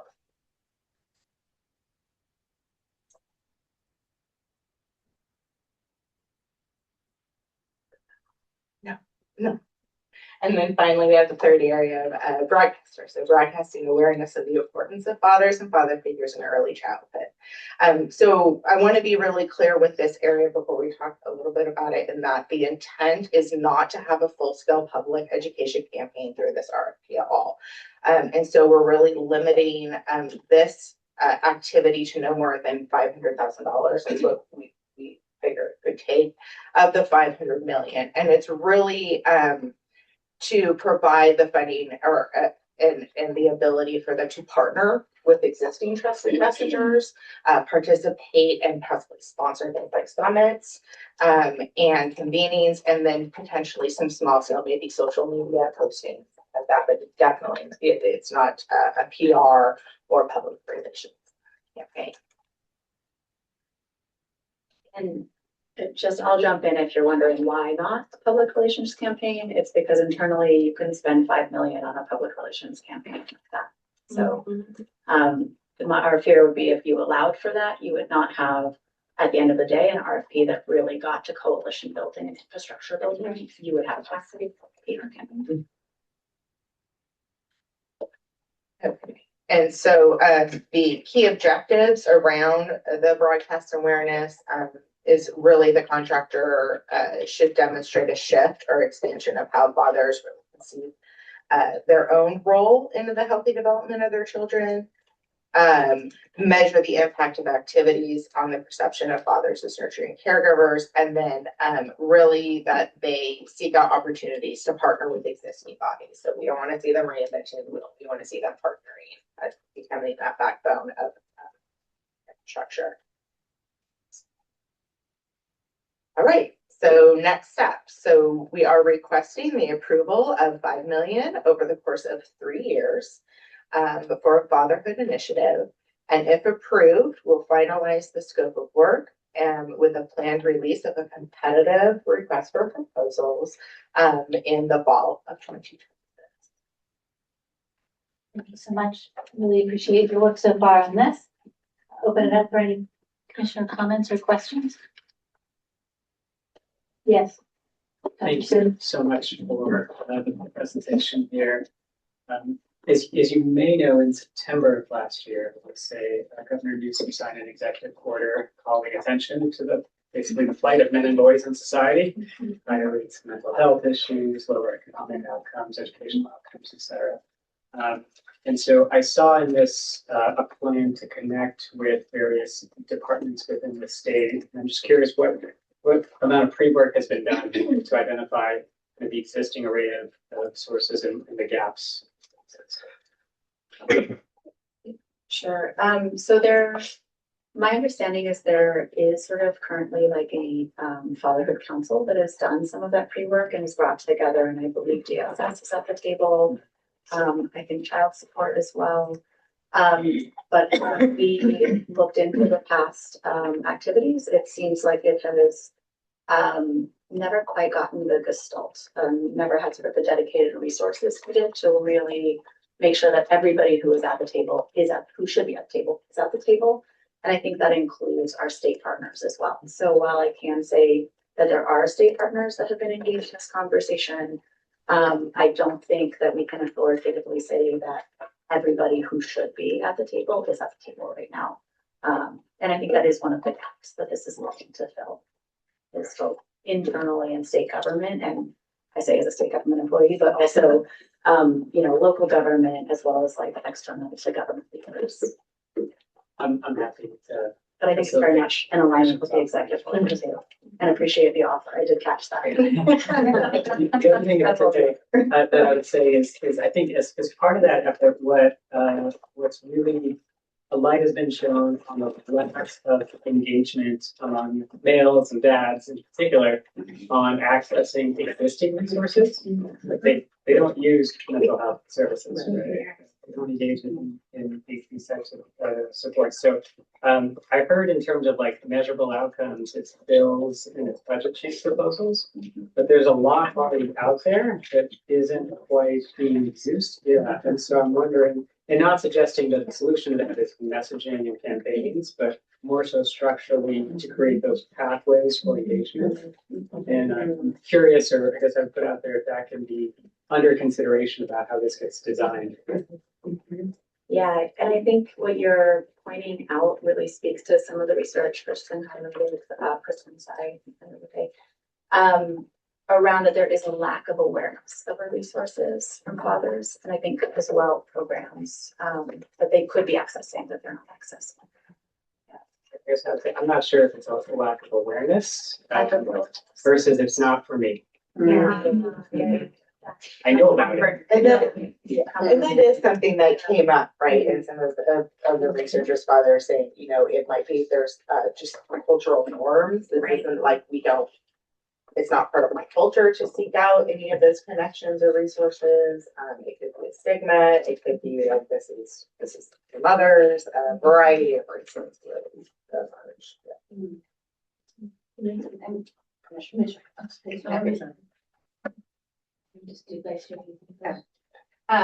So I really appreciate the feedback and insights we just heard, and I'm wondering in terms of utilization. So what I'm hearing is resources exist for fathers, particularly mental health resources. Dads aren't utilizing what's available to the extent that we hope they would. And so I'm wondering, is that documented somewhere? Might that be incorporated into the RFP as we put it out? And again, it may not be something where we could say, there's a correlated relationship between what happens through the funds of our fatherhood initiative and behavior change. But I do think it would be valuable, at least to say this was the starting point, and to use, I'm looking at you like you have access data, but whatever data might be available sort of as a baseline. And as we are receiving reports in future years, to be able to monitor utilization so that we can remain mindful that that is, the North Star we're working towards here. So if that's possible, if there's a way to sort of work that in, I would welcome that and really appreciate you sharing that. There are sources we can consider. Yes, so to the extent the data is available now, that we know where we are sort of today and where we want. Yes, and we can certainly take that back and craft the right language so that there's an explicit process to identify the baseline and collect data on utilization of services too.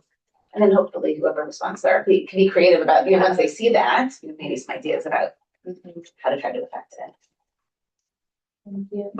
Well, I was just remembering, in Alameda County, or there was that video in Alameda County where they had a fatherhood initiative or a fatherhood conference. And I was just wondering if that was like, could provide that group could provide some resource or they just seemed very active and they were part of the, fathers mentoring other fathers. And maybe it wasn't so much going to a therapist, but going to like a mentor or another father who could demonstrate what fatherhood could be.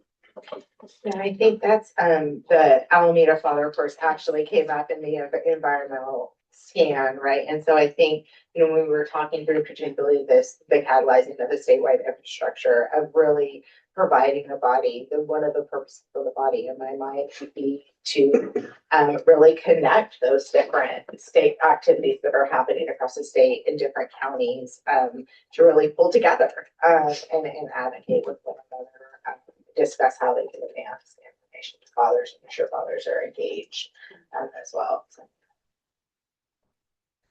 Thank you. This is wonderful, and it's a deep investment, and there's a lot of work that's here. My concern is actually it's not enough resources. I'm not suggesting you do more, but I think that really think about the scope of it and the efficacy of it. It should be geographically based. I mean, there's a lot, and there are already existing players. So I would also hope if we're having this kind of investment that we're doing some evaluation and bringing back some metrics, and that's not included here. So I'm supportive of it, and I think a little bit more reflection on what we're trying to get out of it and how to achieve success is going to be really helpful. In addition to state resources, I think private philanthropy is very interested in fatherhood, and there might be some public-private partnerships to leverage to bring more to this. So I hope that there can be some either more deeper dive in developing this out, or a little bit more flexibility in terms of timeframes to give the department, to give you a little bit more to think about what you can leverage here. Because we all want success, and I'm just concerned there's a mismatch in terms of income and outcomes. That the scope is more ambitious than the funding. You should do a survey scan of what it's like to do that, but there's a reason why we've been unsuccessful, and I just want to set us up for success in this. And so there just feels like a mismatch in terms of, again, the income and the outcomes. And I'm hearing right, not rushed. Mm-hmm. I mean, like, right, make sure that we kind of kick the tires a bit more with flapping, right, not rushed, and though you want to do it in end of 2026, maybe a little bit more time. Well, and if I may, I mean, it's 5 million over 3 years, right? I think we budgeted 2, 2, and 1. And it is the beginning. I think as they move to develop the RFP and depending on the response, there's always an opportunity for staff to come back with, proposed changes. Right. I guess just be informed by the RFP and the responses and what the community is saying. Maybe there's some opportunity for some budget. Yeah, and especially Q&A. How do we lean on some of those programs that are working, like in Alameda where we heard in terms of we'll see what happens as a change in administration, but there is that kind of resolution about, the need to support fathers to play more active roles. And so who knows, there might be other investments made where there could be an opportunity for maximizing. I'm wondering, because I do want to make sure we're doing all of the things you're suggesting and really developing a scope appropriate for the budget. Do you think it makes sense, or would you want the team to come back with a refined scope before the RFP goes out? Does it mean voting now? I mean, it's a process question, but curious. I guess it's a great question. I don't know the answer. I rely on the team about that, like what your recommendations are around that. And again, I'm not suggesting that we increase the investment. I just want to make sure the investment is right sized to what we've accomplished. May I make a suggestion? So it seems like there's a lot of, again, continue to support and approve all the time for this initiative. Vote on it, and then work closely with the program eval on those details of the scope. Since you both are very thoughtful in terms of what you've heard here and making sure the scope is appropriate and reflective of this conversation. And then there's an opportunity to share it with the commission before the RFP is released.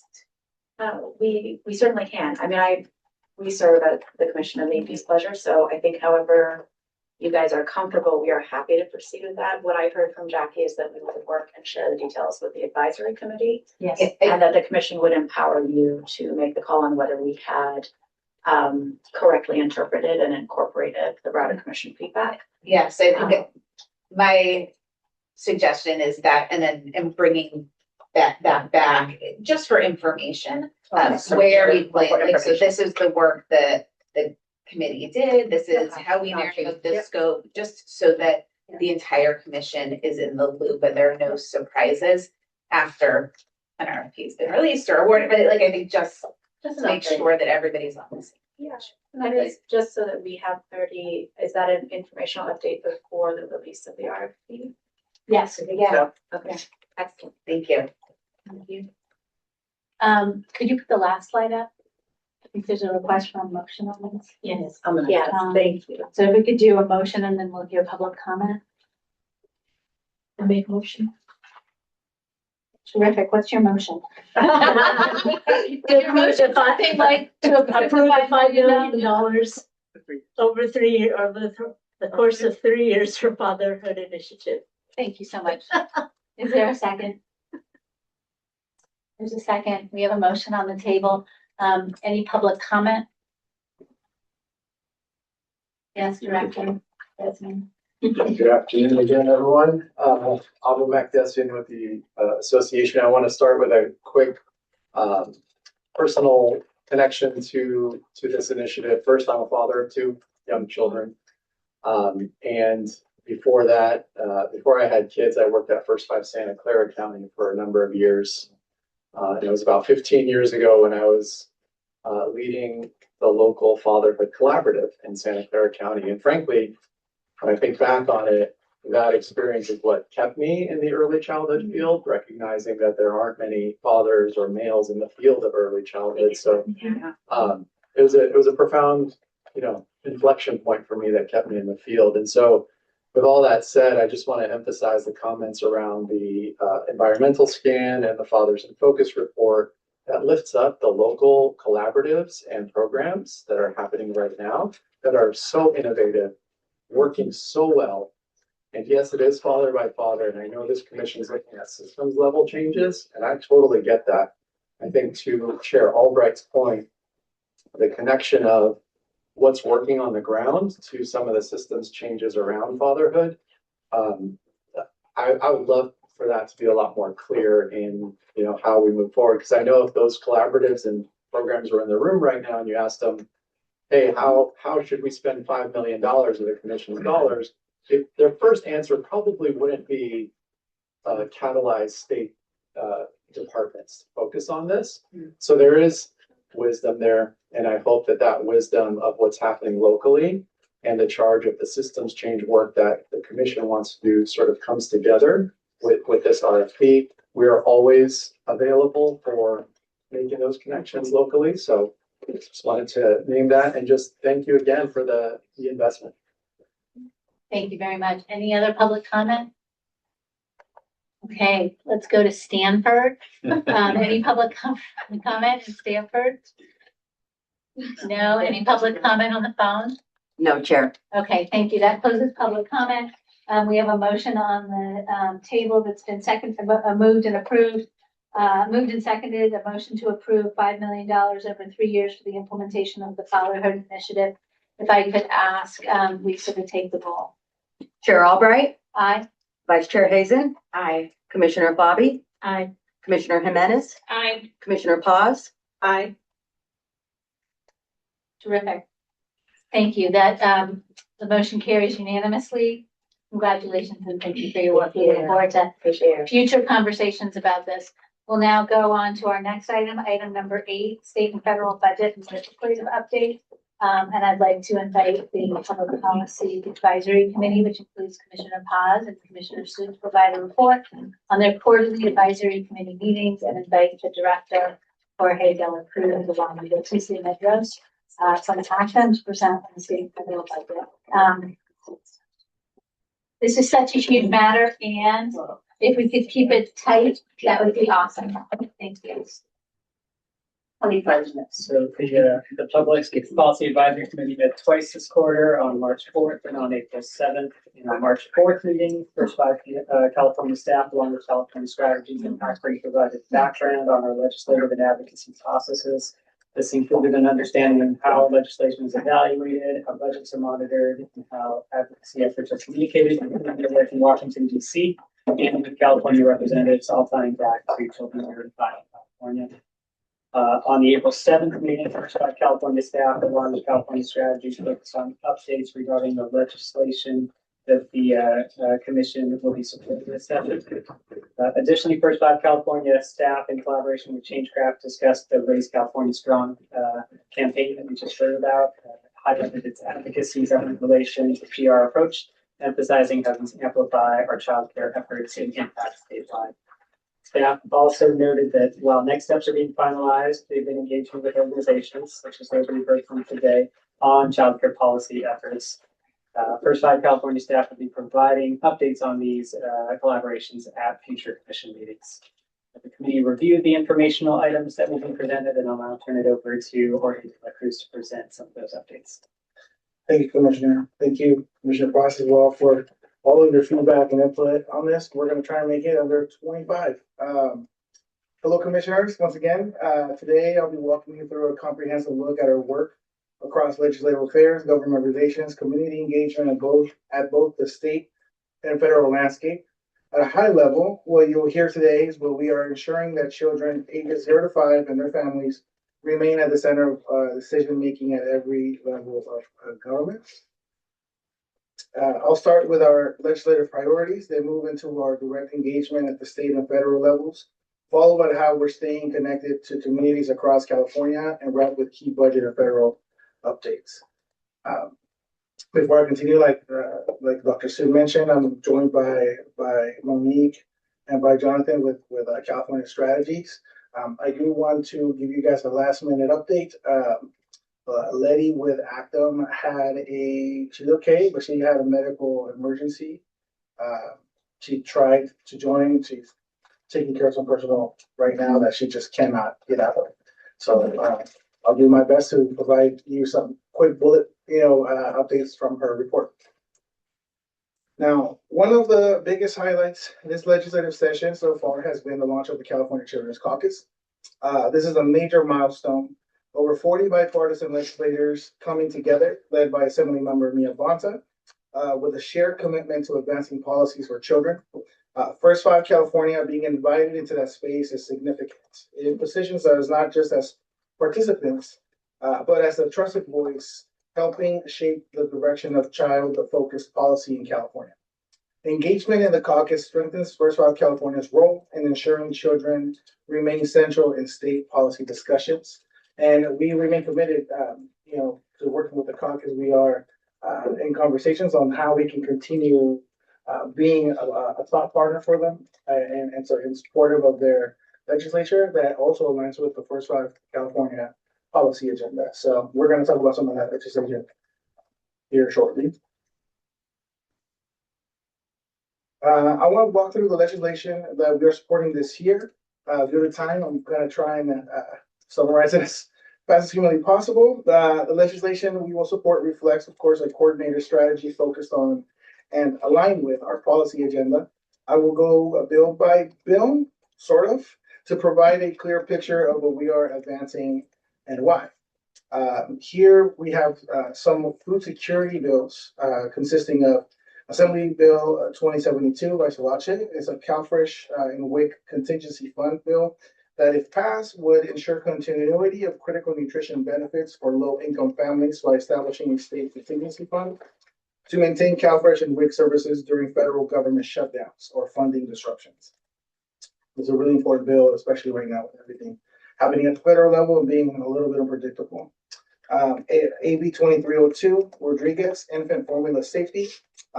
If passed, this bill would protect infant health by requiring testing and transparency for harmful contaminants in infant formula products. And another food security bill is SB 977 by Senator Pearson, Healthy Children's Meals. This bill, if passed, would promote child health by requiring chain restaurants to offer nutritious children's meals options that meet defined health standards. We have some CalWORK bills that we're supporting as well. AB 1655 by Assemblymember Bryan, temporary absence. It ties into immigration as well because of immigration detention. This bill, if passed, would protect family stability by allowing children or family members detained by immigration facilities to be treated as temporarily absent, ensuring families that do not lose CalWORKs benefits during detention periods. Currently, they could, and they most likely could. AB 1755 by Assemblymember Sharp Collins, eligibility modernization. This bill, if passed, would expand access to CalWORKs by removing outdated work hour requirements used to determine a child's eligibility for assistance, helping more families qualify for critical supports. Couple of other CalWORKs bills, and I'm just gonna try to go through. Maybe, Deputy Director, how about summarize instead of reading what's on the slide? Right, I'm just trying to provide the commissioners with context so they're aware. But yeah, we were supporting bills around CalWORKs. We also have a very hefty list of childcare bills. It's a major topic this session, childcare. I'll just get right through them. We have multiple bills on childcare. Let me interrupt. We can all go 15 minutes longer, so Okay. don't do speed talking, but, All right. thank you. Let me backtrack here then. You don't need to go back. Okay. You should be able to give us Sure. support. No problem. Thank you. That's the problem with going, like being the youngest. Get the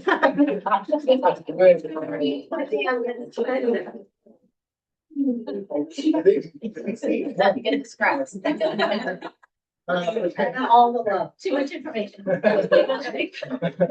Assembly Bill 1914, childcare and general plans. This bill would integrate childcare planning into local government decision-making by requiring cities and counties to address childcare access and general plan updates, supporting availability of safe, affordable care. Then we have another bill, 2258, that if passed would strengthen childcare access and parental choice by creating a new program to augment funding for alternative payment systems and that allow family flexibility in selecting providers. Then we also have another one that revolves around family daycare, know your rights trainings. Other childcare bills that we're supporting, SB 1051 by Manjavar. This is around foster care childcare access. We also have AB 2092 by Assemblymember Mia Bonta. This is around childcare services. If passed, it will support expanded access to childcare services and infrastructure that benefit working families and promote early childhood development. Like I mentioned, childcare is huge this session. AB 1969, again, my Assemblymember Bonta with Coordinated Neighborhood and Community Services Grant Program. AB 1996, also by Assemblymember Bonta, Child Poverty Reduction Advisory Council. And last but not least, with childcare, AB 2006. This is childcare in state buildings. If passed, would expand access to childcare by prioritizing childcare facilities in state-owned buildings, increasing availability for working families. Now we have a bill around immigration, which is AB 2624, accessibility protections. This would strengthen protections and access to services for immigrant families with young children, ensuring that they can safely access supports that promote healthy child development. We have a paid family leave bill, bereavement leave expansion, very exciting. And then last but not least, we have a bill that we're supporting, in parallel with the association with AB 1734. The Count Hunger Act improves data collection of food security to better foreign policy. This is a pilot program. Oh, I'm so sorry. The Addis bill is the pilot program. This is what I get for rushing. My apologies. AB 2704 is the bill that we're supporting with the association. Sorry, Alba. We're supporting this measure following conversations with the First Five Association and then alignment with their strong support and ongoing advocacy on this issue. In addition to what I just mentioned and discussed as fast as I could, we are supporting, again, along with the association, broader legislative priorities. These include the Early Childhood Education Coalition's request to fulfill the commitment of 77,000 childcare spaces that were promised in the 2021-22 Budget Act, as well as advancing rate reform through a cost of care alternative methodology. And finally, along with the association, we're also supporting The Assembly concurring Resolution 171 by Assemblymember Rodriguez, which would designate the week of April 20th through April 24th as California Home Visiting Week. Beyond legislation, we've also been very active in direct government engagement. So I'll get through this as quickly as we can. We were invited by Congressman Jimmy Gomez and the Congressional Dads Caucus to participate in the National Summit on the Caregiving Crisis in Washington, D.C. This was a really important moment. It brought together bipartisan leaders to focus on caregiving systems and early childhood was a central part of that conversation.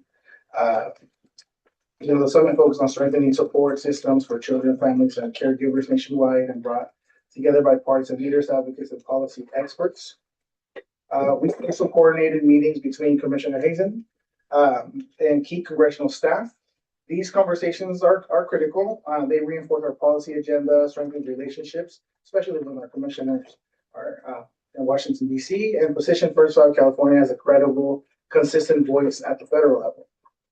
Importantly, they help connect what's happening in Washington, D.C. back to what families in California are experiencing every day, as well as help provide our California representatives in Washington with important information, updates, and on-the-ground testimonials, along with priorities from California families and organizations representing them. It also allows a chance for our leadership, like Commissioner Hazen, to see how lawmakers in DC are operating, especially California representatives, what's important to them to communicate back to California. And we even learned that, for example, Congressman Jimmy Gomez, 50% of his staff is comms, and how his whole office is set up to make announcements on the spot, quickly on social media. Doesn't have to be anything fancy production. It's like ready to go. If something happened that's important to the community, and they're announcing. So that was very interesting to see. Equally important is that we stay connected on the ground. We've been consistently presenting or present in the legislative hearings, statewide convenings, and cross-sector conversations. That includes statewide convenings, briefings, webinars, and communicating with our sister agencies. For example, we've joined Executive Director Wong on meetings with our sister agencies to deepen collaboration and communication, and we hope to continue these meetings quarterly, hopefully. And I also, want to congratulate the First Five counties on their recent Advocacy Day this past Tuesday, which our team attended, like I will mention at the beginning of the meeting, and even joined a couple meetings with some of the counties like First Five LA. Also, shout out to my new team member, Yahaira. This was her first time on behalf of First Five California being introduced to our network colleagues. I just want to thank the association and the counties for being welcoming of my team members. Lastly, on community engagement, this past Tuesday, I had the honor of delivering the keynote speech at the 27th International Families and Fathers Conference in Los Angeles, which allowed us to inform other organizations in California and around the world of the work that we're doing here at First Five California to help children 0 to 5, their families, and the organizations that serve them. Now, we wouldn't be doing a good government relations job without keeping up with the gubernatorial candidates. This one specific, out of the many that we've been, paying attention to and involved with, this one was the Women's Economic Security, Health, and Safety Forum hosted by the Democratic Legislative Women's Caucus here in Sacramento. This is where the gubernatorial candidates outline competing strategies to improve affordability with a strong focus on childcare and healthcare access.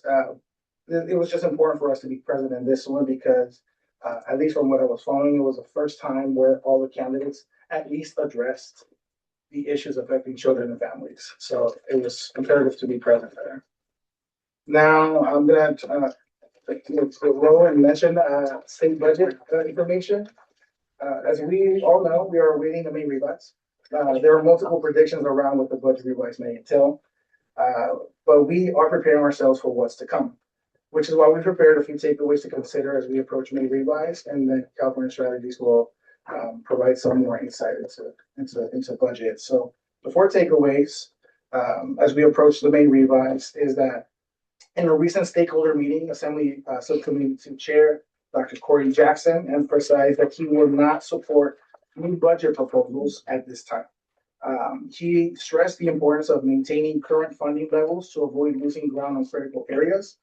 Dr. Jackson also underscored that preserving access to existing programs is a top priority and that no individual should lose access to services. And other key priorities that mentioned identified and include food access, housing, especially for the elderly and foster youth, human services, and continued support for immigration and legal services. Now, I'm going to go ahead and turn it over to our colleagues here with Calculating Strategies to talk a little more about budget and reports from the LEO. Sure. And I think just to put a little bit of a finer point on the stakeholder meeting with Assemblymember Jackson, he's probably one of the largest champions and most progressive members when it comes to helping human services. And for him to basically say, I'm putting the brakes on what I'm willing to consider this year, shows you the tenor of the legislature. If our most progressive members are saying, yeah, we need to figure out where we're at, then that shows you probably where we'll kind of look like as we enter budget. So it's April, mid-April, this feels a little out of date, but the highlight for where we were with governor's budget is we had some difference of opinions between the legislative analyst office and the governor's office surrounding what this year's deficit could be. To some extent, that has to do, well, to a large extent, it has to do with HR1. The administration was pretty clear. They were still in the process of trying to calculate the implementation of HR1 and what that would be. Whereas LAO had based some things in. Also in conversations with LAO, you know, the way the two entities calculate was very different. LAO does whatever is in law versus governor's budget can look at what the governor would like to propose. So there's some underpinning differences year to year as to how they're making those forecasts and estimates. What was consistent was the deficits that both agencies calculated for the next 3 years, anywhere from a $25 to $30 billion ongoing deficit. So it does kind of start in the reality of where we are as a state and what may happen and how we proceed. It's definitely a sober time, I would say, within the legislature and the budget hearings. A lot of information about what may come and how we can push as hard as possible as a state, and frankly, how we can do as much as we can within agencies to support children, families, and those utilizing those benefits to make it as easy as possible, even though the federal administration has obviously put up a lot of onerous roadblocks to try to utilize various benefits. So I think one more point to underscore, obviously come May revise, which we anticipate will look much fuller from the administration and we'll have a much better sense. It's going to be a bit of a mad dash between the release of May revise and the adoption of the budget. I will say that both houses of the legislature are anticipating releasing their own budget plans. The Senate actually just released theirs about an hour. We haven't really read it, but about an hour ago. It's a little hard on a phone to read. So they're getting ahead where we think, you know, where they're going to starting negotiations places will be, and then we'll see where governor's budget comes out, or May revise, comes out.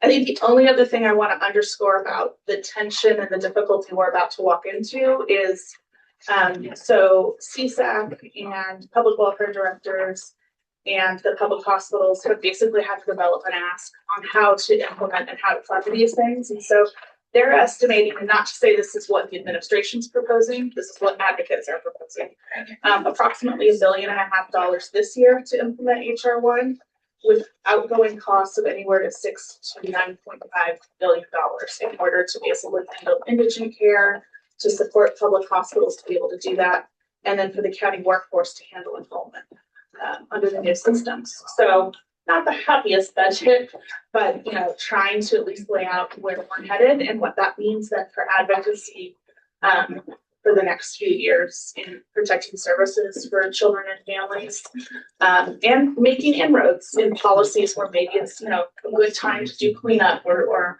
non-fiscal. Okay. So we're the right, I mean, Jonathan, anyone else? No, I just real quick on the county ask for the budget this year. They're hitting multiple levels, requesting hundreds of million dollars for each program.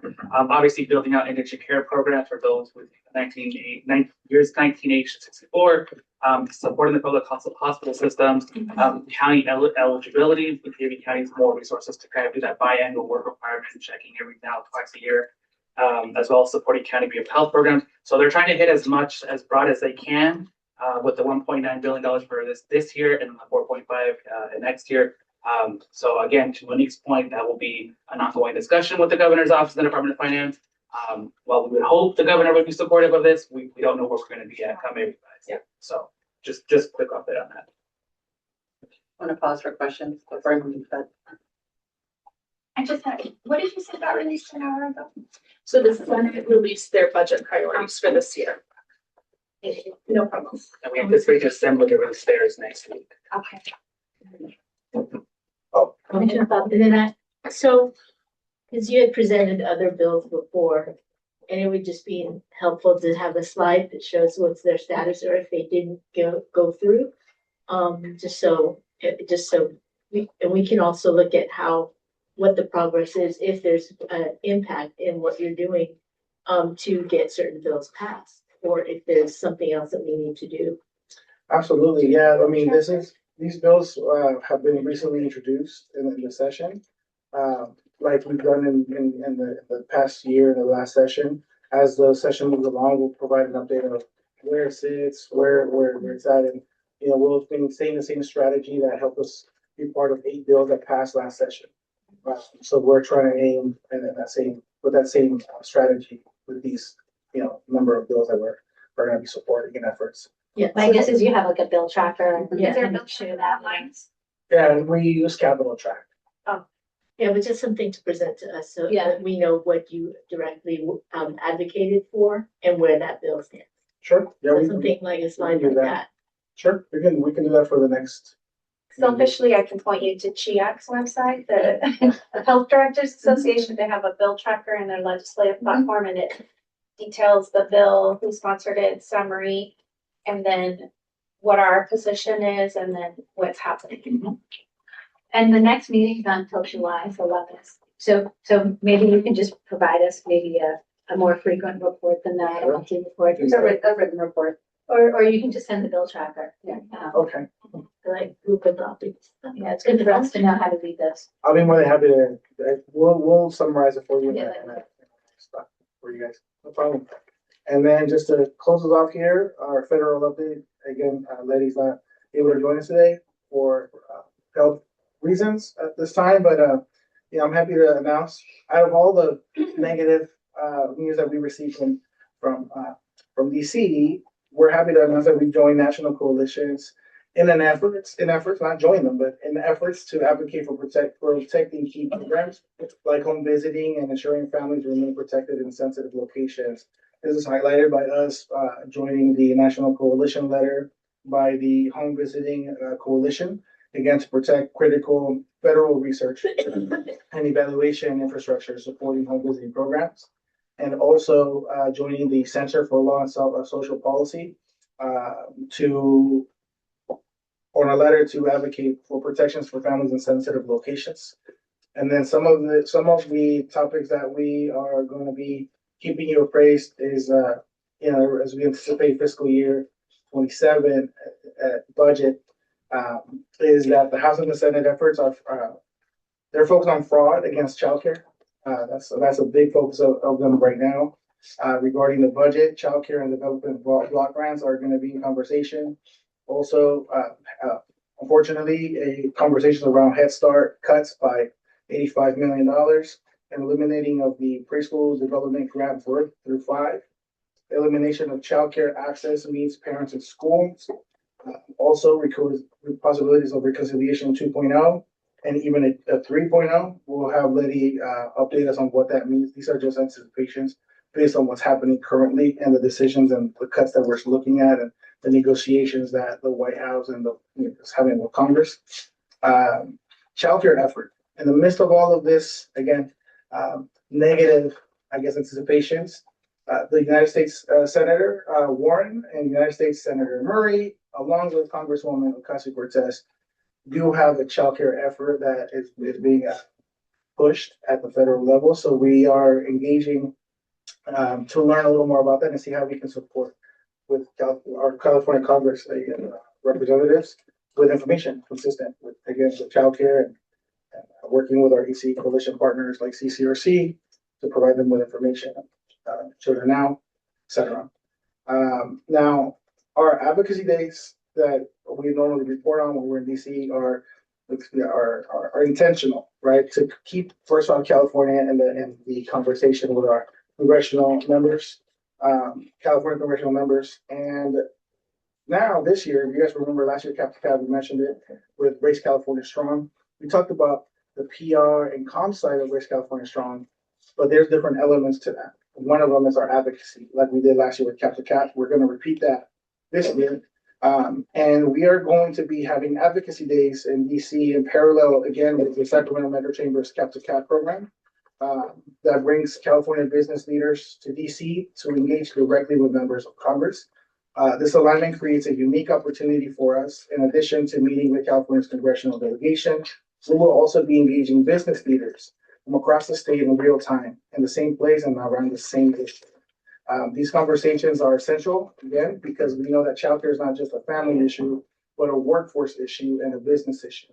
So this is how we're going to get the unusual suspects continued involvement and informed and have childcare at the top of conversation in California, but at the federal level. By elevating these shared concerns directly with both policymakers and business leaders, we are helping to reinforce a broader understanding of childcare as a critical component of economic stability and growth.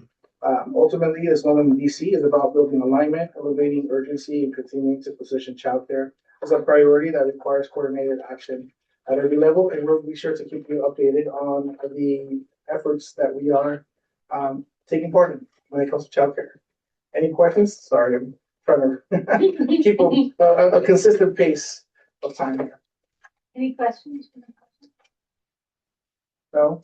Thank you for that overview and good luck. It is gonna be an interesting couple months. It is. Well, thank you, Commissioner. And again, if you have any questions outside of the commission meetings, I'll be free to ask. Please stay, because we have public comment. Any members of the public wishing to speak on this item? Just on the hot seat. What? Seeing no public comment. Thank you for signing on to our bill. No public comment in Sacramento. Any public comment in Stanford? In the virtual queue, no, Chair. Okay, thank you. And so that closes our public comment, and that ends item number 8. That was the last agenda item. Thank you all so much. We're really grateful. We feel like we're in good hands in terms of the federal and state work. Lots of work, as Commissioner says, going forward. That now puts us on to item number 9, adjournment. Our next regularly scheduled commission meeting is set for July 16th. We look forward to that conversation. If I could call for a motion to adjourn the meeting. The motion to adjourn. So moved. Is there a second? Second. All in favor? Aye. Okay, thank you so much. Thanks for your meeting adjourned. Thank you to the team for feeding us and putting on the great meeting today. We're really grateful for all work. Thank you. Thank you to those in the